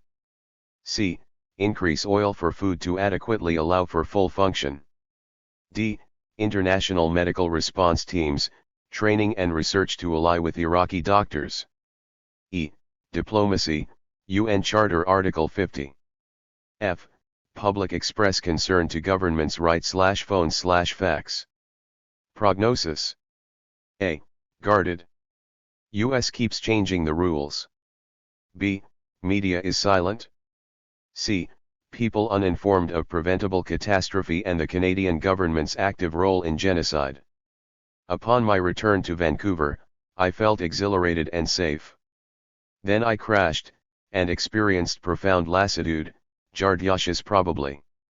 I had taken a different route out of Amman, through Frankfurt, to Canada. I was carrying 50 rolls of film and 28 hours of videotape with me. This was to avoid their seizure when the IAC members returned to the United States. Once I recovered, I went to work for 3 forgotten days, and reported my findings to the executive of End the Arms Race, my local medical group. I then went to Ottawa and reported my medical tind. Alan Connolly 109. Ings to the Board of Physicians for Global Survival at their annual general meeting, the first of many presentations. In Ottawa I went to Foreign Affairs and met with officials at the Middle Eastern desk. They told me, there is no public concern about this issue in Canada, Dr. Connolly. I assured them I would raise public concern. I knew no sentient being would fail to be moved by the information and pictures of the children I had to share. The public response has been overwhelming. People have a need to act, and with the accurate information they will. I have received books, articles, and letters, new information that only makes the crime against humanity even more heinous, more duplicitous. All our governments are involved. So far the medical response is deadening. The geopolitical evil dance may continue, but physicians of the world must rise up collectively, awaken to the slaughter of children which is Mengele in its dimensions. Medical doctors predicted this. They have observed and confirmed it over time. This is no Spitzian experiment. Now they must act to end the sanctions. Only their end will allow Iraq to repair its infrastructure and save the next child from dying. To do less is to demean the profession of medicine. Damage to the infrastructure, education. Sanctions on knowledge. Fatima Ali Khan. I wish lot of happines and long happy life, and we are so grateful for your visit to our collage, and I very sorry about many spelling mistakes. Yarab Fall Khalif Saad Sabah, Iraqi University student, Baghdad. Education is an important form of investment for the future, providing people with a passport to greater economic security and enhanced life chances. Schools are key agencies for the transmission of substantive knowledge and cultural values. Further, they are generators of hope, windows to a different future, charged with a symbolic and emotional significance that journeys far beyond their job-creating potential. For Iraqi society, education, which is the purveyor of progress and science, as well as the bookmark to the recovery of their suffering nation, has been criminally sanctioned. Alongside sanctioning food, water, medicine, and shelter, the very necessities of human survival, education has been denied to the people of Iraq because the United States government, under the auspices of the United Nations Security Council, does not consider the Iraqi people to be complete human beings. I witnessed the breakdown of Iraq's education system when I visited the University of Baghdad, Iraq's oldest and largest university. Upon entering a biology class, the students' thirst for knowledge and energy illuminated the classroom. Despite the lack of microscopes, textbooks, laboratory equipment, and teaching materials, the class prevailed through the dynamism and creativity of the 23-year-old biology professor. She brought new meaning to the fundamental philosophy of education by interacting with students and their families, initiating and instilling within each student solid values that blend with current realities, self-respect, and confidence. Fatima Ali Khan 111. Professors are struggling on monthly salaries equivalent to a meager $3, with outdated lesson plans and instructional materials. Yet they work persistently and creatively to keep students motivated and the learning process alive. During the barbaric Gulf War and since the imposition of genocidal sanctions in 1991, Iraqi students have been robbed of an education, which is mandated by UNICEF as the universally recognized, fundamental human right for all. The students I spoke with relate heartfelt accounts of their dreams, career aspirations, daily lives, families, friends, love, and war. As a university student myself, I shared with them the common bonds of taking examinations, all-night study sessions, homework, social lives, stress, and achieving good grades to move ahead in life. Despite these globally recognized traits that accompany student life, there are unique differences between us that transcend such ordinary variations as language and clothing. Rather, they are tragic and cruelly manufactured differences. Iraqi students have been isolated from the world for about 8 years now, denied access to computers, books, journals, and other learning materials to further facilitate their knowledge. They're not able to participate in activities, symposiums, or study abroad. They're being robbed of knowledge simply because their passports are stamped with an Iraqi seal. These types of problems did not exist in Iraq before the implementation of the criminal sanctions. In ancient times, Iraq was the center of learning. In modern times, too, education continues to be a top priority within Iraq's human resources development sector. As such, education in Iraq is compulsory and free, and the increase in investment for education was often 3 times that of the population growth. Undeniably, education has been sanctioned in order to cripple Iraq's ability to progress into the future. In the eyes of the West, a literate society armed with knowledge is the real weapon of mass destruction. Furthermore, an educated Iraqi nation is in sync with the changing tides of technology, research, and development. If allowed to continue its development, it would not need a life support system from outside which the West can then heartlessly unplug when its brutal policies are not followed.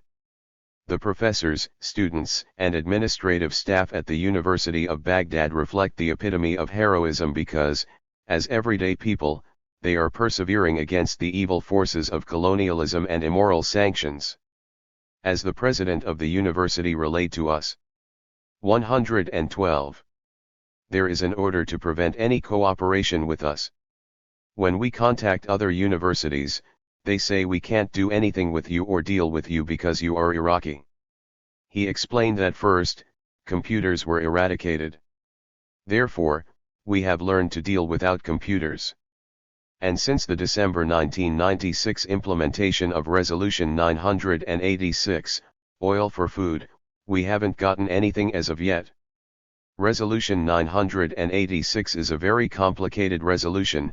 The committee has to debate over every little item that we say we need. Even glasses are sanctioned because they have decided that they are not needed for our university. Those who make these decisions are the fat cats in Washington and New York. They would not survive one day, let alone almost 8 years as the Iraqis have, without essential items. In every sense, steadfastness is a collective value embedded within the Iraqi culture, crystallizing an all-encompassing life of tenacious resistance to overcome oppression and preserve the Iraqi existence. I am angered that the world stands and watches while students' lives have been torn apart, education is left at a standstill, and racism and war prevail over peace and harmony. Inshallah, the sanctions will be lifted soon. If that happens, the Iraqi people living in the paradoxical cradle of civilization will no longer be subjected to the barbarism of the West, which, in its crusade to become the king of the desert, is exterminating the Iraqi people, sending many to the grave of civilization. Lastly, it would suffice to conclude with a hadith from the Prophet Muhammad, for the acquisition of knowledge, if it requires, go so far, even to China. This explains Iraq's commitment to education in the past. For this to be part of Iraq's present and future commitment, it is up to us to work together in lifting the immoral and illegal sanctions. Damage to the infrastructure, education. What to take to Iraq? Barbara Nimri Aziz. It's hard to know, whenever I set out on a visit, what to take to Iraq. Whether old friends or new, they'll all help me, introduce me to others to interview, tell me the latest gossip about what their teenage son said to them one day when he felt so angry, or proud, or hopeless, discuss their rations, tell me what they saw in a hospital. They translate for me, comment on what they saw on TV, or mention a new book they heard about. They'll prepare a meal for a get-together in their garden. They'll help me understand what's happening in Iraq. How can I thank them? What can I give in return? What can I offer an Iraqi to give her or him hope?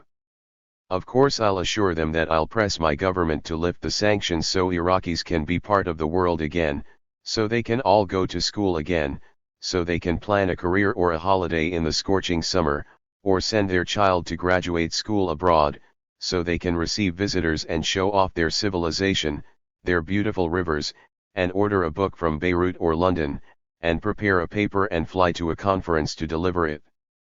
Fighting to lift the sanctions altogether is fine. But what about meanwhile? Something for the present.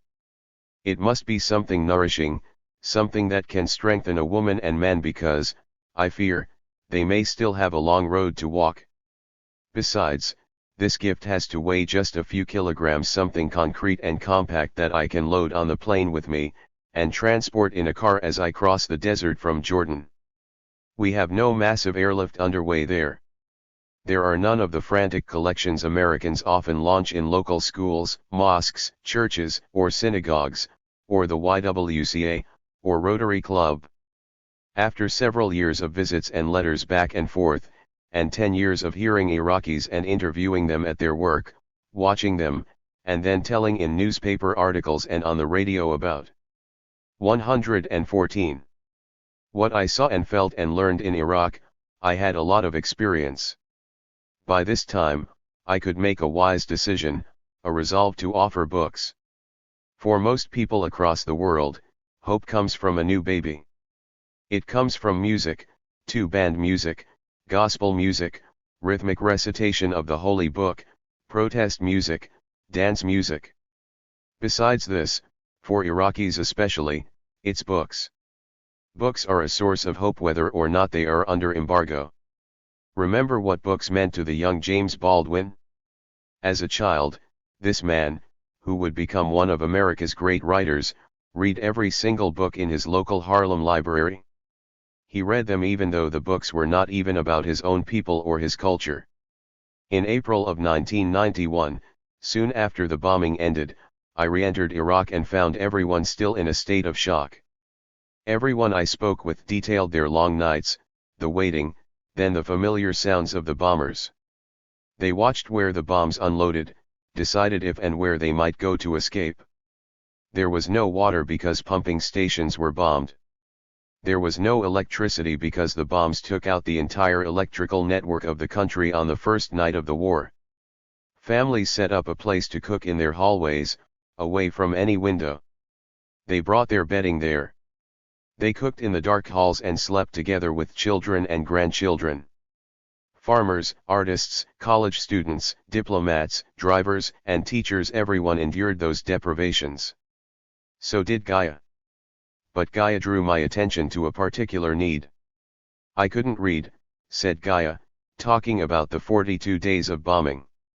Gaia is an archaeologist and she loves history, any history.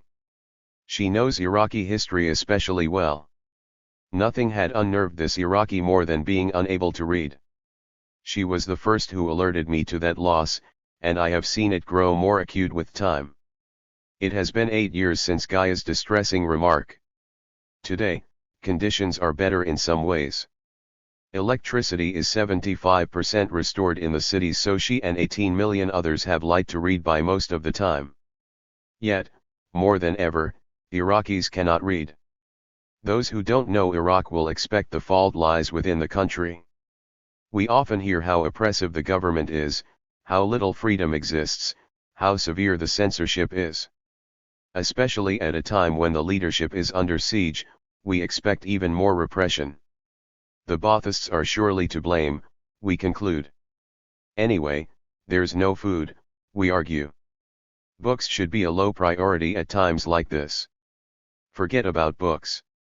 Barbara Nimri Aziz 115.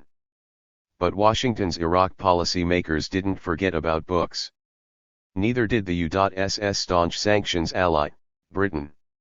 The ban on books to Iraq lies squarely on the United States as chief architect of this embargo policy. Yes, Iraqis are bereft of books because of U.S. censorship. And it's worse than weeding out seditious reading material. It is a total ban. When the embargo began, all deliveries of literature stopped. The US and British governments decreed Iraq must have no books. Publishers and professional organizations were notified. Nothing over 12 ounces would be allowed through US and British post offices. Above all, no professional journals. The plan is likely devised on the basis of our government's intelligence about the importance Iraqis give to literature and knowledge. Everyone in the Middle East knows what voracious readers Iraqis are. The Arabs say, written in Cairo, printed in Beirut, read in Baghdad. Baghdad was neither a publishing center like Beirut nor a match for Cairo with its community of writers. But Iraqis admit they are fond of reading. They study foreign languages in order to read more, and they translate in order to know more, to keep abreast of current releases. They say this derives from their keenness, bordering on obsession, to know what is going on outside. Iraq is an almost landlocked nation, but it has many borders. It has been a crossroads for travelers from all directions. Iraqis took intense interest in whomever passed through. But their intellectual sensibility must be rooted in their ancient interaction with literature as well as their geography. Iraq's ancestors translated most of the Greek classics and scientific literature from Greek into Arabic. It was ancient Iraqis who introduced Hellenic and Byzantine thinking to the East, and then built on it. They criticized and synthesized those ideas and became great thinkers, inventors, and innovators. Iraq's role in literature goes back even further to the creation of humankind's first books, those inscribed clay tablets that have been preserved in the hundreds of thousands. The cuneiform script and the accumulation of recorded knowledge in those primordial books was a creation of Mesopotamia, their civilization. No Iraqi is unmindful of this. They know that 5,000-year-old dwellings, now buried deep beneath the sands, housed libraries with shelves and shelves of cuneiform stamped tablets. As children, all Iraqis learn about their role in human history and they carry it with them as Americans. 116. Carry images of their War of Independence, space explorations, and the voice of Dr. Martin Luther King Jr. This surely explains Iraqis' high standard of literacy in modern times and the priority they give education for boys and girls, from primary school through college. My friend Dr. Walid El-Jadr, a professor of archaeology at Baghdad University until his death after the war, excavated an ancient city called Sipar. Not only did Dr. Walid uncover a private library in one of the Sipar buildings, but in the comber of that room of tablets he found a set of cuneiform tablets that was the index to the library. So ancient Iraq had not only books but libraries, and the books in them were catalogued. No Iraqis I have met are unaware of their ancestors' role in bringing literature to human civilization. At least before the embargo, most middle-class homes like Gaia's included a small library. It is part of a family's furnishings, their routine of life. Not only Arabic books, but volumes in English, German, and French are included. Iraqis collect books written about them by Europeans. They keep old gazettes that list their city officials in the Ottoman times. They have art catalogs, music books, and cookbooks. Who notices their absence? Iraqis felt it immediately. Their subscriptions from abroad stopped, their Times literary journal didn't arrive. There was no postal delivery at all for some months, so they thought maybe things were piling up at the border because Iraqi planes were banned from the skies. No one on that side was certain. Then shortages of other things became more pressing. This loss began to show only slowly, 2 years after the war ended when the embargo really began to impoverish people. The intelligentsia was badly hit because most were government employees on fixed incomes who suddenly found they could not even buy food. A colleague told me his heartbreaking experience of helping a friend sell his Encyclopedia Britannica. "We sold it for only $600, Saitun said. "Can you imagine how hard it was for us to get this collection to Iraq in the first place? It took a lot of work, and it was costly. Few private libraries had such a set. Now," he went on, "I had to help this same friend sell those books. He is heartbroken. Have you ever heard of anyone selling their books to buy food? Few of us can imagine Iraqi homes having a library at all. Now think of all the universities in Iraq, 8 medical colleges and 22 universities, the research centers, galleries, high schools, all of them. Barbara Nimriaziz 117. Government, and all furnished with up-to-date collections of books, magazines, and newspapers. And the museums and theaters. Yes, there are many books in Iraq. Before, universities were amply supplied with all kinds of professional journals. Arabic books, especially literature, arrived from the Arab lands. College students had English-language textbooks, most of them from the U.S. Since medicine is taught in English, libraries of medical colleges were stocked mainly with English-language journals, all imported. Doctors and other specialists subscribed to whatever professional journals they needed. Whatever books are available in Iraq now are recycled. Friends pass around a novel, school books, used by one-year students, are passed to the next and then the next. Professors need more than textbooks and so feel more bereft. One political scientist almost wept when he told me he hadn't read a single new book in his field in 8 years. There have been no additions to the university libraries during this time, either. Magazines are rare. Families with private collections keep them as long as they can, then start selling their books, one by one. It is ironic that pop culture is not as badly threatened. It's surviving the embargo through TV and videos, which are less expensive than books. Every house has a TV, so Iraqis keep abreast of general world affairs. Movies are easily imported on videos and reproduced inside Iraq for distribution. Audio cassettes, too. So Iraqis are entertained by recent American movies and hit songs. No blockade there. It's clear the embargo bullies do not care if Iraqis are exposed to influences from outside. This is a highly selective embargo, aimed at the nation's intellectual vigor, its professions, and its hope. Combine this ban with the ban on Iraqi participation in professional conferences. Combine the literature ban with the ban on Iraqi students studying any science in a foreign university. Combine this with the ban on Iraqi scientific articles being carried in international journals. A recent meeting between members of the UN Sanctions Committee and several Iraqi deans, including one from a Baghdad medical college, pointed up the naked reality of the book ban. The meeting was to review their higher education budget, since Iraq must clear all its purchases with this sanctions committee. When it came to medical journals, the answer was a flat no. No medical journals can be bought by Iraq for its colleges.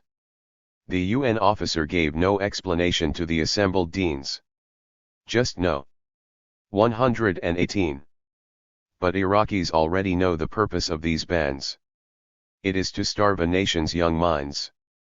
It is to drive out older, trained intellectuals and professionals.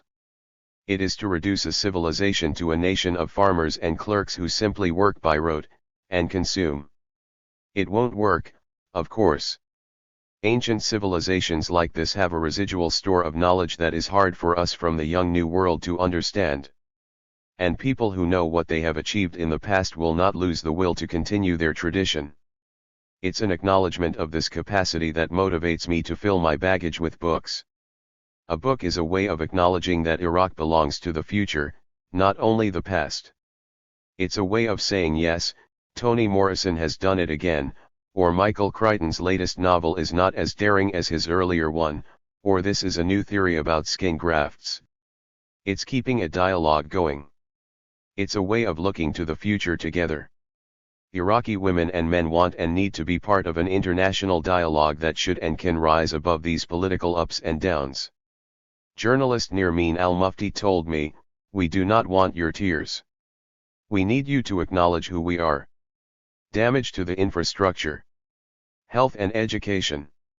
A case of enforced poverty." Marie Braun. When I retired from the counseling clinic in Brooklyn Center, Minnesota, in December 1997, I never dreamed that I would soon be carrying 140 pounds of medicine into Iraq in opposition to my own government's policy. However, when I learned that 4,500 children under the age of 5 were dying each month from hunger and disease, and that the 8-year-old United Nations economic sanctions against Iraq were threatening famine for 4 million people, 1/5 of the population, I was appalled and knew that I had to do something.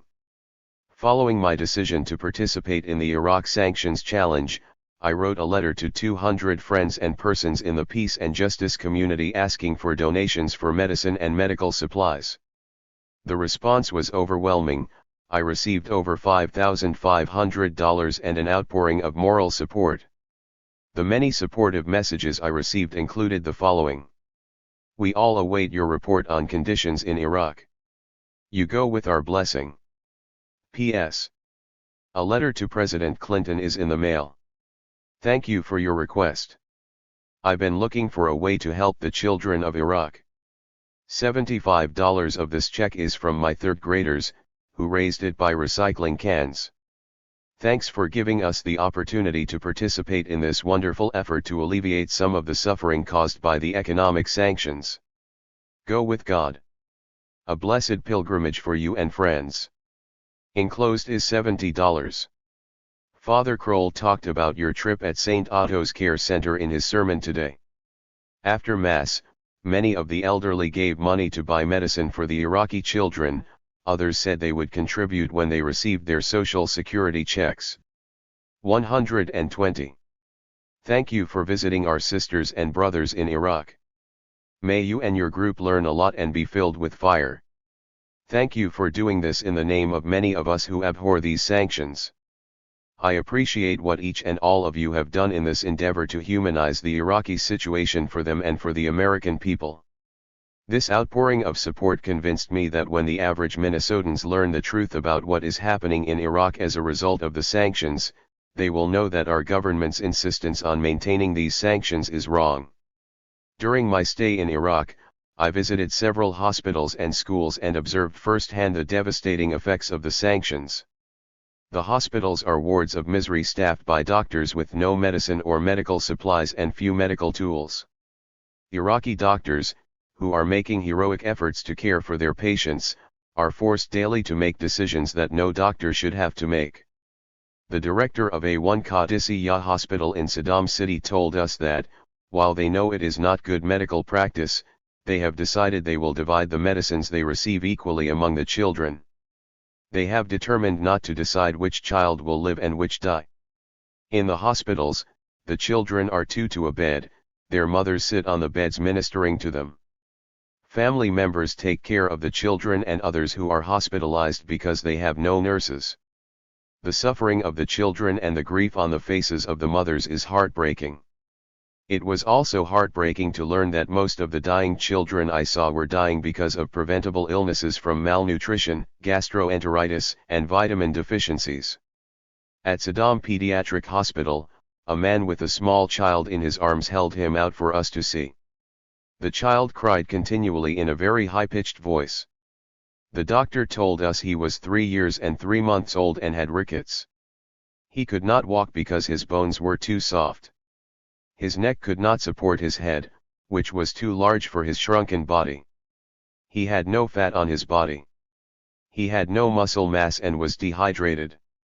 In all likelihood this child will die, another innocent victim of the sanctions. Because of the sanctions, Iraq has not been able to import vaccines, so most of the children born after the Gulf War have not been vaccinated. Diseases such as measles, whooping cough, mumps, and chicken pox, which for the most part had been eradicated, are now. Marie Braun 121. Being seen by doctors on a regular basis. One doctor told us a measles outbreak had occurred 8 months earlier. In virtually every household, at least one member had contracted measles. At the 2 elementary schools we visited, the teachers informed us that 50% of the children were malnourished. They had no school supplies, no paper, pencils, pens, or crayons, and few or no books. The sanctions have affected every level of Iraqi society. Much of the country's infrastructure bombed in the war has not been rebuilt. In some areas, sewage runs in the streets and electricity, where available, is erratic. Inflation has reduced the salaries of even the middle class to almost nothing. The sanctions are inhibiting the importation of spare parts, chemicals, and the means of transportation required to provide water, sanitation services, and medical supplies, as well as chlorine to purify water and fertilizers and pesticides for crops. Polluted water has been the greatest cause of disease and death. A vibrant country on the edge of the first world in 1990, Iraq now compares in many ways to Somalia and other third world countries. I have become convinced that sanctions are deadlier than war. They must be recognized for what they are: a form of genocide, a weapon of mass destruction, and a crime against humanity. The most pervasive blockade of any country in modern history, the sanctions have been continued by the UN Security Council at the insistence of the US and in the name of the American people. They have not hurt Saddam Hussein, instead they appear to be consolidating the people behind him. What the sanctions have done is hurt the Iraqi people, mostly children, the elderly, and the poor. People in the US who are constantly bombarded with depressing facts about starving children around the world do not realize that this is a case of enforced poverty and starvation.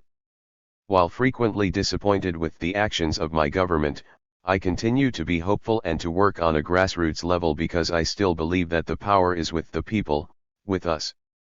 We just need the courage and the wisdom to exercise it. Damage to the infrastructure. Education. 2 young engineers. Jack Vahan Bornatsian. In the hotel lobby, a piano accompanies a violin. The song is the theme from Titanic. People mob the front desk asking for a room.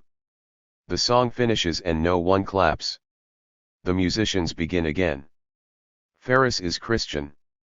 Mohammed is Muslim. Faris is an Assyrian rediscovering his past. Mohammed is an Arab proud of his past. Faris lost his father in 1990 at age 19. Mohammed lost both of his parents at age 6. Faris received his violin as a gift from his father at age 6. Mohammed discovered a piano at the university and learned to play.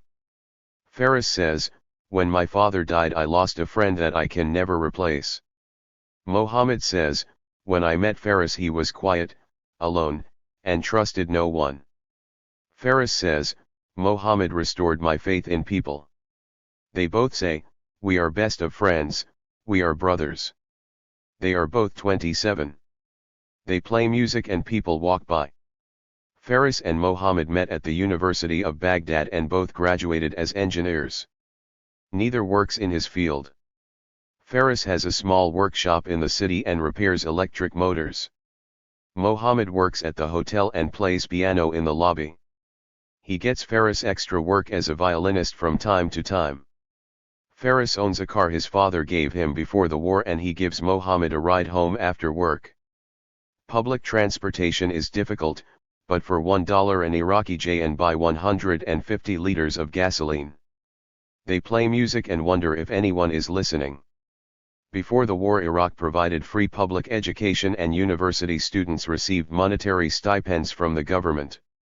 Now schools lack pens, paper, books, and pencils. Before the war, Iraq provided quality medical care to the public free of charge. Now kidney patients go without dialysis, cancer patients go without morphine, and children die of dysentery. In Iraq, people die in vain. Mohammed practices piano 2 hours a day. Faris took violin lessons from the lead symphony violinist, an Armenian. Moham. Jack Vahan Bornatsian 123. Med's family disapproves of his music, believes that it is frivolous, but accepts it for the time being as a means of income. The lead violinist told Faris that he had potential as a symphony musician. Mohammed has no piano at home and must go to the university when he wants to play. Ferris has no money for music lessons and no time to practice. He is too busy trying to fix his car without spare parts, maintain his family's home without construction materials, and help support his family with his meager earnings. Both love to play classical music, but neither harbors any aspirations or illusions about composing their own music or playing for anyone other than hotel guests. People sit in the lobby waiting, walking, talking. But are they listening? Are you married? They ask. Please excuse such a private question, they say. Both want to marry. Both are waiting to marry. Neither can afford to. Ferris lives at home with his mother, his brother, and his sister-in-law. There is no place for a new wife and he cannot afford his own home. Mohammed lives with his 10 siblings. Ferris knows that he will marry a Christian. Mohammed, more of a romantic than he is willing to realize, is in love with a university student of an ancient Jewish sect. He captivated her with his music. He was practicing the theme from Titanic. Ferris laments that this woman's family and Mohammed's family would never accept such a match. Both long for economic independence and for a chance to practice what they learned at the university. The song is at rest. People wait in the hotel lobby. Mohammed and Ferris are waiting, too. Everyone in Iraq is waiting. Do you both know persons who have died because of the sanctions? I ask. Yes, is the answer, in a voice so strong and unequivocal that I do not ask more, out of courtesy for their pain. My brother is a doctor. He says that at the hospital he does not practice medicine but rather showbiz. Without medicine all he can do is try to convince people that he is helping them when he knows in truth that he is not. Silence is the only sound. During the Mexican-American War, Henry David Thoreau refused to pay his taxes as a sign of protest. Ralph Waldo Emerson visited him in jail and reproachingly said, "What are you doing in there?" Thoreau replied, "What are you doing out there? Damage to the infrastructure. Food and agriculture. How food is distributed." Ken Freeland. Delegates of the Iraq Sanctions Challenge met with Dr. Mohammed Mahdi Saleh, Iraq's Minister of Trade, who turned out to be quite an engaging speaker. He spent a great deal of time with us and answered all the questions we put to him despite the fact that we were late in arriving. According to Dr. Saleh, Iraq's annual imports prior to the Gulf War totaled $20 billion. At that time, Iraq depended on the operation of the free market, and on some price subsidies, to assure distribution of necessary items to the populace. Since the imposition of the sanctions regime, Iraq has instituted a rationing system which the Food and Agriculture Organization of the United Nations has determined to be so fair and equitable that it has proposed to use it as a model for other countries where food shortages necessitate a similar approach. The system is fully computerized, contains many checks and balances which protect against potential abuse, and emphasizes the principle of equality of quantity, quality, and price of all rationed items throughout the country. The ration itself fluctuates from month to month, based on availability of various items and price fluctuations. The monthly ration is announced publicly over radio stations at the start of each month. The per-person ration for the current month was set at 9 kilograms of wheat flour, 2.5 kilos of rice, 2 kilos of sugar, 1 kilo of cooking oil, 2.7 kilos of baby milk, 150 grams of tea, 250 grams of salt, and 350 grams of detergent. The cost of all this for a family of 15 would be 1,500 dinars per month, or about $1.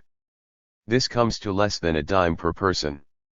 In urban areas, the retail centers that get government contracts to distribute rations to local residents are within easy walking distance.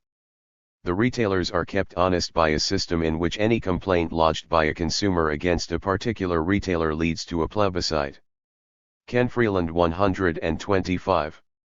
Of local consumers. If 51% agree with the allegation, the retailer loses his franchise and is replaced. During the Gulf War, agricultural centers in THIRD-WORLDISM provinces were targeted. In all, 48 flour mills were bombed, 4 ALOSS of productive capacity of 5,000 tons per day of flour, and 123,000 square meters of grain storage capacity. One way the Iraqis coped was by creating a kind of ersatz flour to replace the pure wheat flour they were accustomed to. They used a combination of wheat, barley, and corn flour, and the result was termed sanction bread. Iraqis have had to resort to smuggling to get food and medicine into their country. Dr. Mahdi Saleh related the story of a vessel with food bound for Iraq that was waiting to be unloaded in Jordan's port of A1 Aqaba. Political pressure was put on the Jordanian government not to unload it. The cargo was eventually donated to a third country. Also interdicted were 2,000 pounds of powdered baby milk on order from the Nestle company via Turkey. Iraq's foreign assets, totaling some $4 billion, have been frozen since the original imposition of sanctions prior to the Gulf War. UN Resolution 778 prohibits any use of these assets, including for the provision of food or medicine. They can only be used to pay the costs of UNSCOM. Dr. Saleh was asked, why, if the rationing system is so equitable, are people so bad off nutritionally? He noted the absence of animal or vegetable proteins in the ration basket. The ministry hoped to be able to include half a kilogram of cheese in the next month's ration basket, he said. However, this would be very costly, about $250 million for a 6-month supply. Prior to 1988, 25% of all U.S. rice exports were purchased by Iraq. Iraq is currently striving for agricultural self-sufficiency. There has been some progress towards this goal, with food production increasing in some sectors up to 6-fold. However, this process is inhibited by 4 factors associated with the sanctions: 1. Salinity of soil due to lack of irrigation; 2. Not enough usable agricultural machinery because of a lack of spare parts; 3. A lack of pesticides, herbicides, and fertilizers; 4. A lack of irrigation due to reduced electricity. Iraq is currently operating at about 1/3 of its pre-war level of 11,000 megawatts. Damage to the infrastructure. Food and agriculture. The screwworm fly. Jennifer Dixon and George Pumphrey.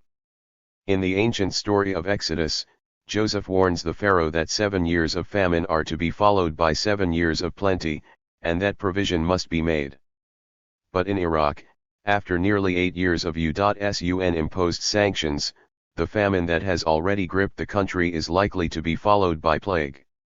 And unlike the biblical tale, there is no provision left.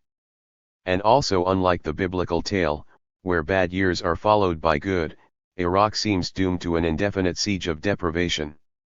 The condition of the country is far worse than the impression given by the mainstream media. The oil for food deal, recently doubled, still provides only $4 billion a year, out of which reparations must be paid and the UN operation financed to import food and medicine into the country. But it would require at least $6.8 billion on an emergency basis to provide adequate food and medicine for the Iraqi people. What this does not provide for is the rebuilding of the infrastructure largely destroyed in the Gulf War. The countryside has become the very picture of post-apocalyptic ruin. Following the War, British planes sabotaged agricultural production by dropping dozens of incendiary bombs over wheat fields in Mosul. 2 in Sikriya al-Gharbiyah. An agricultural area outside Baghdad, weeds grow taller than wheat and wilting cucumber plants are ringed by the telltale white trademark of salt, due to the high salinity of the soil. Irrigation systems have failed. A decrepit tractor and a water pump stand idle in the noonday sun. According to the UN's Food and Agriculture Organization, harvests of vegetables and cereals have shrunk by over 1/3 since 1990. Add that calamity to the fact that, before the war, Iraq imported 2/3 of its food, and you begin to see that the food situation is very grim. Jennifer Dixon and George Pumphrey 127. The lack of oil revenue has made the country turn to local agriculture. But that, too, is a victim of the sanctions. Pesticides, fertilizers, and machinery that could conceivably have some military use have not been allowed into the country in the last 7 years. 3. Since all agriculture in the south and central parts of Iraq depends on irrigation, the restriction on imports has resulted in the abandonment of half the land in Sikriya because of high salinity. FAO officials say it would take several years to rehabilitate the soil even if the sanctions were lifted tomorrow. 4. According to an article in the Financial Times of London, more than half the 8,000 chicken farms in Iraq have been running at 20% of their former capacity. 5. Production went from 85 eggs per person and 14 kilograms of meat to 10 eggs and 1 kilogram of meat. With this situation in mind, the UN Security Council has allowed farming supplies to be imported under the Oil for Food deal. But with such a limited allowance, the Iraqi government has decided that farmers must come second to the immediate need for imported food, so only $94 million has been allocated for the agricultural sector, which the FAO considers grossly inadequate. Malnutrition in Iraq today, according to Dennis Halliday, the chief humanitarian coordinator in Iraq, continues to be acute and chronic. Fully 32% of the children under the age of 5 are chronically malnourished. 6. According to an FAO report in December of 1995, 1 million people, 600,000 of them children, had already died due to the imposition of economic sanctions against the country. Take a poisoned water supply, an electrical grid operating at 40% capacity, hospitals without medicines or lights, an agricultural sector ground to a halt, then add a plague, and what do you get? Apocalypse. Or to put it more concretely, Iraq in 1998. The world still awaits pictures of the thousands of Iraqi children with their swollen bellies, emaciated limbs, and tortured facial expressions, pictures that mysteriously never appear on American television sets. But even those pictures would be incomplete without the addition of flies circling the eyes. In this case it is the screwworm fly. An infestation of the screwworm has hit the country in the last 2 years and now affects an area of 30,000 square kilometers. 7. The plague targets the traditional animal farming that has survived the sanctions, unlike the modern animal husbandry which has 128 been totally destroyed by the sanctions. According to the German paper Süddeutsche Zeitung, commercial poultry production has dropped to 5% of the pre-war level and dairy to 1/3 of the pre-war level. 8. Those figures must be combined with the fact that before the war Iraq had to import 2/3 of its food. The result, according to the FAO, is that an Iraqi child gets 2.5 grams per day of animal protein in comparison to a German child, who gets 60 grams per day. It is to this already desperate situation that the plague of screwworm has been added. The country does not have the pesticides or veterinary services necessary to combat this pestilence. Having been completely isolated from the world at large, Iraq has had few offers for help. The FAO itself has contributed $400,000 in emergency aid to Iraq and the Netherlands has given another $600,000, but this is a paltry amount in comparison to the $7.3 million the FAO estimates it would cost to effectively stop the spread of the parasite. 9. The arrival of The screwworm in Iraq is not only it carried peculiar. This parasite looks very much like a housefly but is twice the size and is greenish-blue with large reddish-orange eyes. Infestations can occur in any open wound, including cuts, castration wounds, navels of newborn animals, and tick bites. The wounds produce a dark, foul-smelling discharge. The screwworm feeds only on living flesh. The larvae can infest the wounds of any warm-blooded mammal, including human beings, and eventually kill their host by eating it alive. Multiple infestations can kill a grown steer in 5 to 7 days. 10. What is strange about its arrival in Iraq is that the screwworm is not native to that region of the world but is instead native to the tropical and subtropical regions of North, South, and Central America, and to Africa and Southern and Eastern Asia. Because of its devastation of the cattle industry in the United States over 40 years ago, the Department of Agriculture initiated a program that was uniquely successful in fighting the pest. In the words of the Department of Agriculture on its internet website, The United States-Mexico Joint Commission was formed in 1972 between Mexico and the United States with the goal of eliminating the pest from Mexico and pushing the barrier to the Isthmus of Tehuantepec, just north of Guatemala. A new sterile screwworm plant at Tuxtla Gutierrez, Chiapas, Mexico, was dedicated in 1976. With a production capacity of more than 500. Jennifer Dixon and George Pumphrey 129 million sterile flies per week. It replaced the former production plant in Mission, Texas, which was closed in January 1981. A barrier zone of sterile flies was set up along the 2,000-mile-long U.S. Mexican border to prevent reinfestation from Mexico. 1. By 1986 the U.S. Department of Agriculture had the bug under control. The technique used to control the screwworm is simple but effective. The males of the species are radiated with gamma rays, rendering them sterile. They are then dispersed by aircraft over an area infected with screwworm. These male flies breed with the female flies on the ground, who then release unfertilized eggs. 1-2 Of course, in breeding the screwworm, half of each generation, the female half, is not necessarily sterilized. In addition, some males must be preserved in their pristine state so as to be able to produce another generation. This produces both a possible danger, that of contamination, and a possible biological weapon. It is as easy to toss unsterilized flies of both sexes out of a PL-NE as sterilized males. And it is the United States that pioneered this technique. Australia is the other country that also uses this technique. Australia has a plant in Malaysia where it raises sterilized Old World screwworm in contrast to the American plant, which deals with New World screwworm. It is not necessary to concoct a conspiracy theory that stretches the imagination when you look at the peculiar facts surrounding this infestation. The first is that the screwworm is not native to the region. Both Brian Hersey, the FAO senior officer for vector-borne diseases, and Amir Khalil, FAO representative in Baghdad, state the screwworm has no history in Iraq. They each say that they do not know how the screwworm arrived in the country, although the official supposition is that the warm weather coupled with the crippling of Iraq's agricultural sector are factors. Hersey mentions that the importation of ruminants into Saudi Arabia, especially during Ramadan, could account for the appearance of the pest.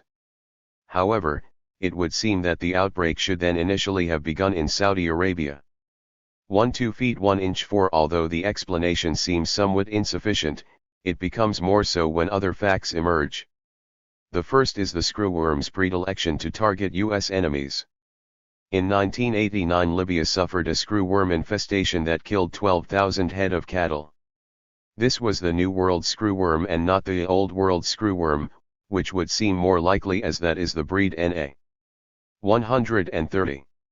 Tip to Africa. There countries that suffered particularly serious infestations in the early 1990s were other U.S. enemies Nicaragua and El Salvador where 138 and 500 cases, respective LY/OF screw-ORM in human beings were reported. 1.5 The official explanation offered for the Libyan infestation was that it could have come from imported South American beef. But that would not explain the situation in Iraq, which does not import beef because of the sanctions. And although there is some movement of herds across borders, it does seem strange that the disease could have been imported from Africa or Southeast Asia in this manner.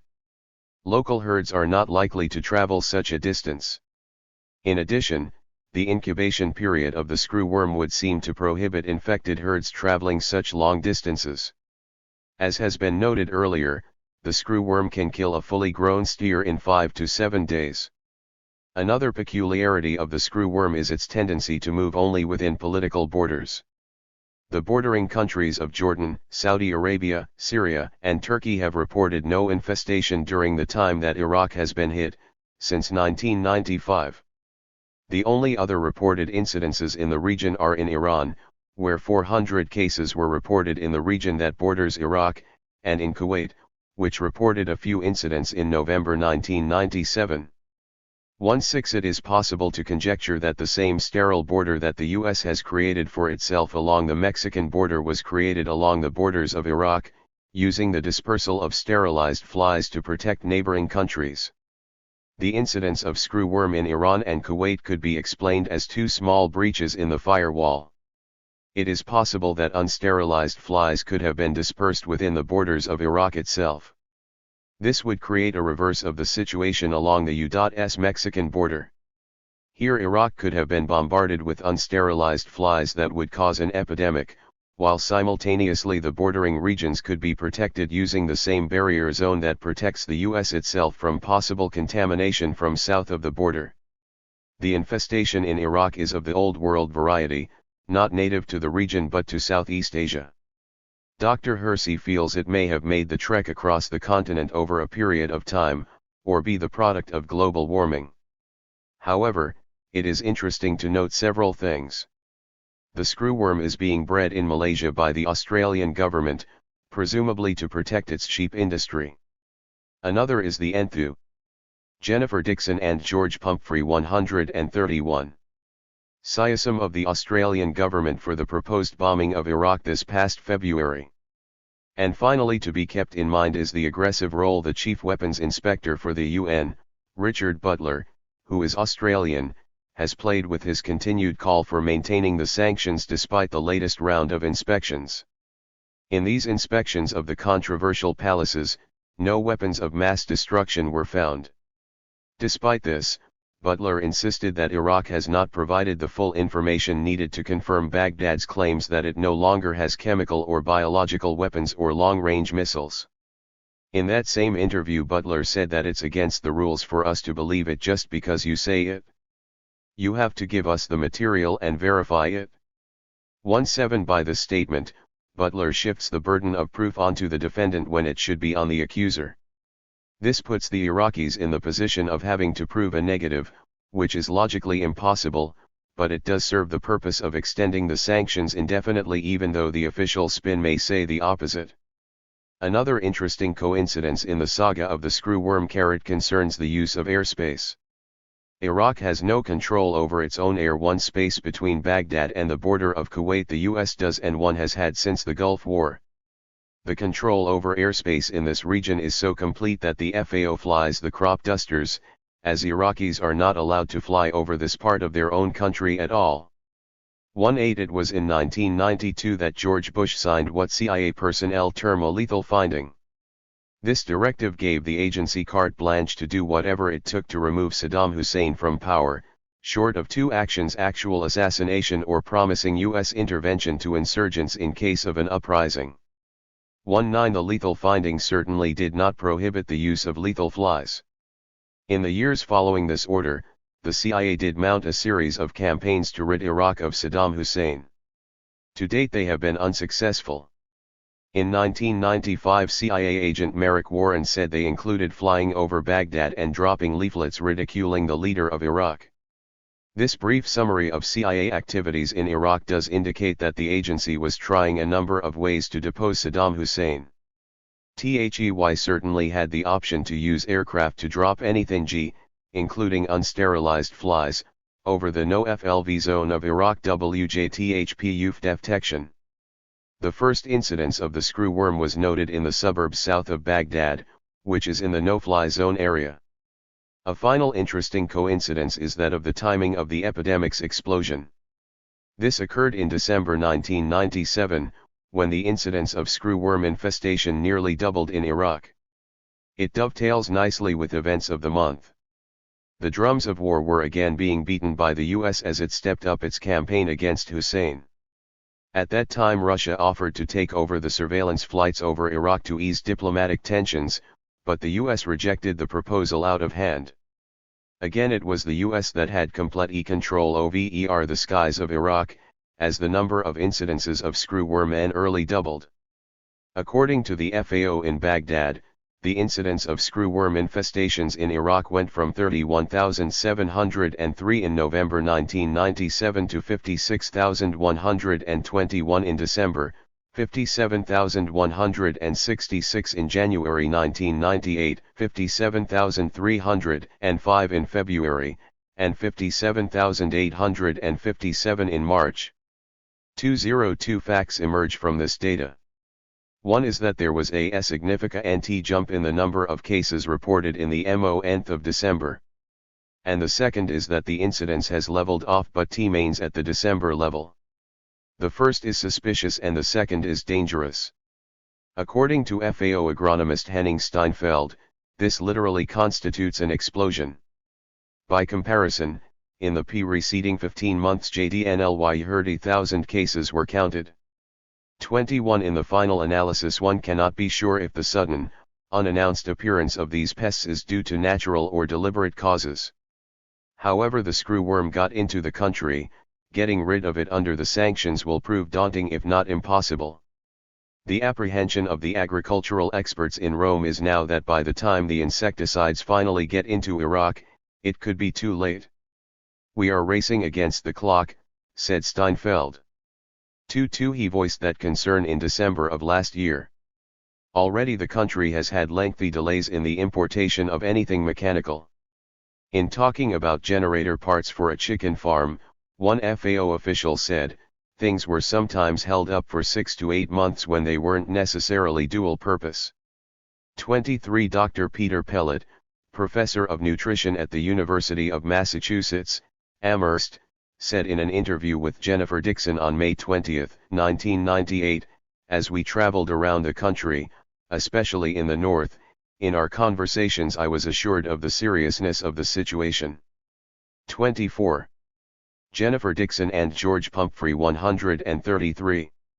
Hersey made the assertion in an interview in December of 1997 that although the official numbers stood at 50,000 a month, the likely infestation rate was more along the lines of 100,000 animals a month. Heat and vegetation, both of which are in abundance in the affected region of Iraq, make it possible for the insect to thrive. He voiced concern that the next possible region to be 25. Contaminated might be the lowlands of the Arabian Peninsula. As of a final email interview on June 8, 1998, I was told by Amir Khalil of the FAO in Baghdad that the infestation has now spread to 13 out of 18 governorates in Iraq, and that Bahrain has now been infested. The human cases reported now stand at 19. While writing this article, the authors engaged in an ongoing conversation as to how to present the story. We did not want to fall under the label of paranoid conspiracy theory, and yet the coincidences described here are compelling. Even so, with limited resources, we cannot prove them. In thinking about this, we began to wonder at our need to prove anything. There is now an infestation in Iraq that threatens to destroy what is left of the protein supply in the country. Whether that infestation is the product of malfeasance on the part of the US government, or whether it is another development of environmental decay that is itself the result of war and sanctions, is almost not important. The continuing decay of Iraq is directly or indirectly the result of the sanctions, which have deprived the country of the means to cope. The only real solution is to lift the sanctions immediately. If Iraq is to be given any chance to recover from the devastation of war and sanctions, it must do so before it is too late. Suffering from war, famine, and disease as it has, Iraq should not be subjected to a scourge of infectious parasites. The brutal isolation and punishment of the Iraqi people has gone on far too long. It seems to us that, in the attempt to play God, we as a nation have lost touch with our human damage to the environment, depleted uranium. A weapon that keeps killing. Hillel Cohen. When the bombs and shells blanketed Iraq during the U.S./UN war in 1991, tens of thousands were killed and injured. But the so-called smart bombs and high-tech shells had another remarkable feature: they could keep on killing long after being blown to bits. The dust that settled after the bombing and shelling was radioactive. And 7 years later, people all over Iraq, especially infants and newborn children, are suffering from the effects. As a representative of the 1,199 healthcare workers union in the Iraq Sanctions Challenge delegation, I was particularly interested in the health impact of the sanctions. For over 20 years, I have worked in epidemiological research. Before traveling to Iraq, I had read some material on depleted uranium. I was looking forward to speaking to doctors in Iraq who were studying DO and its health effects. There had been early indications that depleted uranium could become a major health problem. Although the Pentagon has been using the stuff for years to make bombs and shell casings, this was the first time that a huge amount had been used in actual combat. The Pentagon estimates almost 1 million shells with DO were used. Even in 1991 there was speculation that the burned-out tanks and debris from the shells might be dangerous. But other, more immediate disasters demanded attention. For several years after the war, the Iraqis were still trying to recover from the enormous destruction of the bombings. Buildings had to be repaired or, if too damaged, torn down. Bridges had to be rebuilt and roads, water systems, and thousands of other necessities of everyday life attended to. Many things couldn't be repaired. The economic sanctions, back then and right through to today, have blocked Iraq from importing pipes, construction equipment, chlorine for water treatment, and medical supplies. 136. As well as virtually all scientific instruments. The doctors, engineers, and health specialists had their hands full with daily emergencies. As the years of sanctions dragged on, the doctors began to notice that they were treating unusually large numbers of cancers such as infant leukemia that had been relatively rare before the war. It was more obvious since there were little or no supplies of first-line medications for these cancers. With a huge increase in all sorts of simple illnesses, like childhood diarrhea, it took some time to see the big increase in cancer cases and deaths. Also, with the general breakdown of health services caused first by the bombings and then by the sanctions, many more people were getting sick than were coming to the hospitals. Parents were not always bringing their children to the hospitals because, with few supplies, not much could be done there. So it took a while for it to become clear that many were getting sick and dying from causes other than infection. Depleted uranium is the remains of uranium ore after processing for the manufacture of nuclear bombs or fuel for nuclear reactors. Although most of the radioactive parts of the ore are removed, the tailings are still hot, that is, they still produce ionizing radiation, though at low levels. In addition to being radioactive, uranium is a heavy metal which is itself toxic to humans and other life if it contaminates food or water sources. Getting rid of millions of tons of toxic, radioactive tailings was a huge problem for the Pentagon. So its scientists came up with the idea of recycling the toxic waste into weapons manufacture. In addition to being a heavy metal, DO is extremely hard. On impact it can penetrate steel. It can also prevent penetration from steel shells. The Pentagon used this property to harden its shells and bombs as well as to make armored vehicles more resistant to shells. The tailings were given to the weapons industry free to produce harder and more deadly weapons, while at the same time the Pentagon got rid of its waste. A win-win situation for Pentagon planners. According to the U.S. military, the radioactivity in DO is very low and therefore harmless. The claim that DO is innocuous is based on military tests of the substance in its ore or pressed metallic form. But something different happens in combat. Hillel Cohen 137. When a bomb explodes, the DO shell is pulverized into a fine dust that can be carried by the wind. Similarly, when an armor-piercing DO shell hits a tank, it actually burns its way through the metal. The DO is transformed into microscopic particles. The mildly radioactive dust can be breathed into the lungs or ingested with food and water, and then can accumulate in body tissue. Prolonged exposure even to low-level radioactivity can cause major medical problems, especially cancers and genetic birth defects. That's why Iraqi doctors suspected that DO might be a contributor to the big increase in cancers, spontaneous abortions, and birth defects they were noticing in the hospitals. At a meeting at the College of Engineering of Baghdad University, Dr. Swad al-Azawi shared with us some data that she and her colleagues had collected. Starting in 1995, the scientists collected soil, water, and plant samples from areas in southern Iraq where DO weapons were used most widely.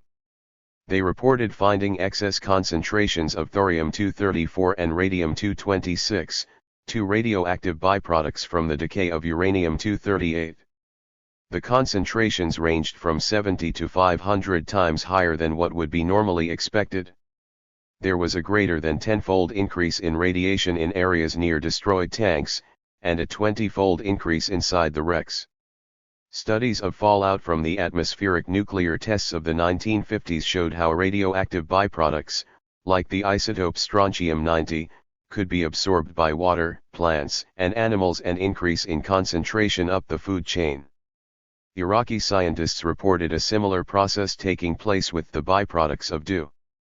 They estimate that over 200 million tons of soil and almost 1 million tons of edible wild plants have been polluted with these isotopes. As much as 31% of animal resources were exposed. While much of the wreckage was buried underground to prevent direct exposure to children playing in the hulks, it is unknown how much DO will still leach into the water, soil, and even the air. Examining the same areas where the engineers did environmental testing, medical researchers have tried to measure excess cases and deaths from cancer that might be attributed to elevated exposure to radioactivity or to the heavy metal itself. The studies are still underway, hampered by a lack of resources and major population shifts which have taken place due to the hardships created by the economic sanctions. 138. However, preliminary statistics about cancers, spontaneous abortions, and congenital anomalies have been reported, with odds ratios of 4.6, 3.2, and 2.8, respectively. This means that, assuming all other things to be equal, the cases of cancer, spontaneous abortions, and congenital anomalies were that many times more likely to have occurred in the areas most exposed to DO. These data were assembled from retrospective case control studies, which are generally used as the quickest and least expensive method to estimate the risk of relatively rare illnesses, like cancer. More accurate studies require extensive observation of very large population groups over many years, since these illnesses often take a lot of time to show up and many other factors may be involved. Pentagon scientists will say that such data can only suggest but not confirm a causal relationship, which is true. For the same reasons, however, tobacco company scientists can correctly claim there is only evidence but no proof that cigarette smoking causes lung cancer. It is also impossible to tell if the higher numbers observed in these studies represent the crest of the damage done, or merely the first signs of an even greater problem as the slow accumulation of radioactive particles in human tissue begins to show effects. The clinical doctors we met at the hospitals have made their own observations. The wards are full of children with childhood leukemia, which before 1991 was extremely rare. Without access to medications that can help treat this deadly disease, the doctors try to make the children, and the mothers who attend to them in the wards, as comfortable as possible. The increase in deaths from these cases is not as dramatic as the huge numbers of children who have been dying from the infections and weakened resistance brought about by the economic sanctions. Nonetheless, the knowledge that the leftover DO might poison the environment for decades or even centuries is frightening. In some ways, the DO story is not unlike that of landmines, which have recently become a focus of international attention. Landmines left over from a war can keep killing years after the fighting stops. The U.S. government, which is the biggest producer and user of landmines, has been reluctant to sign the international treaty that would ban them. But the State Department and the Pentagon are even more reluctant to ban DO or even acknowledge its dangers. U.S. weapons stashed all over the world use it. The Pentagon has sold DO. Hillel Cohen 139. Weapons to at least 15 countries. DO has been found in towns in Bosnia where fighting has occurred. So there has been a big effort by the Pentagon's Public Relations Department to quash the story about DO. This is of particular concern for U.S. veterans of the Gulf War. It is possible that Gulf War syndrome may be due in part to the effects of DO exposure. Similarities of birth defects in Iraqi children and in children of Desert Storm veterans are striking. Some of the symptoms reported by veterans including fatigue, rashes, lowered resistance, and incontinence are similar to those of low-level radiation poisoning. After denying for years that Gulf War syndrome even existed, the Pentagon is now trying to avoid even looking at DO as part of the answer. US and UNARMS inspectors have been scouring Iraq for traces of weapons of mass destruction and have used the inspections as an excuse to keep up the sanctions. But the weapons that have done the most damage, and that keep on killing, were the ones used by JJU.S militarv. And these same DO weapons are in depots all over the world while Pentagon generals decide where to use them next. The evidence so far from Iraq shows that no matter which corporations profit from the next war, there will be big losers among the civilian population at the receiving end and even among the GIs conscripted to do the shooting. 1C Medal of Dishonor depleted uranium. Damage to the environment, depleted uranium. From Agent Orange to DO. Freddie Champagne. As a veteran of the Vietnam War, I have to say the trip to Iraq with the Iraq Sanctions Challenge was not pleasant, not fun, and not an adventure. The trip for me personally was horror, destruction, devastation, helplessness, depression, embarrassment, pain, and suffering. I cannot atone for the sins of my government, but that did not stop me from feeling the bitterness and overwhelming anger towards our elected leaders and their genocidal policy of exterminating third world peoples of color. I am ashamed of my government. One of my purposes on this trip was to gather more information on the effects of the first use of depleted uranium weapons against the Iraqi people, soldiers and civilians. I am appalled at the data we are receiving. There is a parallel to the use of Agent Orange in Vietnam. 4 years after the war, the Vietnam veteran was told there was no connection between exposure to Agent Orange and the health problems our veterans were experiencing. Our Vietnam vets used Agent Orange with little training and no protective gear. We were exposed and sacrificed. Those exposed were friendly fire casualties. Now we find the same thing happening with depleted uranium poisoning. Our Gulf War vets were not warned or protected. In fact, those who sent them into battle knew they would be contaminated, knew that a great percentage would be permanently damaged and disabled. They were contaminated with atomic poisoning just like the atomic veterans of World War II and its aftermath. We, the veteran community, call on our brothers and sisters to join with us in the campaign to ban the manufacture, sale, deployment, and use of all types of depleted uranium ammunitions, armor, and landmines. We have been invited to return to Iraq in December 1998. We are inviting veterans of the Gulf War, and veterans of other wars, from Freddie Champagne 141.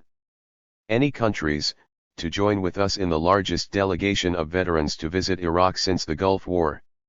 Our purpose is to set up ongoing communications, study, and cooperation on the issues of depleted uranium, the health effects on veterans, and problems related to their exposure. As many of the Iraqi veterans were more severely wounded, and therefore have correspondingly greater health problems, we wish to learn as much as possible in Iraq. We will also work on issues such as a post-traumatic stress disorder study of the Gulf vets returning to the war zone and meeting with Iraqi veterans, and the consequent healing process. And we as veterans will seek ways to work together to end the sanctions in place against Iraq. Damage to the infrastructure. Civil defense. The Amariya bomb shelter. Sam Marcy. According to the claims of the Allied imperialists, almost all of Iraq's significant military installations, so-called biological and chemical weapons centers, and supposed nuclear capabilities were either effectively crippled or demolished in the first month of the Gulf War. Yet there was no capitulation by the Iraqi government, nor any significant signs of a break in the morale of the embattled Iraqi people. So another phase of the imperialist assault upon the Iraqi people was begun. Up until February 13, 1991, the unprecedented massive air assaults on Iraq seemed to be directed against military targets. There was, of course, what the imperialist military refers to as collateral damage, meaning civilian casualties. But the civilian casualties, even according to the Iraqi government, were not so massive as to convey the impression that the US was specifically aiming at civilian targets. The air assault of February 13 changed everything. It did not of course change the war's class character as a war of the leading monopoly capitalist imperialist countries against an oppressed people. But it did change the character of the war's conduct from a military standpoint. For on February 13 the US unleashed an unprecedented massive assault, a pinpoint attack by 2 missiles launched from a stealth bomber against not a military target, but a civilian establishment and air raid shelter, no less. The US claim that the shelter was a cover for a military outpost was ridiculous on its face. It would have been entirely in order, even customary, for the US Air Force to give a warning of even a few minutes if not some hours before attacking the facility so its inhabitants could vacate the premises. This they failed to do. They also failed to answer a reporter's key question at a military briefing: why didn't they show the video that supposedly showed Samarsi 143 military personnel going in and out of the bomb shelter? The US military refused to produce the pictures or allow an independent investigation of the incident. Within the space of 24 hours the Pentagon announced that its own internal investigation, conducted in secret, of course, was over and the case closed. Thus, the character of the war had changed from attacking military targets to the fascist-like mass destruction of the civilian population. Soon the British joined in, killing 130 civilians in Market while attacking a bridge supposedly used for military purposes. The mass destruction of the civilian population has gone on steadily in the weeks since. 1. What is the significance of the swift change from attacking military targets to wholesale attacks on the civilian population? It foreshadowed the beginning of a genuine genocidal war against Iraq. This was a turning point in the war. It elicited an announcement and an offer from the Iraqi government, which for the first time stated it would withdraw from Kuwait and offered to begin discussions toward that end. The February 13 attack was a deliberate, premeditated move that couldn't be explained away. So within the space of a few days, this mass murder carried out by the US military against a civilian population all but disappeared from the capitalist media here. Here it is necessary to recall another military incident that will shed considerable light on the meaning of the bloody February 13 attack. It took place toward the close of the Iran-Iraq War when both the belligerents were nearing exhaustion. The US had for a considerable period secretly supported the Iraqi side of the war. The US aim during the early period of the Iran-Iraq War was to allow both belligerents to exhaust themselves in a conflict that could only benefit the imperialist ruling classes in the end. But by the summer of 1988, the US had decided that its secret support of the Iraqi regime was inadequate for its sordid purposes. And it had to send an unmistakable message to Iran that the US had shifted its support to Iraq, in order to curb and possibly destroy Iran's economic and political influence in the Gulf. On July 3, 1988 the USS Vincennes launched a surface to air missile at an Iranian civilian airliner. It was on a scheduled commercial flight from Bandar Abbas to Dubai. The attack resulted in the deaths of 290 passengers and crew members. The US proclaimed the whole thing was an error by the crew of the Vincennes. Further investigation found no fault and resulted in no punishment. The NC 144 Dent was dismissed and forgotten. However, it was precisely this act of mass murder of civilians that compelled the belligerents in the Iran-Iraq War to call a halt to military hostilities. It effectively ended the war. The July 3, 1988 mass murder was an attempt by the US to demonstrate that it would go to any lengths to achieve its predatory imperialist objectives. It is a precise parallel to the February 13, 1991 mass murder of civilians in Iraq under a similarly veiled cover of a supposed attack on a military target, which showed that the Pentagon and White House were at one in the goal of subjugating the Iraqi people to US imperialism. Up until February 13, the US was unable to subjugate or vanquish the small country of Iraq, even though the war conducted by the imperialists was of a collective, coordinated character, concentrated on one small country fighting alone. 1. This chapter is an edited version of an article that originally appeared in Workers' World newspaper, February 28, 1991. Damage to the infrastructure, civil defense. There was no military facility. Sonia Ostrom. I have been in the pediatric wards of Kings County Hospital in Brooklyn a number of times, but nothing could ever have prepared me for what I saw in Baghdad. It wasn't just the number of children at the hospital, but what they looked like. We were told they were dying from diseases we no longer suffer from, like whooping cough and measles, and amoebic dysentery because of the lack of clean water. I am not a doctor and could not tell if these diagnoses were correct, but almost every child I saw lay there listless and emaciated. Child after child I saw was skin and bones, and lay there staring up, the saddest I have ever seen. Clearly, they were not properly medicated and were severely undernourished. I am also not an engineer, so I cannot totally assess the damages to the infrastructure caused by the lack of material, but as we traveled through the city and the environs, I did see building after building that seemed to have been started but not completed. There was no equipment to indicate they were being worked on. There were no work crews, yet the city seemed to be full of men without jobs. Cars and trucks generally exhibited the lack of parts and paint that the sanctions have imposed. Unlike buses in Jordan, our buses in Iraq were not air-conditioned. The taxis we saw and rode in were rusty. We often saw cars and trucks on the side of the road with people trying to get them working. Our own truck, full of medicine, broke down on the way to Baghdad. The whole city had a grim appearance, with rusty, dented, dilapidated cars and trucks everywhere. I have been told this was once a beautiful city, the gem of the Middle East. I was taken to the Amariyah bomb shelter, now a memorial. During the Gulf War it was bombed, not once but twice, and almost everyone inside was killed. Americans were horrified by this, but our government claimed there was a military facility underneath it. The 146 pictures of the women and children killed were truly sad, as was the story told by our guide, who lost 9 children in the raid. One thing was certain, there could not have been a military facility there. The hole in the floor made by the missile and the debris around it would have revealed a basement if there had been one. People everywhere were warm and friendly, especially when they learned we were from America. When they heard of our mission, they thanked us profusely. This was true at the University of Baghdad, where we paid an almost unexpected visit. Not much time to fake things, if that was their desire. The biology lab was woefully deficient, in need of basic equipment and with a non-working air conditioner.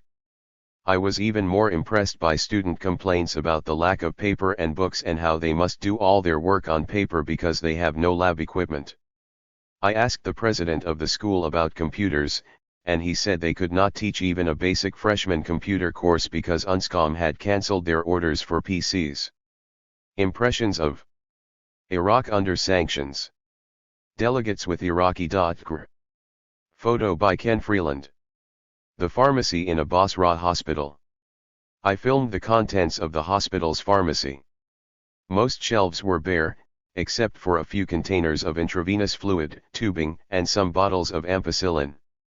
Before the 1991 bombing and imposition of sanctions, this prosperous country enjoyed high-quality health care with well-equipped hospitals. Michelle Kimball. Iraq sanctions delegation headed back home. Letters and drawings. From Iraqi children. Calling from the children of Iraq to the children of the world. We ask you to raise your voice to those who killed our childhood and prevent milk and medicine from us. We ask you again to call the United Nations to lift the siege from our country Iraq. Taif Naji.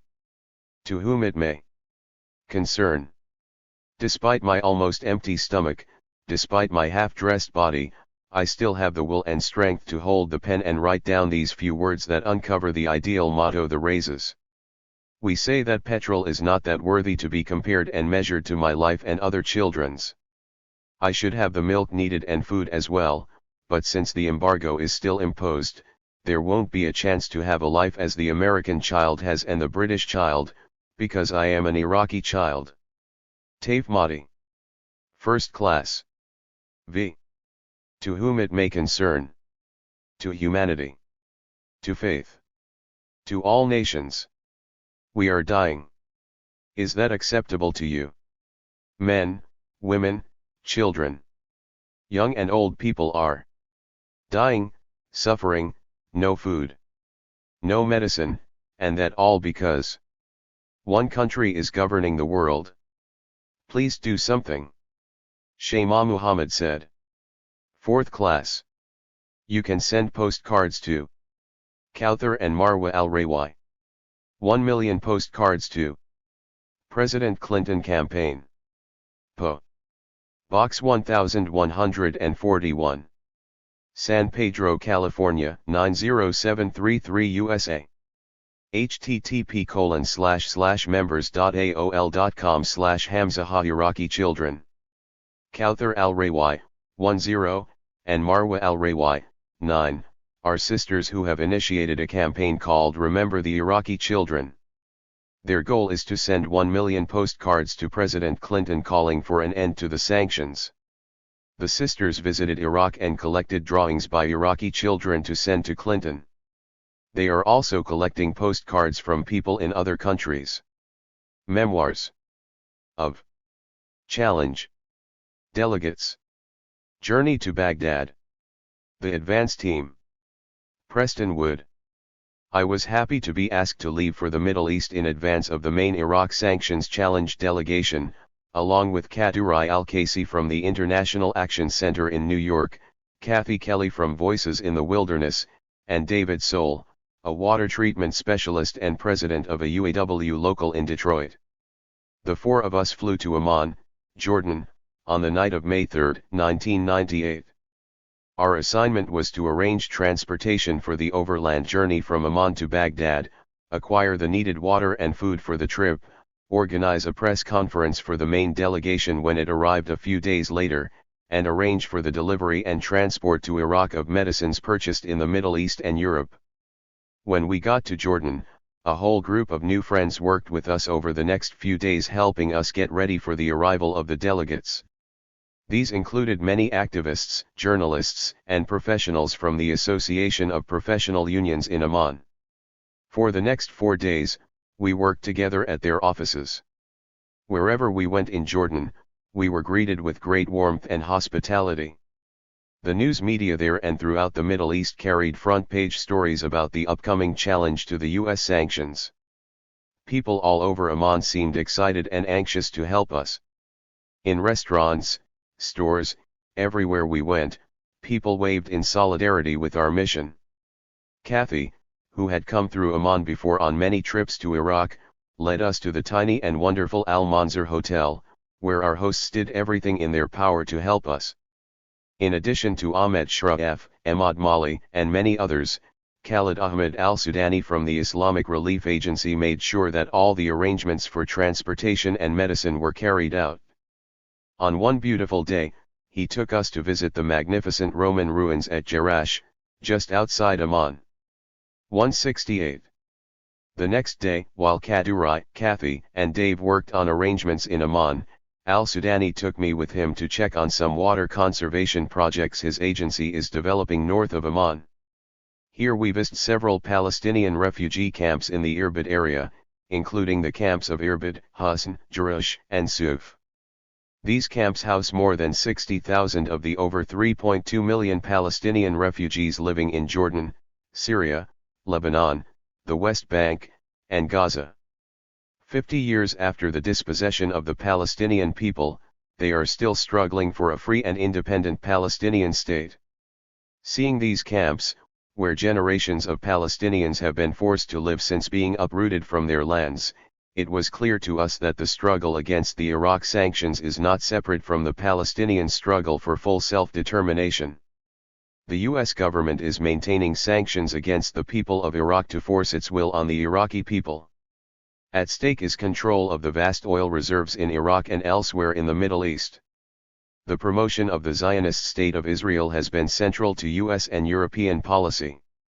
The lands of the Palestinians were stolen in order to control the vast resources of the Middle East by securing a military base of operations against the popular nationalist regimes in the region.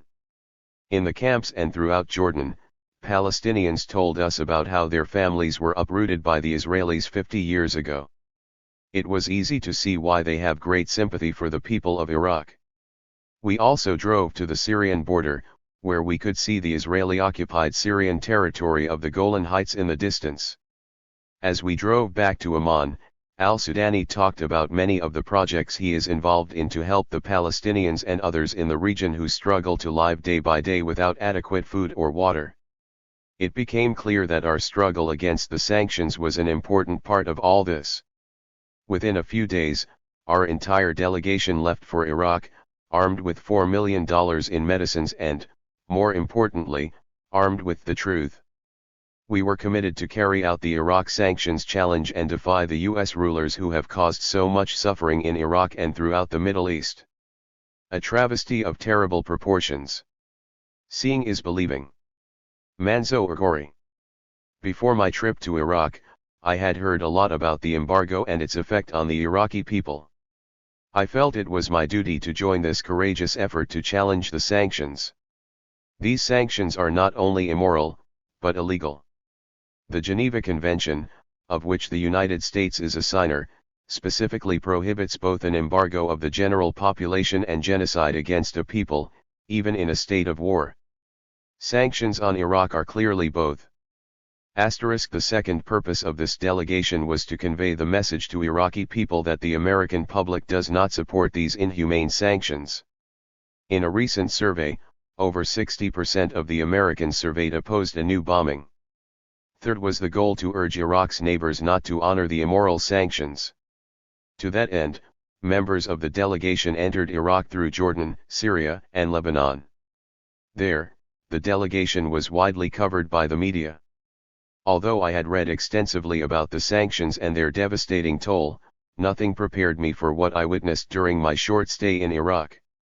My first visit to a children's hospital in Baghdad with 340 beds for over 1,200 children left me drained and speechless with sorrow at the condition of the innocent children, who were being punished merely for being citizens of Iraq. There, in 100-degree heat, without air conditioning, lie hundreds of children surrounded by flies and their anxious parents. I witnessed sights I could have imagined only in my worst nightmares.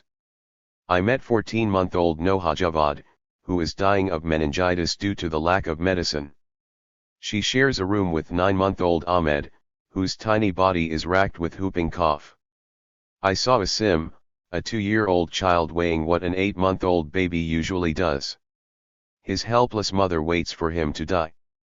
I shook the hand of another 2-year-old, Ali Mahmoud, and kissed the sweaty 170 foreheads of 2 wasted babies, Shaima and Abbas. I could only meet a few of the hundreds of malnourished children who filled this and other hospitals throughout Iraq. Their emaciated frames and bloated bellies are evidence of the rampant increase in diseases of malnutrition, kwashiorkor and marasmus, diseases unheard of prior to the embargo. While malnutrition is one major cause of death among children, with over 4,500 under the age of 5 dying every month, infectious disease is a second. There are rampant epidemics of childhood diseases like whooping cough and measles. These diseases could be prevented with vaccines, which have only recently become plentiful after a period of interrupted availability.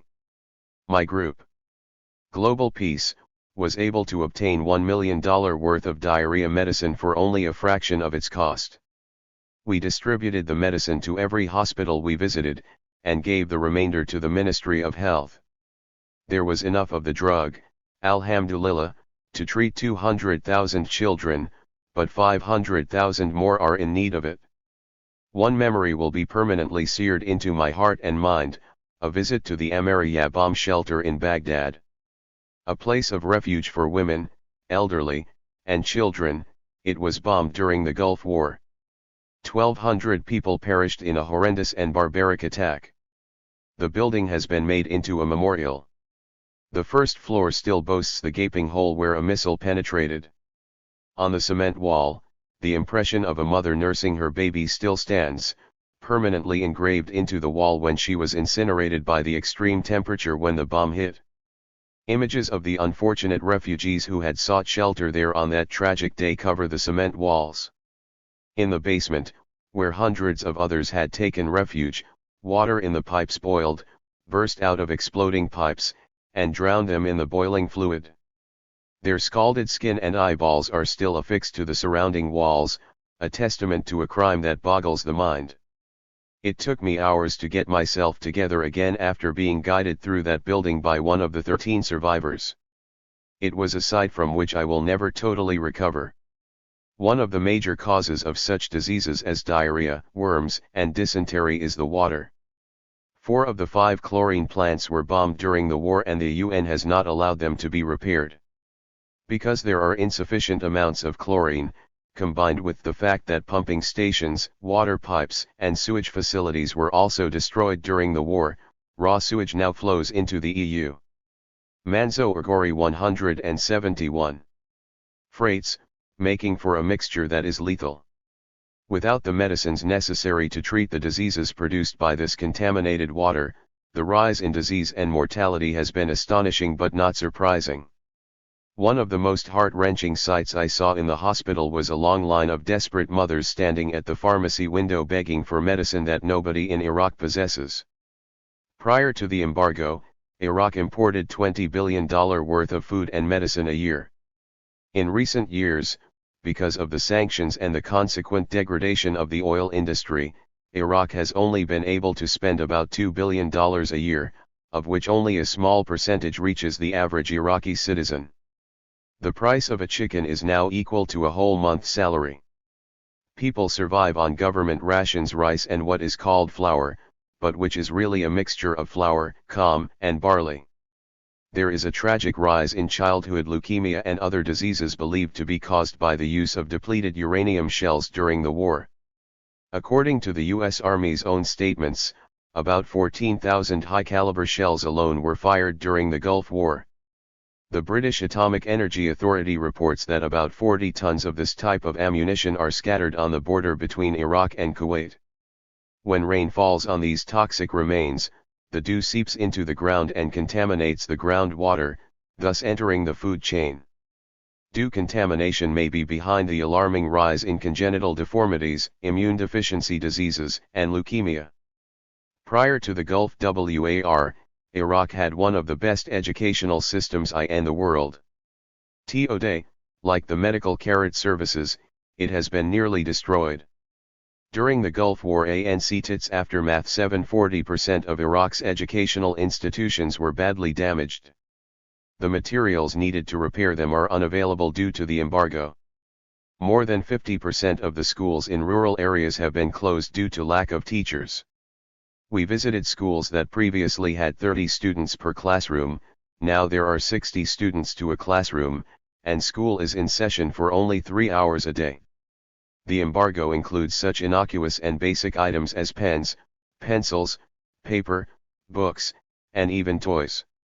There can be no doubt that the intent of this embargo is to destroy not only the health but the means of future regenerations. Iraq, the cradle of civilization from time immemorial, has suffered a travesty of the most terrible proportions. To bomb a country to the ground, including hospitals, schools, milk factories, electrical 172 plants, bridges, and water pumping stations, and then to place an embargo on the entire people struggling to recover from this devastating attack, is nothing less than genocide. All people of morality and conscience must join together to speak out against this terrible injustice that continues to kill, maim, and destroy an entire generation. As it says in the Holy Quran, whoever saves one life, it is as if he has saved the whole of humanity. The power of solidarity. East meets West. Nabil Migalai. During our mission to Iraq, a reporter from a French radio station asked me whether there were Republicans among the delegates. Possibly, I answered, but I do not know. The question made me turn around and look at the faces of the delegates. I saw Americans of all ages, ranging from 17 to 85. Some seemed to be physically fit and healthy, while others had obvious limitations. They were a group of labor leaders, professionals, students, homemakers, senior citizens who differed in many aspects, even in their political views.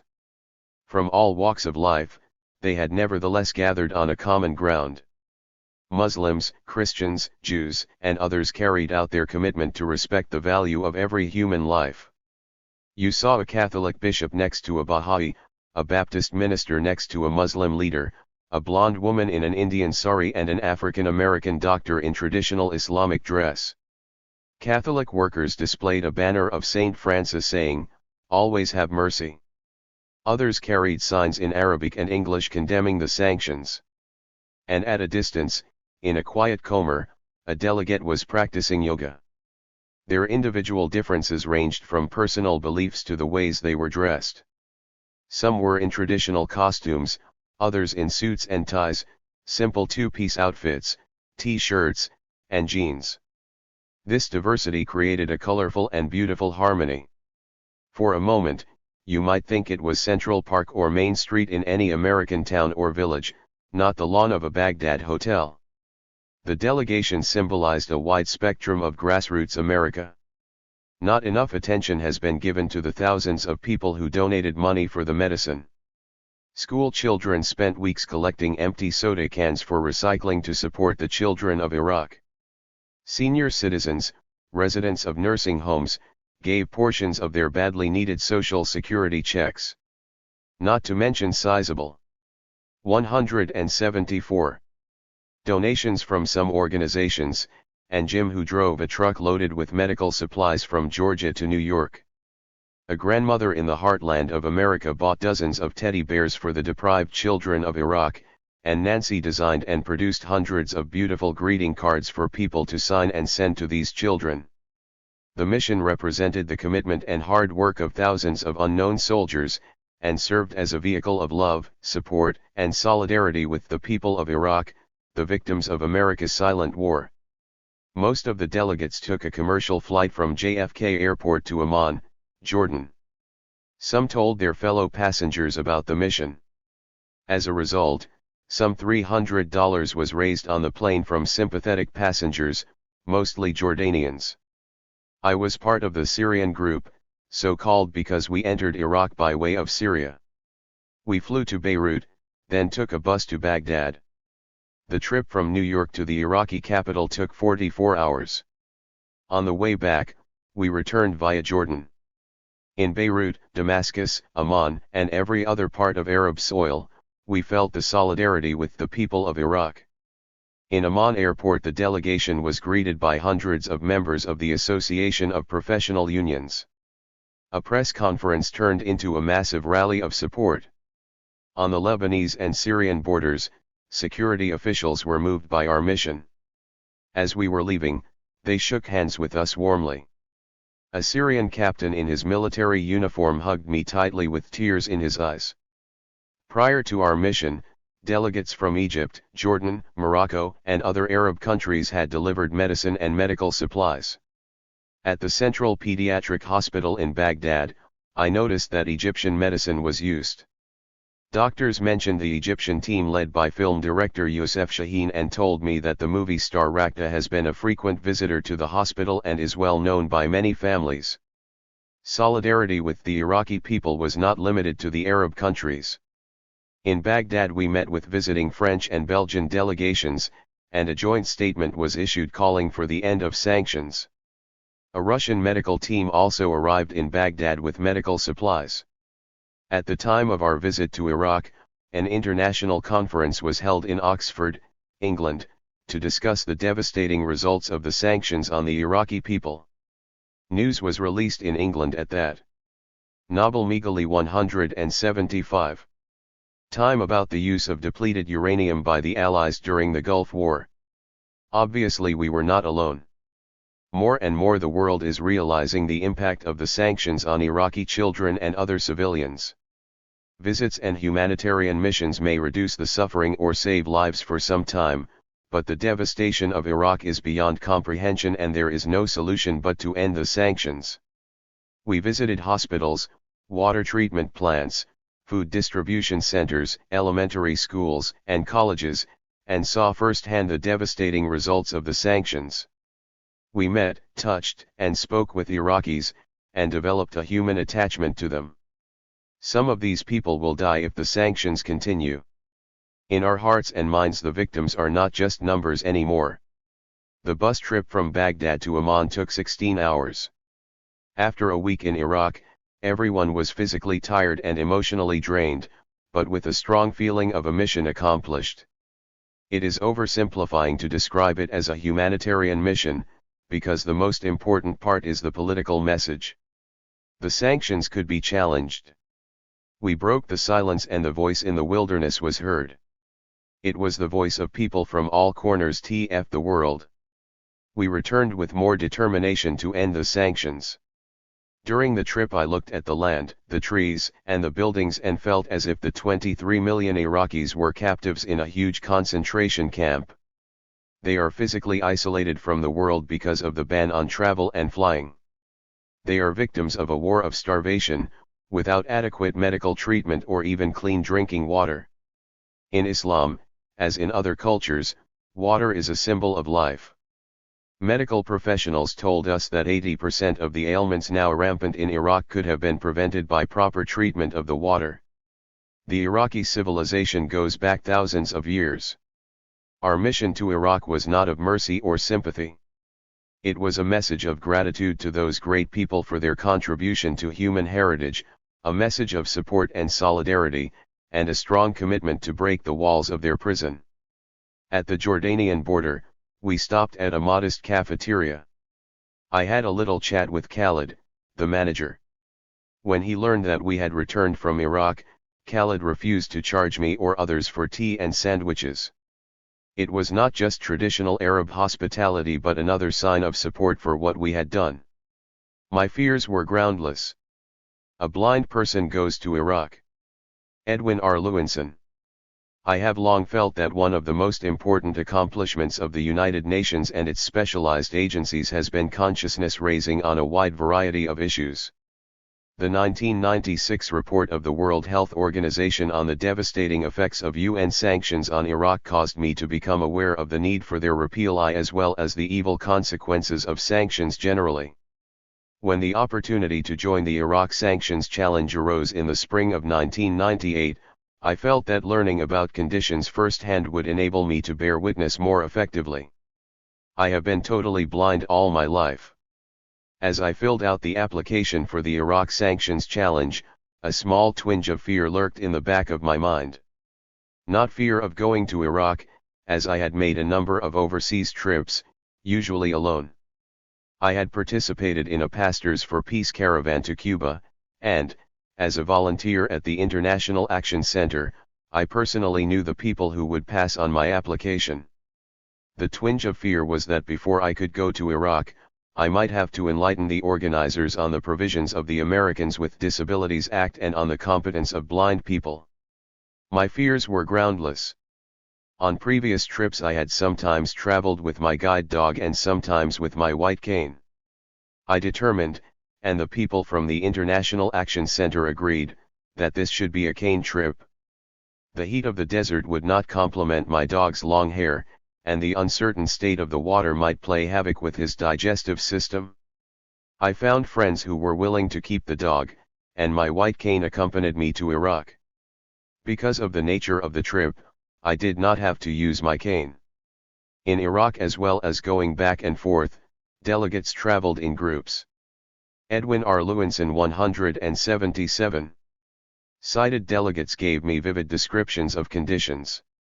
They told me of the death throes of children in hospitals, of crumbling buildings, and of vehicles rusting for lack of spare parts. Some conditions did not need to be described. I traveled with a group to Basra, and Archbishop Gabriel Kasab told of the 87% unemployment rate. When I first found out that we were staying in an expensive international hotel in Baghdad, I ascribed it to Iraqi attempts to curry favor. But I soon learned that staying in a first-class hotel taught as much about the effects of sanctions as other experiences. The hotel suffered from having very little business. The TV was old and barely worked. We had to ask for toilet paper. The food was well cooked, but very limited in variety.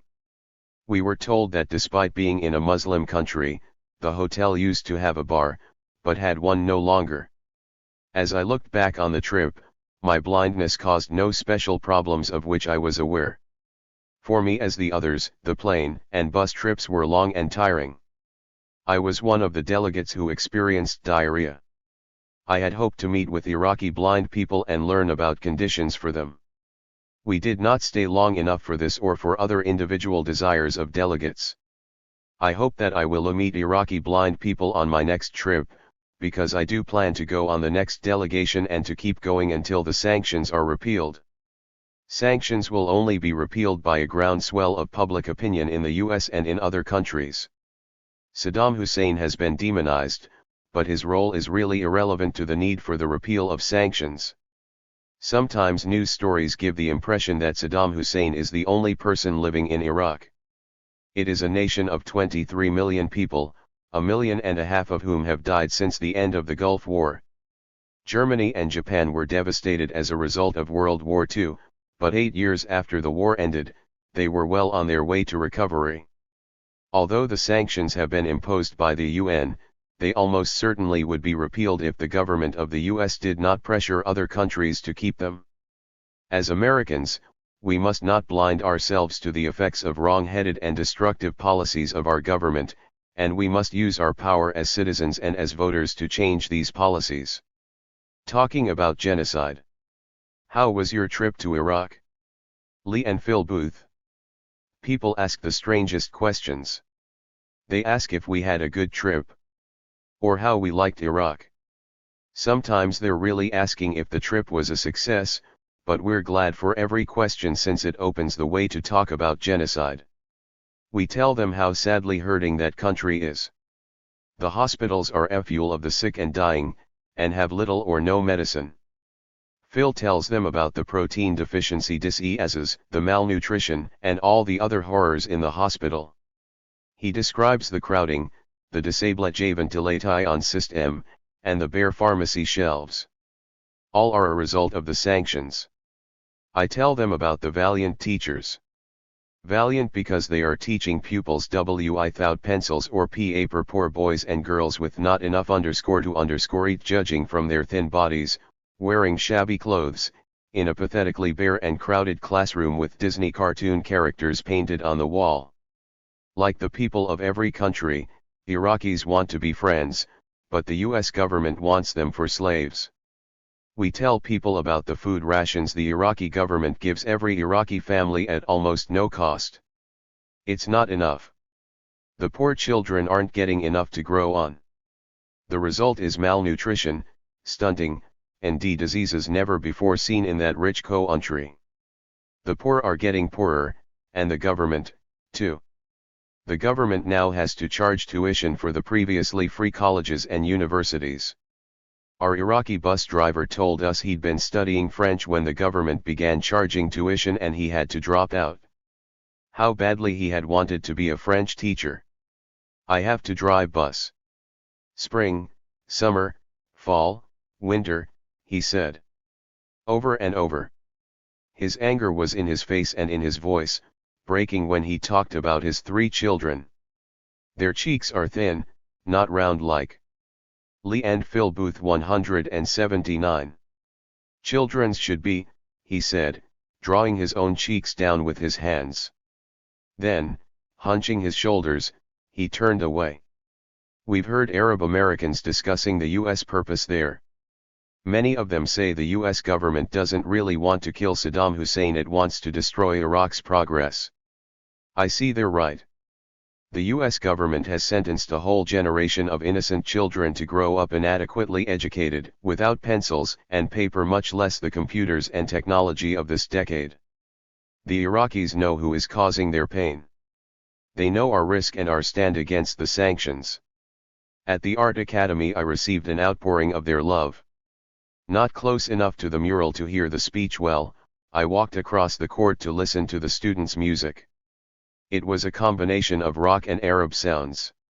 Some of the students began pointing at me, and one asked with signs if I liked their music. I signed back that I did.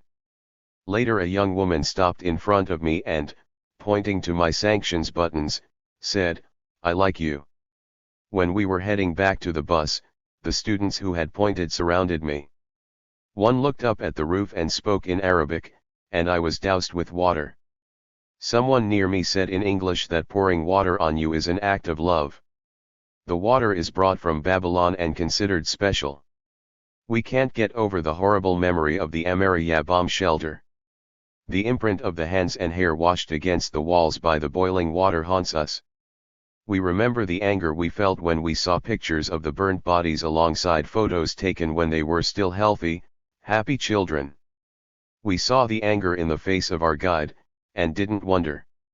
She had lost family there. We went away with heavy hearts. I happened to ride down on the elevator at the Al Rashid Hotel with 2 UN inspectors. I could see they weren't Iraqi, and when they said they were from Sweden and Denmark, I was thrilled. My grandfather immigrated from Bornholm, Denmark. Then remembering I hadn't told them my purpose in Iraq, I touched my pins and said I was a member of the American delegation that brought $4 million worth of medications. I told them we had broken the sanctions and were working to get them lifted. One lifted his hand in a weak gesture and said their job is with the sanctions. He said they inspect what comes into Iraq. I was shocked and upset and said, "Shame on you. Why don't you get a job that helps people? You're hurting people." 180. They looked down at the floor and didn't respond at all, but I got the impression they felt that way, too.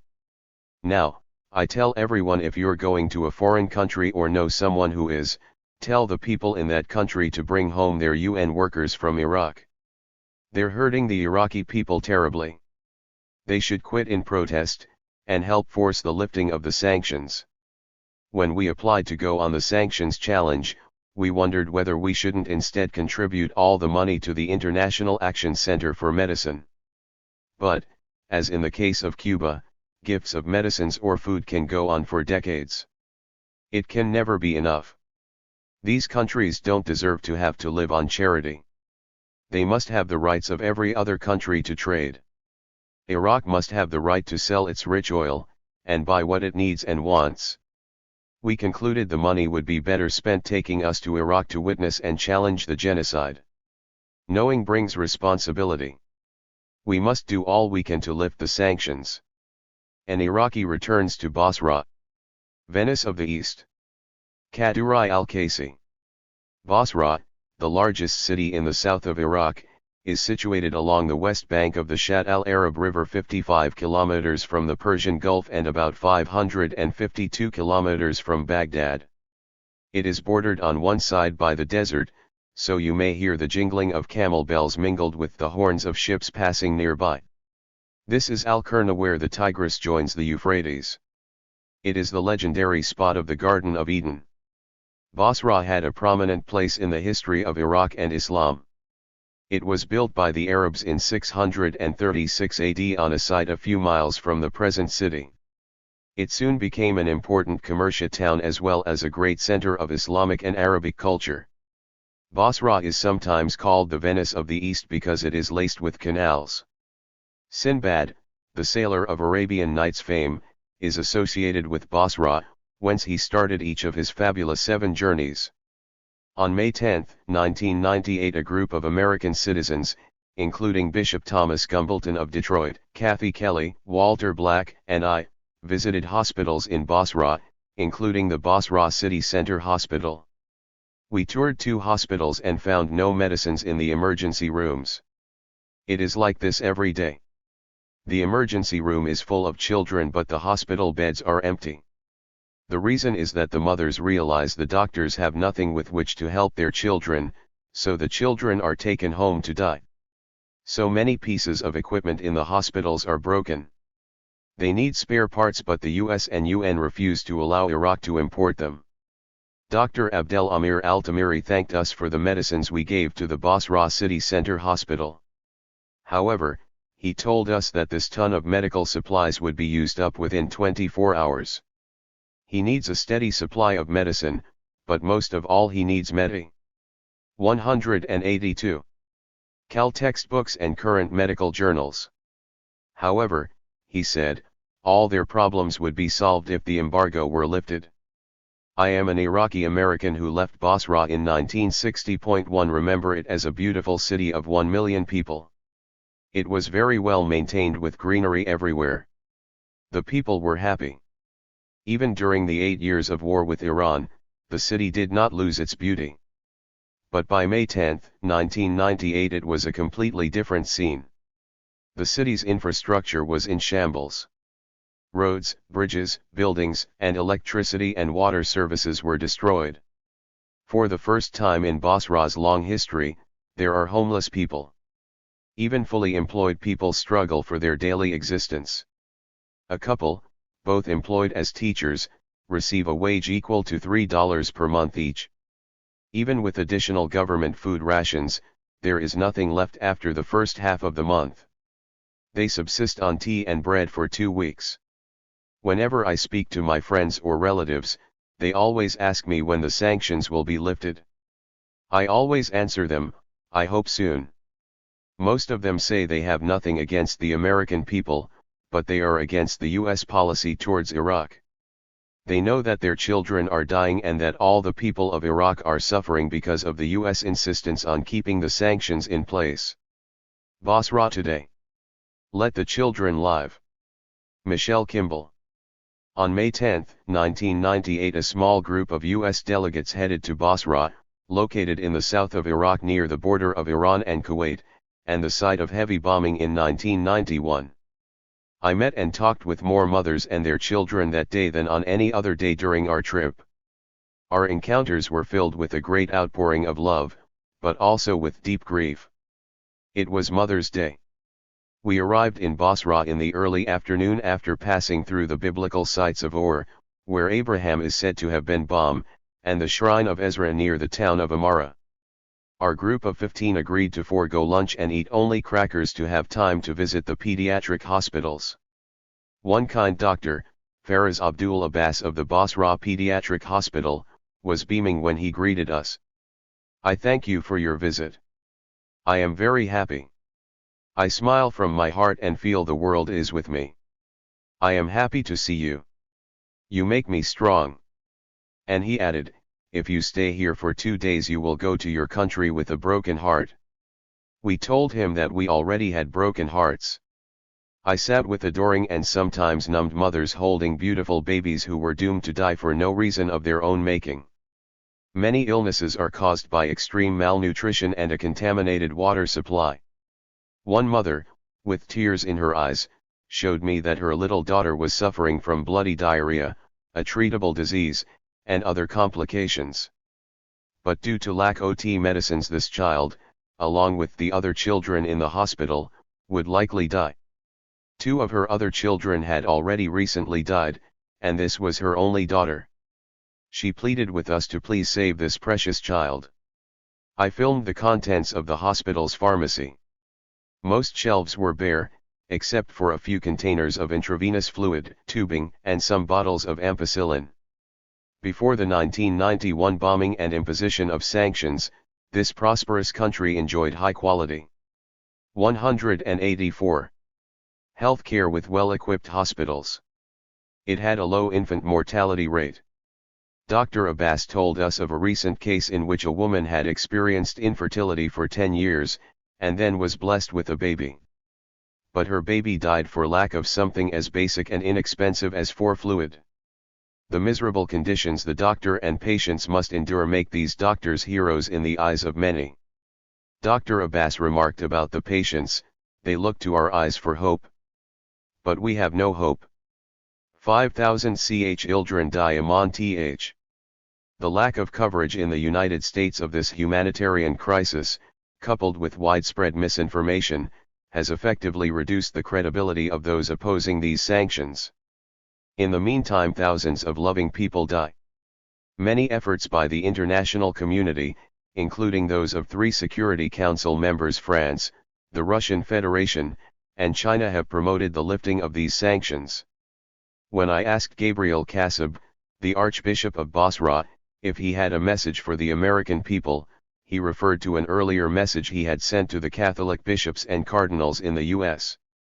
During Christmas 1997 he wrote, "We appeal to people of conscience to work to end the blockade of Iraq. Let it be known that Resolution 986 has served to divert world attention from the tragedy while aggravating it. We appeal to all Catholics and to all Christians in America and the world. The sanctions are killing our people, our children, the ones has given us to protect. They are killing our beloved Muslim brothers and sisters. They strike at our poor and our sick most of all. In the name of God's people, we ask you, tell your government to end the sanctions against the Iraqi people. End the 7 years of war against Iraq." He then said to me, you go and say what you have seen here. You have seen the suffering caused by the sanctions, the effects of no food, no medicine, no water, no electricity. Sometimes they don't believe us. They think we are speaking this way because it is our country, but we are speaking in the name of all humanity.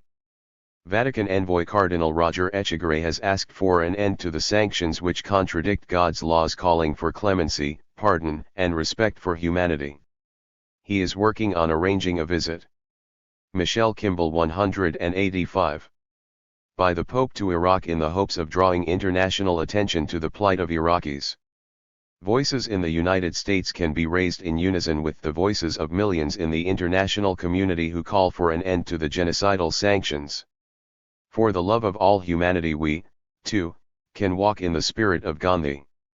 _ Shadows of ghosts on the walls. How do you destroy a people? Militia Sargis. If you were to destroy an entire people, where would you begin? A friend reminded me of this question posed to us several years ago in the film The Land and a People, analyzing the destruction of Palestine. If we are to grasp the enormity of the travesty in Iraq, it is mandatory to ask this. So where would you begin to destroy a people? Would you begin with the economy? Perhaps you would discover a method of mass destruction that could stun the economy so brutally that paralysis would remain for years. Let's suppose we implement this for several years, maybe 7 or 8. And we place limitations on basic necessities such as antibiotics, penicillin, light bulbs, pencils and pens, and books. This creates havoc in the primary social institutions of a civilization. Historically, one of the first methods of colonial attack is within the educational systems and higher learning. Whether we live in South Africa or Chicago, illiterate children and adults can be manipulated JMD controlled. Education, formal or informal, results in knowledge that can challenge and overcome oppression. Hospitals are the vitality of our existence. Technology within these institutions determines the average lifespan of a people. If these resources and information are attacked, we can easily revert to a much lower life expectancy. Without medicines such as antibiotics, ammonium nitrate, and fluid nutrients, diseases such as typhoid and yellow fever would re-emerge, along with many women dying in childbirth.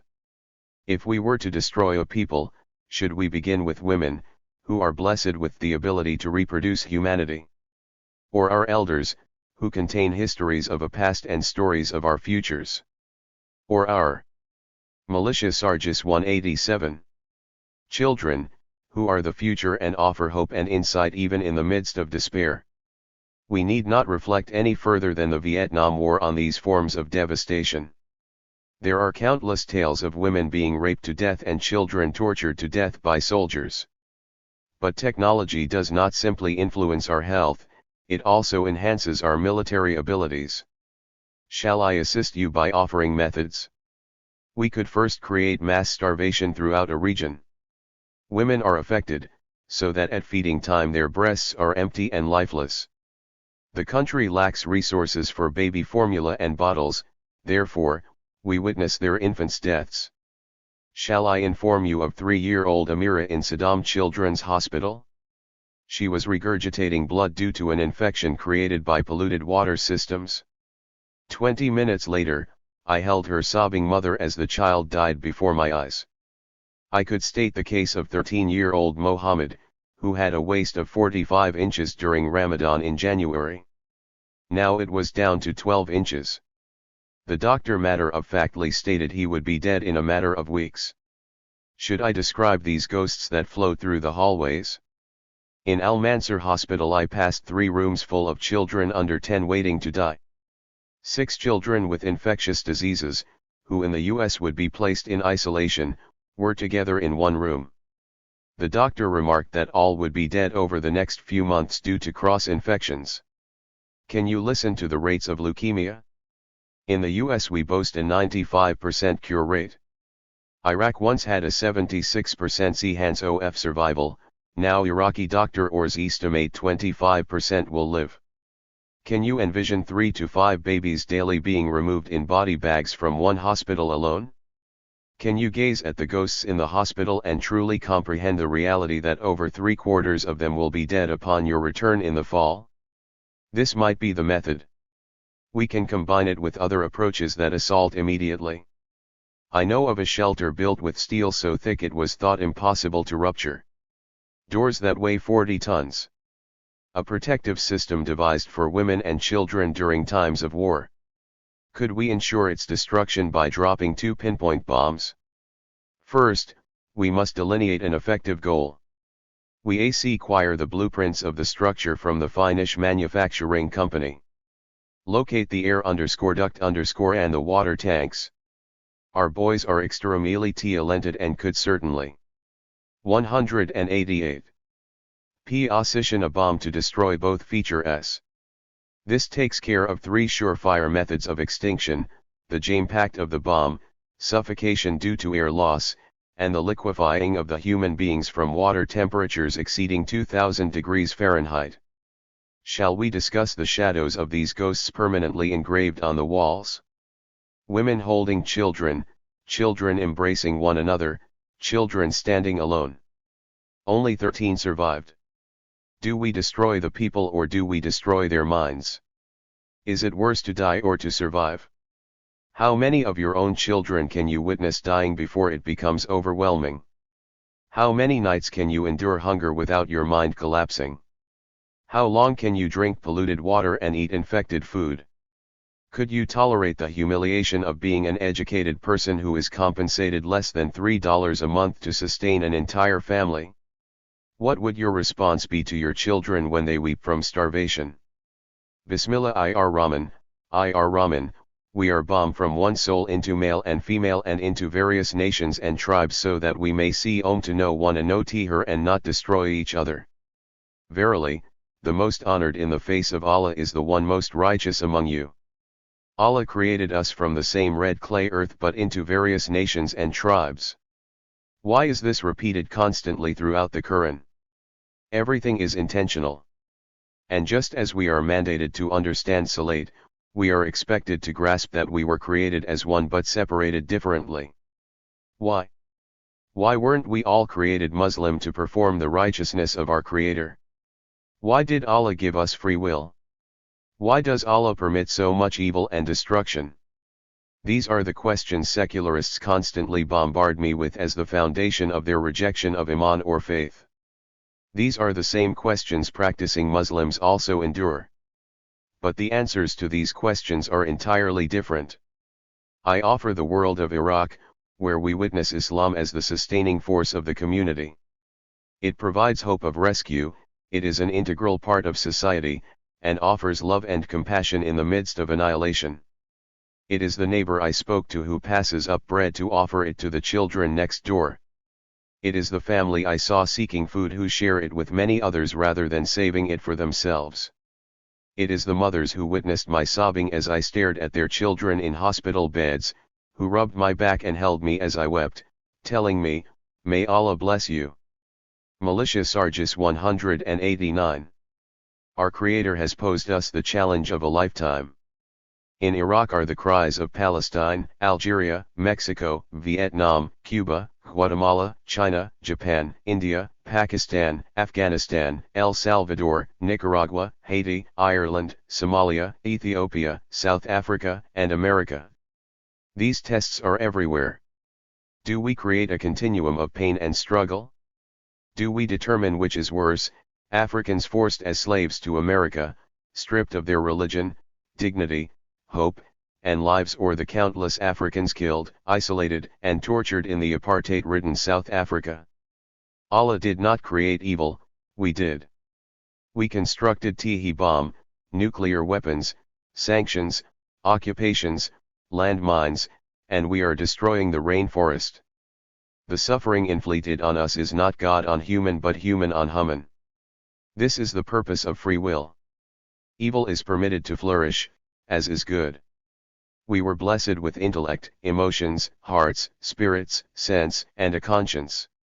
We make our own choices. But as Muslims, deciphering right from wrong is insufficient.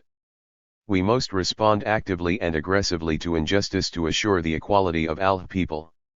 A doctor in Iraq stated, "Our children are entitled to laugh and play, eat and sleep, read and learn, be safe and kept, just like American children." Yet the children of Iraq lead a strikingly different life. Will we permit this? Or will humanity overcome and rise above it all? We must prove to our Creator, to ourselves, and to each and every human being in Iraq that we are prepared to conquer this bitter situation. We are willing to listen and learn and offer everything within our power to eliminate the sanctions in Iraq and permit the children of Iraq the right to life. The only question that remains is, are we ready for the challenge? Christians cannot remain silent. For these things I weep. Christopher Allen Ducott. In May I joined 15 other Catholic workers, Bishop Thomas Gumbleton of Detroit, former U.S. Attorney General Ramsey Clark, and many others on a trip to Iraq. Dubbed the Iraq Sanctions Challenge, 84 of us traveled to deliver $4 million worth of medicine to various hospitals to alleviate suffering and to challenge the legality and morality of the embargo. Our action was a direct violation of U.S. law, however, it was in direct obedience to God's law requiring us to feed the hungry and comfort the ill. From a legal perspective, the sanctions violate the Nuremberg Principle, the first protocol additional to the Geneva Convention, the International Conference on Nutrition, World Declaration on Nutrition of the UNFAO/WHO, UN Resolution 44/215. The Constitution of the World Health Organization, the Universal Declaration of Human Rights, the Charter of Economic Rights and Duties of States adopted by the Union_1974, and Title 18 to 2331 of the U.S. Legal Code regarding international terrorism. These laws and treaties prohibit the targeting of civilians and/or the use of starvation as a method of political coercion. The sanctions are directly responsible for 9,000 civilian deaths every month. Half of the victims are under 5 years old. Before the Gulf War, the health and welfare of most Iraqis was secure. Nearly the entire population had access to clean water, sewage was treated, and electricity was available to everyone. According to UNICEF, before the war, malnutrition was statistically non-existent in Iraq. The situation in Iraq today is a nightmare. During the Gulf War, we dropped 88,500 tons of unguided bombs on Iraq. We hit 688 school-95 hospitals or DIMES and 7 of 8 hydroelectric dams. Our bombs destroyed 80% of Iraq's farm product. Christopher Allen Ducott 191. All 11 major electrical stations and 119 substations were bombed, cutting off electricity in every city and village in Iraq. Incubators went cold, food and medicine spoiled. Before the embargo, on average, 600 children under 5 died each month due to respiratory infections, diarrhea, gastroenteritis, and/or malnutrition. In March of 1998, 4,947 died from these causes. In 1990 there were 102,487 cases of malnutrition. In 1997 there were 2,132,729 cases.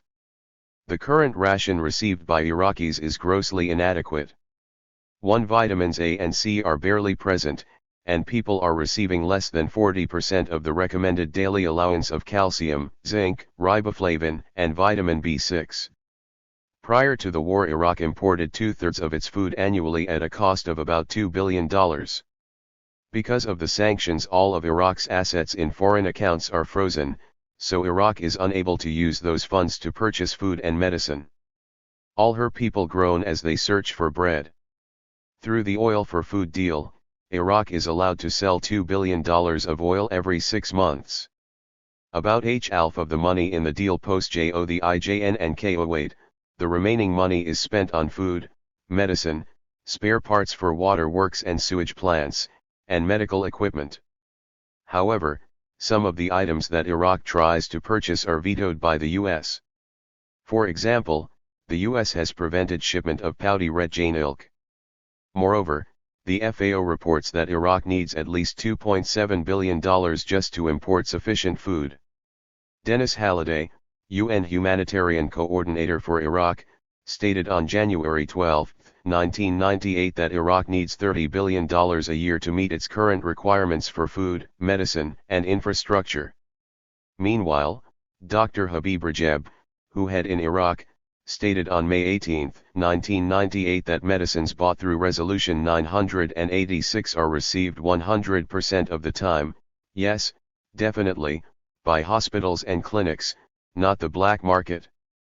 Because of the devastated infrastructure, particularly regarding water, the people are starving to death and dying from preventable disease.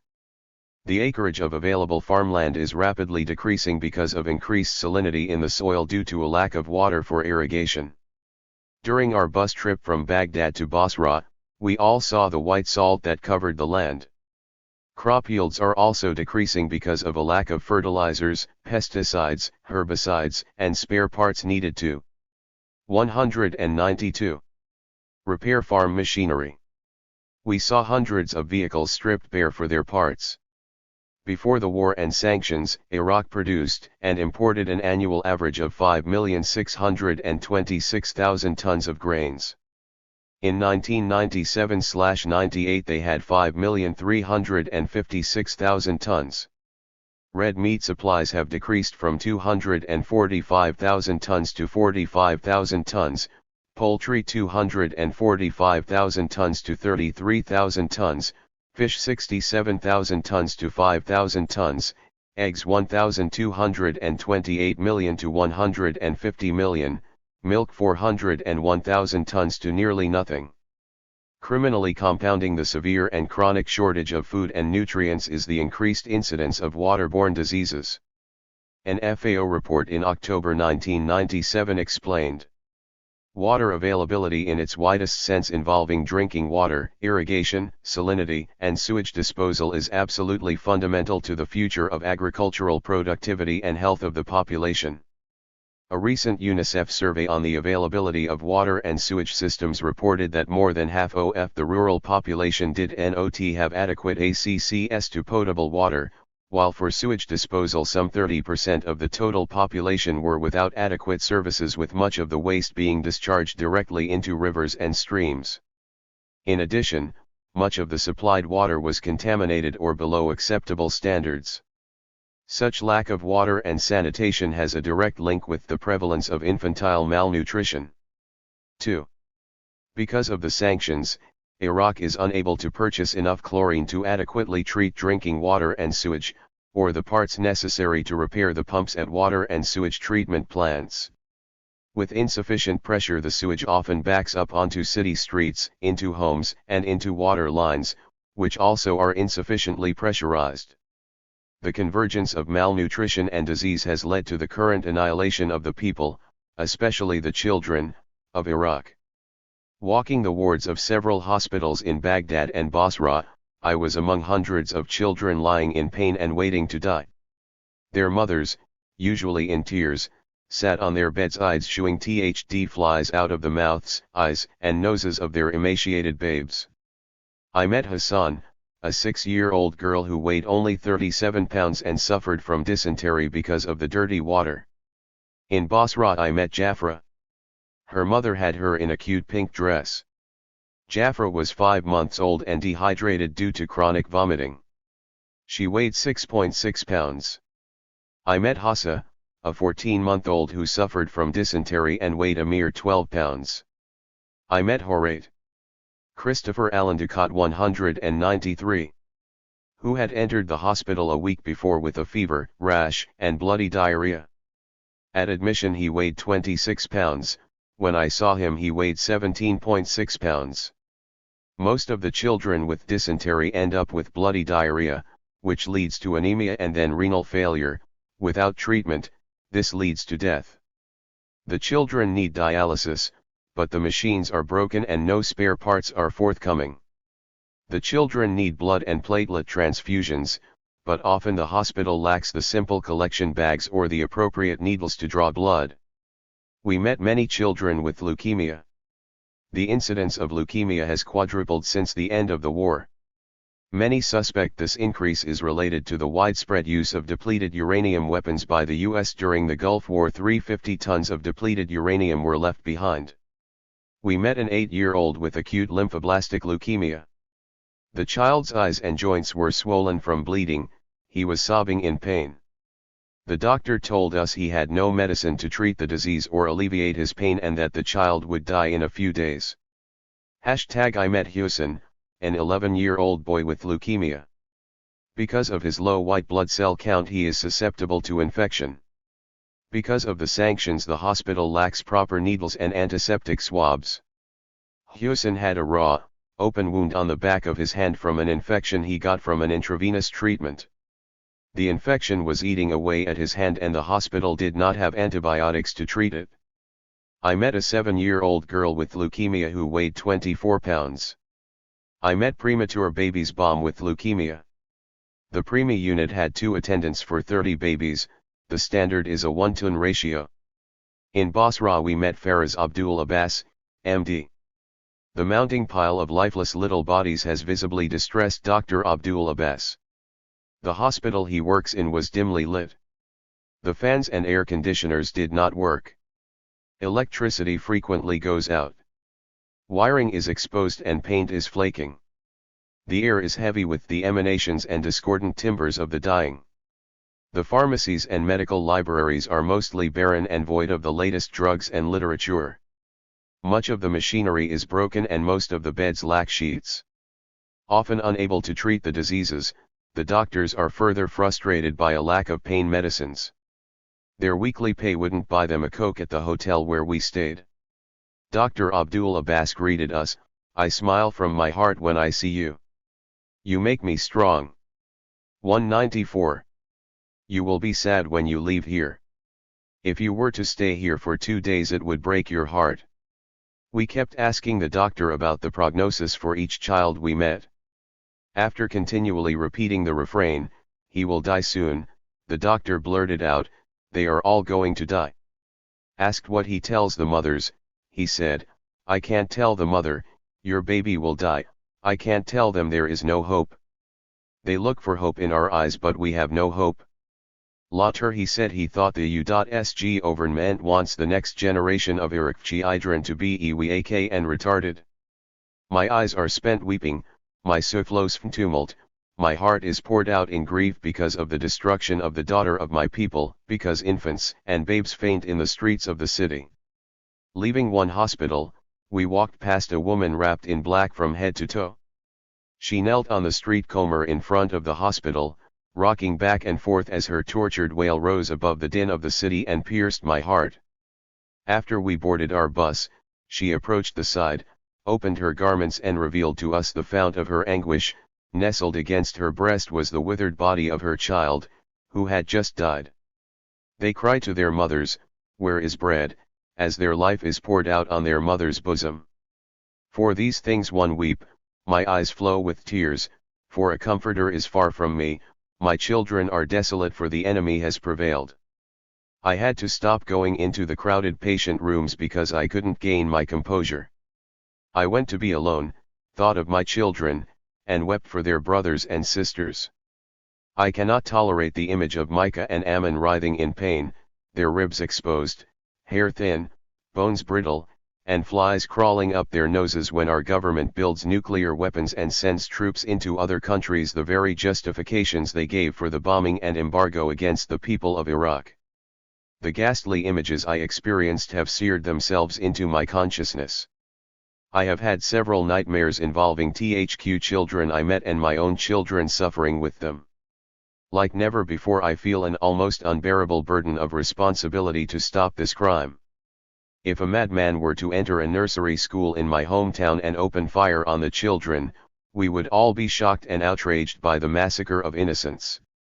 My friends, we have massacred nearly 1 million Iraqi children. How dare we consider ourselves Christians or people of goodwill if we remain silent? Christopher Allen Ducat 195. For heaven's sake, the specter of death is frantically taking our children. Many of us are inexcusably oblivious, others are sadistically supportive. Have we become a nation of cold-hearted sociopaths unmoved by the image of hundreds of thousands of children imploding from starvation and crumbling from diarrhea? Happier were the victims of the sword than the victims of hunger, who pined away, stricken by want of the fruits of the field. I have to believe there is no widespread dissent regarding the sanctions because most Americans are not aware of what is happening. The mainstream media have largely neglected their duty to report the truth. Much of what I have written here cannot be found in the New York Times or the Boston Globe. The Hartford Courant did not cover the Iraq sanctions challenge even though 4 Connecticut residents were participants. It won't even print my letters to the editor. Those who dwelt of old in your holy land you do hate for their detestable practices, their merciless slaughter of children, these parents who murder helpless lives, but even these you did spare, since they were but human. By judging them little by little you gave them a chance to repent. If we are sane, caring people of goodwill, we must repent and take definitive action to protect the children. I beg your assistance in exposing this genocide. 1 2 3 Please arrange for me to make my slide presentation to any group that will listen.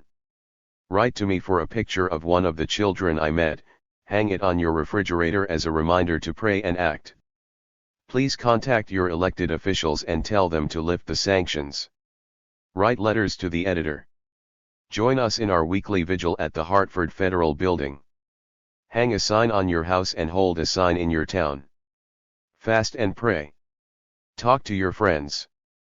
Send medicine to Iraq. In May I returned from a Holocaust. The children I met have surely since perished. One special report of the UN Food and Agriculture Organization, October 3, 1997. 2 Ibid 3 To communicate with any of the Iraq Sanctions Challenge delegates, contact the International Action Center in New York, see Appendix 1. An Iraqi returns to Baghdad.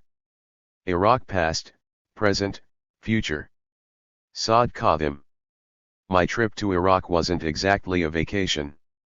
I have a great deal of feelings for the seriousness of the tragedy the Iraqi people are suffering because of the most immoral collective punishment, sanctions. I come from Iraq. Before the sanctions it was an oasis with a booming economy, rich culture, and great diversity. Baghdad on its own harbored more than 3 million workers, Arabs and other ethnic and racial groups. Growing up in Iraq was a wonderful time. Education to the highest level and health care were available and free for everybody. Housing was affordable, living conditions were comfortable, and society was crime-free. Being in Iraq in 1998 was a depressing experience. In the first 5 minutes I was confronted with 5 children no older than 6 years, one carrying a 1-year-old infant who hardly breathed. They begged me and kissed my hand to give them anything to buy milk for the baby because he was dying and their mother was homesick. Driving through Baghdad's streets, you can definitely see the effects of the sanctions on the daily life of the Iraqi people. The poverty and homelessness is very noticeable, begging and selling of furniture takes place all over, the schools are overcrowded and school buildings are deteriorating, 3 or 4 children share one school desk, 3 babies with 3 kinds of infections share the same hospital bed.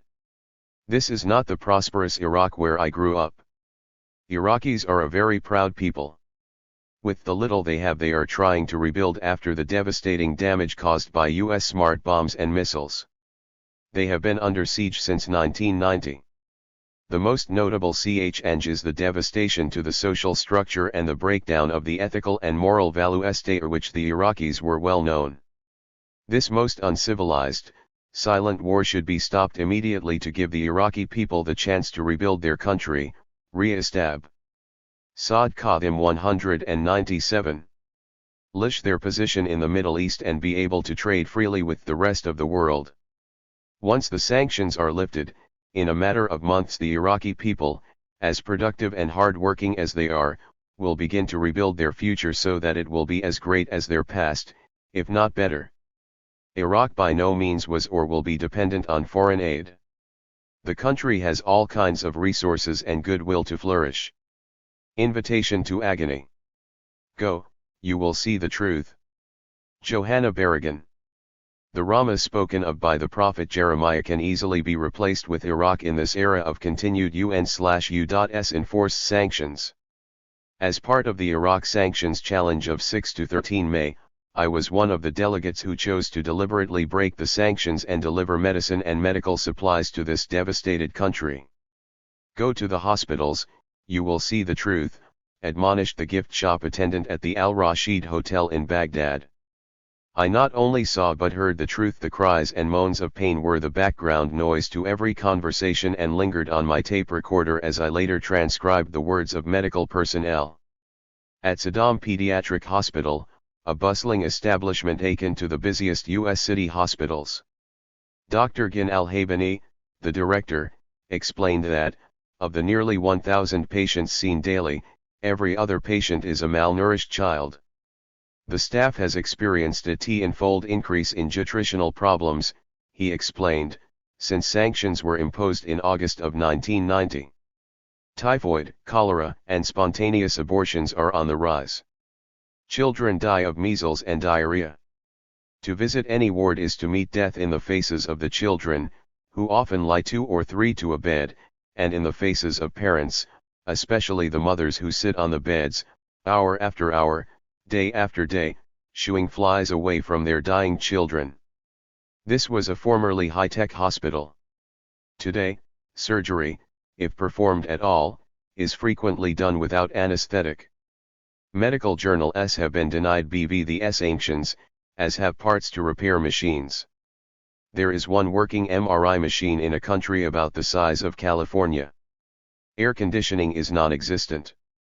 One of the attending Iraqi doctors just laughed at questions from a physician on our delegation about the availability of multivitamins for children and whether leukemia patients could get bone marrow transplants. The problems are much more elementary, he explained. Johanna Berrigan 199. The water is so polluted he cannot be assured of not carrying bacteria after washing his hands, and could be spreading germs just by touching the children. The cost of canned milk is so expensive that mothers too ill to nurse attempt to stretch it by adding water, which can be full of bacteria. I had seen the pictures of emaciated children taken by others on visits before me, but still I was not prepared for the first little girl we encountered. She looked as no human should ever have to look. I made eye contact with her mother, requesting to take a photo, but still I felt like an intruder. Those in the delegation who had visited Iraq before noted an anger in the doctors not previously encountered. Due to the shortage of intravenous solutions, doctors perform a triage process in deciding which patients can receive what is available. In addition to shortages of ampicillin, penicillin, and such basics as aspirin, there is a shortage of medical personnel. Any non-Iraqi nurses and physicians employed before the sanctions have left the country. Delegates who visited Basra reported that hospitals there lacked even sheets. Our delegation brought nearly 4 tons of medicine and supplies worth $4 million in wholesale value, yet we knew even this was a mere drop in the bucket compared to the endless needs. When the International Action Center approached U.S. pharmaceutical companies for donations, only ONA responded positive. 1Y. THN reneged on a promised shipment after being informed by the U.S. Treasury Department that it would be fined $175,000 per medication donated to Iraq. While the children at Al Mansour School appeared healthier than those in the hospitals, I was aware that toys, pencils, and books are banned by the sanctions. Disinfectant is also banned, explained the principal, apologizing for the condition of the school. While some evidence of Gulf War bombing remains in Baghdad, there are newly constructed bridges and roads. Yet the Iraqi dinar, the currency, which bought $3 before the war, is currently worth $0.00058 or less. One needs a plastic bag to hold the 1,170 dinars now purchased with $1. Rusted cars abound. Of those that run, all had windows rolled down in the 105+ degrees desert heat. I saw people in parks and on street corners attempting to sell household belongings. I did not see buyers. Street corners were also staffed by children selling cigarettes and soft drinks. 200. Dr. Barbara Aziz, an anthropologist and member of the delegation who has traveled back and forth to Iraq for 10 years, told me that the middle class has all but disappeared. She explained that there is an emerging nouveau riche, comprised of those who have made money on the illegal market and of rich farmers who manage to maintain machinery through black market connections. I was part of a group that met with Dr. Swad al-Azai, an environmental engineer at Baghdad University. She presented us with an abstract of a newly completed study on environmental damages resulting from the usage of depleted uranium bullets against Iraq. During the Gulf War, U.S. troops and allies used a new generation of radioactive weapons for the first time. Their use was especially concentrated in areas in southern Iraq. According to the U.S. Army Environmental Policy Institute, over 940,000 30mm uranium-tipped bullets and more than 14,000 high Ca-Libre rounds were consumed during Operation Desert Storm/Desert Shield. Dr. Azai's voice changed dramatically when she stopped reading the abstract and referred to the highway of death in southern Iraq. 4 miles there are burned skeletons of twisted metal, all that remains of vehicles, including cars and trucks full of refugees, that were hit by DU shells. A large number of leukemia cases has developed in the area. Depleted uranium bums into a fine ash that can be mixed with soil, water, and plant life or be airborne and taken into the lungs. She referred to the process as killing people. Kietji and suggested that some people might find the lingering radioactive death sentence acceptable, because there was no spontaneous damage as with a nuclear bomb. Depleted uranium is roughly 60% as radioactive as naturally occurring uranium and has a half-life of 4.5 billion years. As an alternative to being stored in low-level waste repositories, it is given free of charge to arms manufacturers. We met with Rita, a woman who lost 9 family members when 2 smart bombs blasted the Amariya bomb shelter.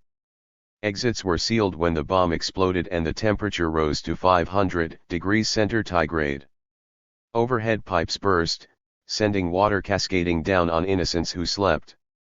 My stomach turned as she pointed out skin and hair fragments remaining on the walls as well as the burn imprints of children's bodies. Why did I travel halfway around the world to immerse myself in Holocaust conditions? Why subject myself to a possible 12 years in prison, a $1 million fine, and a $250,000 administrative fine that Johanna Berrigan 201 could be imposed without a trial proceeding? Why spend 13 hours on a plane followed by 19 hours on a bus just to get to Baghdad? Why bother? The command of the gospel is quite clear to me. I am required to love my neighbor as myself. I love by feeding the hungry, comforting the ill, and giving drink to the thirsty. The sanctions are not an expression of neighborly love. Indeed, they are an act of war imposed against a civilian population.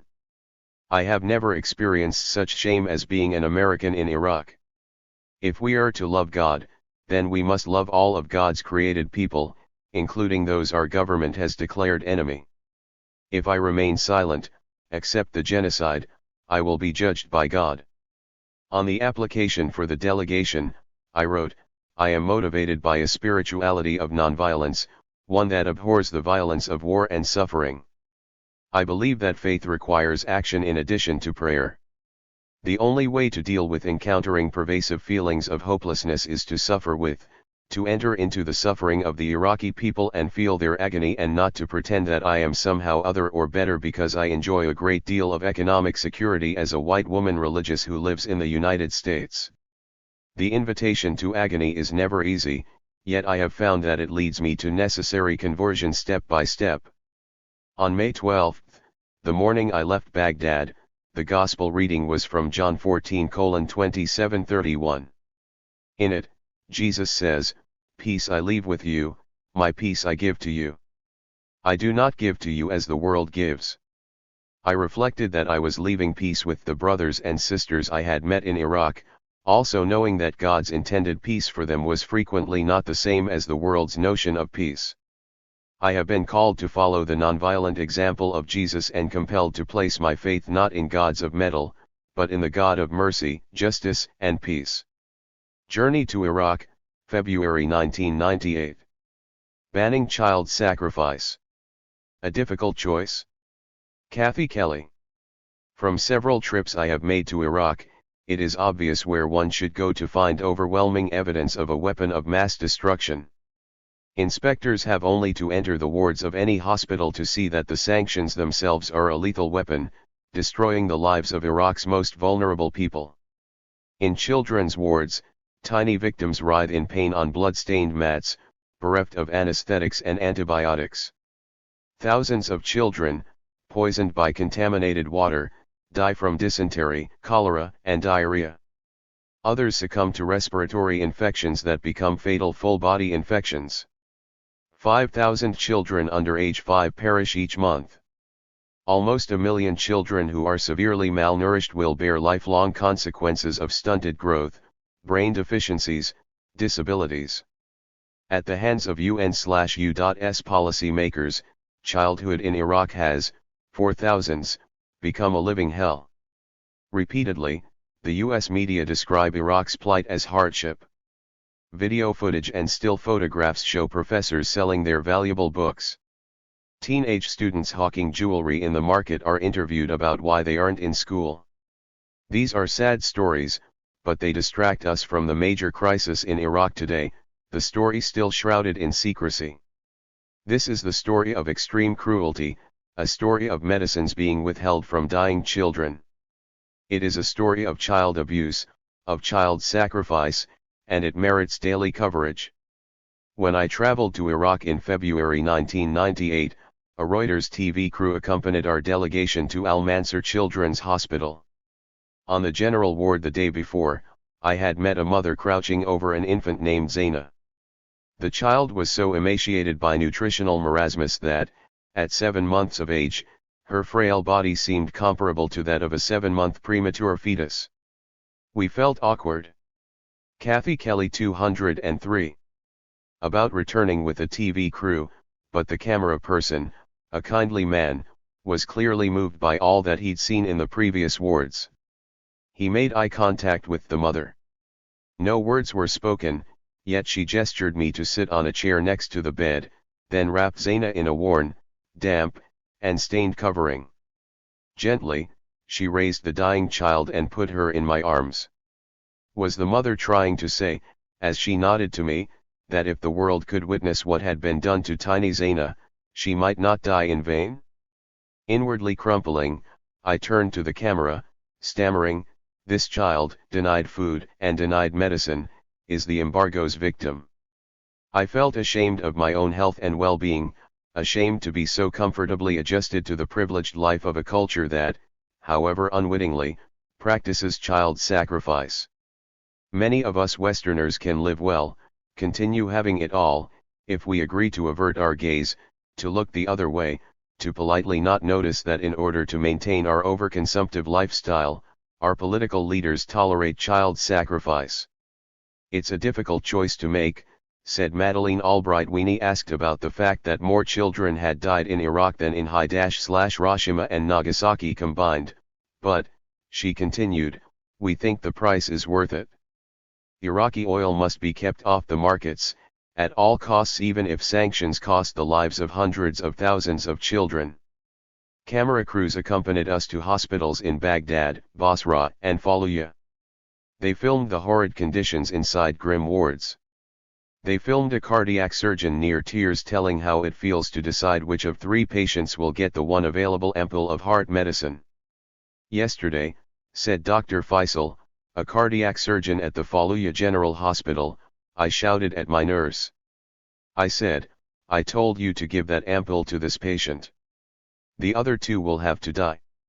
A camera crew followed us into the general ward of a children's hospital when a mother began to sob convulsively because her baby had just suffered a cardiac arrest. Dr. Kusai, the chief of staff, rushed to resuscitate the child, then whispered to the mother that they had no oxygen, that the baby was gasping her dying breaths. All the mothers, cradling their desperately ill infants, began to weep. The ward was a death row for infants. Associated Press, Reuters, and other news companies' footage from hospital visits was broadcast in the Netherlands, in Britain, in Spain, and in France. But people in the US never glimpsed those hospital wards. 204. I asked a cameraman from a major US news network why he came to the entrance of a hospital to film us, but opted not to enter the hospital. Please, I begged, we didn't ask you to film us as talking heads. The story is inside the hospital. He shrugged. Both sides use the children suffering, he explained, and we've already done hospitals. I might have added that they'd already done F-16s lifting off runways, they'd done white UN vehicles driving off to inspect possible weapon sites, they'd done innumerable commercials for US weapon displays. While political games are played, the children are dying and we have seen them die. If people across the US could see what we've seen, if they witnessed, daily, the crisis of child sacrifice and child slaughter, we believe hearts would be touched. Sanctions would not withstand the light of day. Upon return to the US, customs agents turned my passport over to the State Department, perhaps as evidence that according to US law I've committed a criminal act by traveling to Iraq. I know that our efforts to be voices in the wilderness aren't criminal. We're governed by compassion, not by laws that pitilessly murder innocent children. What's more, Iraqi children might benefit if we could bring their story into a courtroom, before a jury of our peers. We may be tempted to feel pessimistic, but Iraq's children can ill afford our despair. During the Gulf War, I wasn't in the US. I was with the Gulf Peace Team, camped on the border between Saudi Arabia and Iraq and later evacuated to Baghdad. I didn't witness firsthand the war fever and war hysteria. But people told me, when I returned to the US, that the war had often seemed like a sporting event. Some people went to bars raised mugs of beer and cheered when smart bombs exploded on their targets. Rock Iraq. Slam Saddam. Say hello to Allah, they shouted. When I hear those accounts I think of Rada, a mother who lost 9 of her family members when, on February 13, 1991, 2 astonishingly smart bombs blasted the Amariya Community Center. Families in the Amariya neighborhood had gathered to commemorate the end of Ramadan. They had invited many refugees to join them and had made extra room in the overnight basement shelter so that all could huddle together for a relatively safe night's sleep. The smart bombs penetrated the Achilles heel of the building, the spot where ventilation shafts had been installed. The first bomb exploded and forced 17 bodies out of the building. The SEC. Kathy Kelly 205. Und bomb FOLOED immediately after the first, and when it exploded the exits were sealed off. The temperature inside rose to 500 degrees centigrade and the pipes overhead burst with boiling water, which cascaded down on the innocents who slept. Hundreds of people were melted. Rada greets each of our delegations, just as she greeted me when I first met her in March 1991. We know that you are not your government, she says, and that your people would never choose to do this to us. I've always felt relief that she never saw television coverage of US people in bars, cheering her children's death. On February 18, 1998, a vastly different cry was shouted by college students in Columbus, Ohio. They didn't cheer the bombers, and they may well have prevented their deadly missions. 1, 2, 3, 4, "We don't want our racist war." The chant that confronted Madeleine Albright crackled across Baghdad.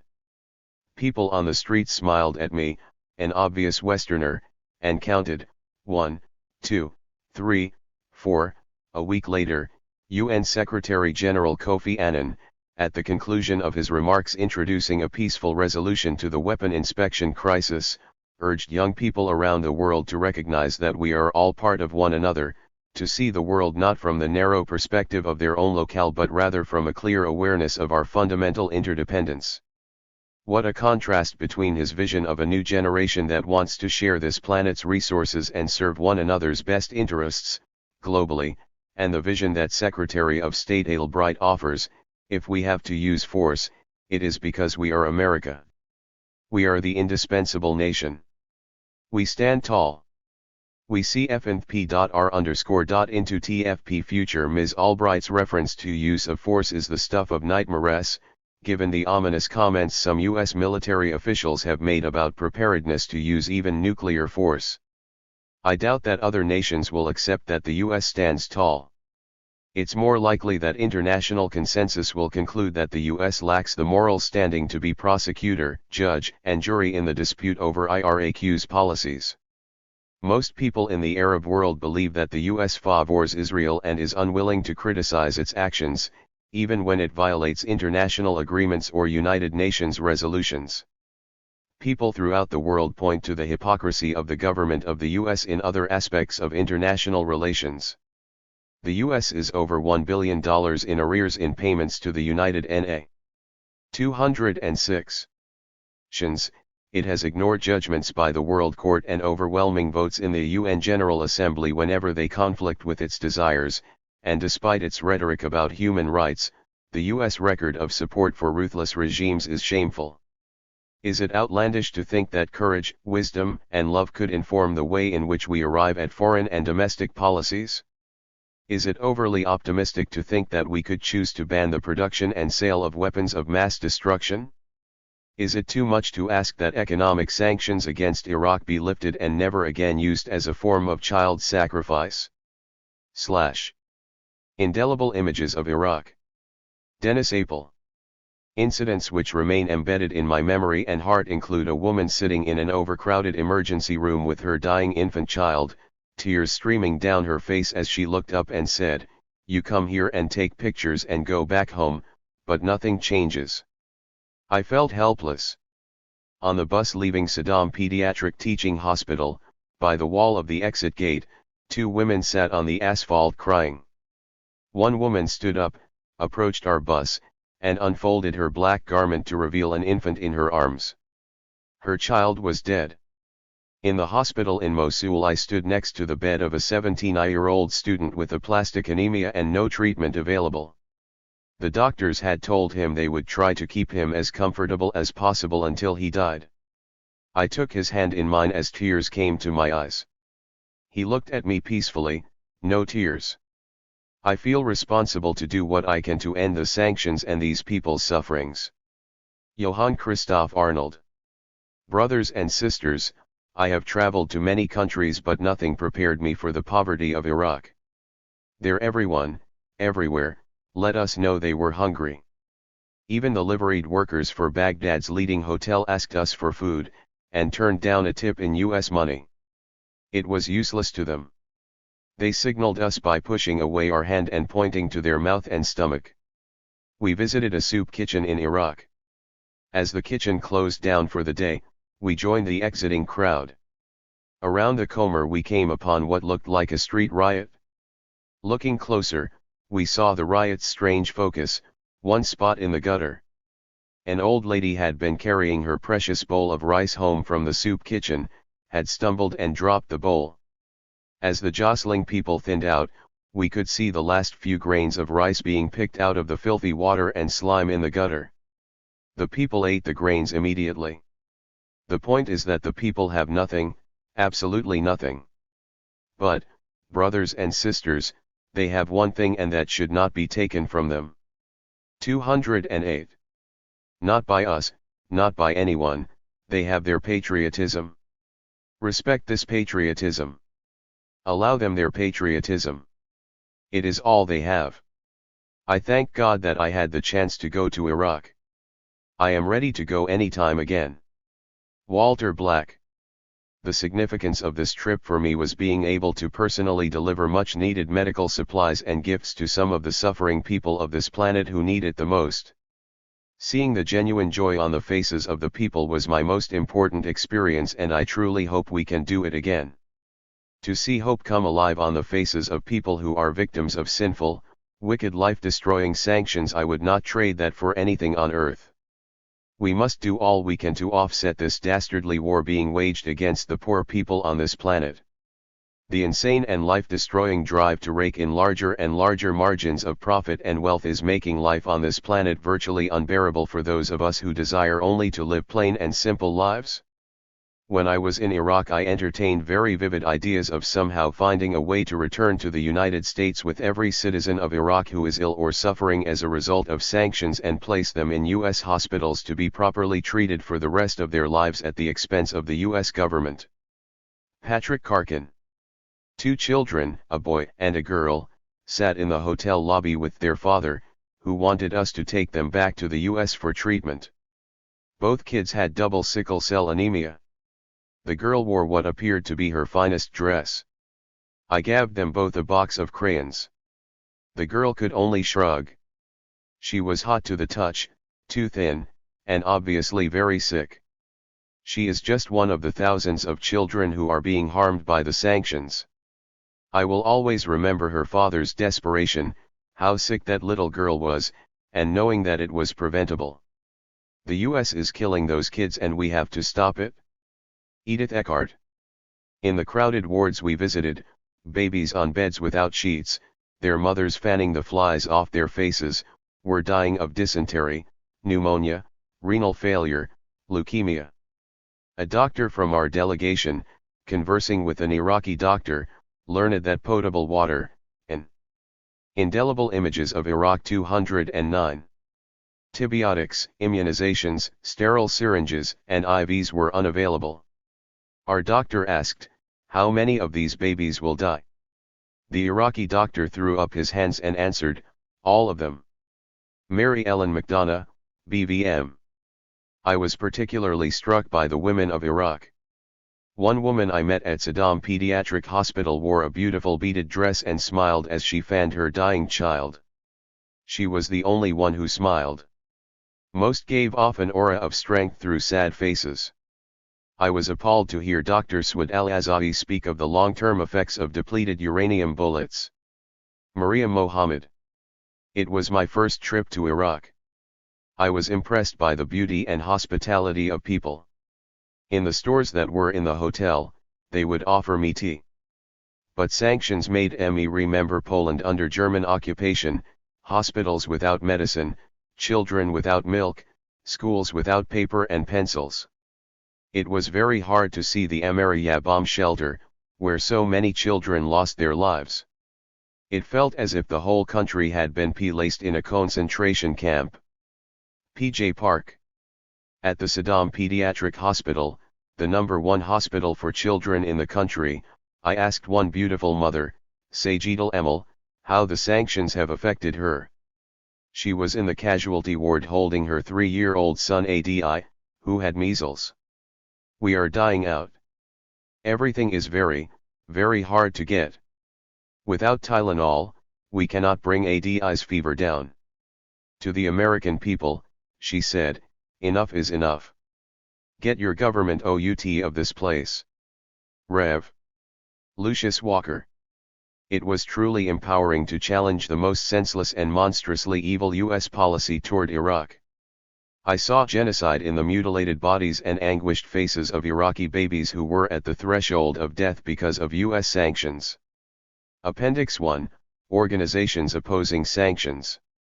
International Action Center. The Iraq Sanctions Challenge was initiated by the International Action Center, founded in 1992 by former U.S. Attorney General Ramsey Clark. He and other anti-war leaders and organizers had rallied hundreds of thousands in street protests before and during the U.S. war against Iraq. Although it is best known as an anti-war, anti-imperialist activist organization inside the U.S., The IAC is motivated by a broad vision of radical social change as an alternative to the current society's class domination by the military-industrial complex. With U.S.-based transnational banks and big oil at its core, the U.S. ruling establishment has proven itself to be endemically warlike abroad and racist and anti-worker at home. Unwilling to accept the current status quo, the IAC believes that power can really belong to the people, but only by challenging the political supremacy currently exercised over society by a small elite representing the richest sectors in corporate America. The rest of the world is currently suffering from U.S. domination.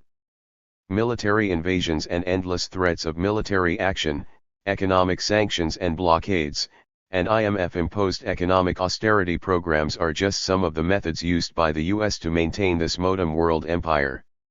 History has shown that all those who seek empire, and use the bloodiest methods to maintain it, are eventually consigned to defeat and ruin.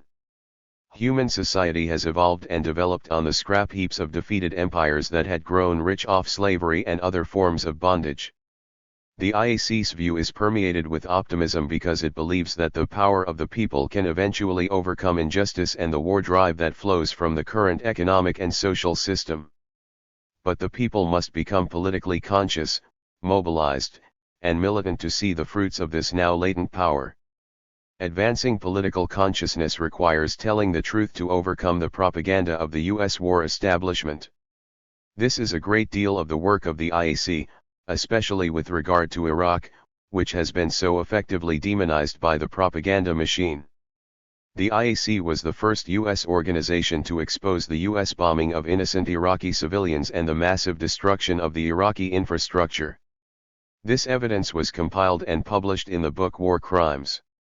The IAC coordinated an international war crimes tribunal that held hearings in 20 countries and 30 U.S. cities probing the Pentagon's systematic destruction of Iraq. Evidence presented at this war crimes tribunal, which implicated the United States in gross violations of international 212 law, was published in Ramsey Clark's groundbreaking book The Fire This Time. For the last 8 years the IAC has been a leader of the movement to unconditionally end U.S./UN sanctions against Iraq. It has coordinated international meetings and teach-ins, held demonstrations, published news releases and fact sheets, and, in collaboration with the People's Video Network, produced several educational video documentaries on sanctions. In addition to The Children Are Dying, first printed in 1996 and now in a second edition, the IAC also published the groundbreaking book on depleted uranium use in Iraq, Medal of Dishonor, Depleted Uranium: How the Pentagon Radiates Soldiers and Civilians with Due Weapons. Each of these books has come out of cooperative research, networking, and educational work in the activist tradition of the IAC. In early 1998, the IAC launched Medicine for Iraq, a campaign to set up a pipeline for medical supplies and medicines to offset in a small way the desperate conditions created by the sanctions on the beleaguered Iraqi people, especially the children unfortunate enough to be bombed at this time in Iraq's history. The tragedy of these small lives, the innocence, the future of a people, is the direct result of that crudest of weapons: economic sanctions. The Medicine for Iraq campaign has as its second purpose educating the people in the U.S. on this point. The IAC has also mobilized opposition to the 37-year U.S. blockade of Cuba, and organized shipments of medical aid to the socialist island, including $2 million worth of vitally needed insulin in 1994. The IAC continues to actively oppose U.S. military involvement throughout the globe. In 1998, the IAC published an important contribution to the discussion of the changing role of NATO in Europe, NATO in the Balkans. One of the main purposes of the IAC is to expose the intricate web of lies the Pentagon weaves before, during, and after each military intervention. The IAC shows that U.S. intervention is dictated by big business's drive for profits, and that even as military funding continues to grow, schools, hospitals, and social programs are slashed in the U.S. The IAC is a volunteer activist organization. In its campaigns opposing U.S. intervention, it relies totally on the donations and assistance of supporters around the country. To be part of a growing network, or to make a donation, request a speaker, or volunteer your support, contact the IAC. National Office, 39 West 14 St, Suite 206, New York, New York 10011, phone E633-6646, fax, 633-2889, website, www.iacenter.org, email, iacenter@iacenter.org.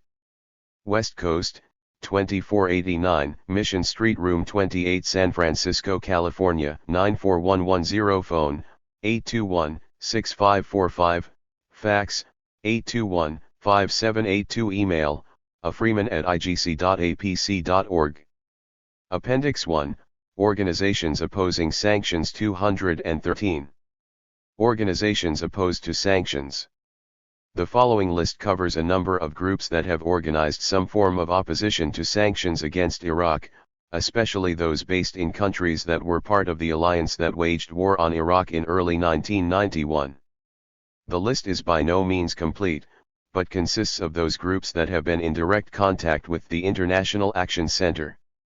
The activities carried out by the organizations described here cover a wide variety of approaches to opposing sanctions, providing humanitarian assistance, organizing political opposition, publishing books and other educational material, and taking direct action. They illustrate both the growing opposition to sanctions and the variety of tactics to fight them.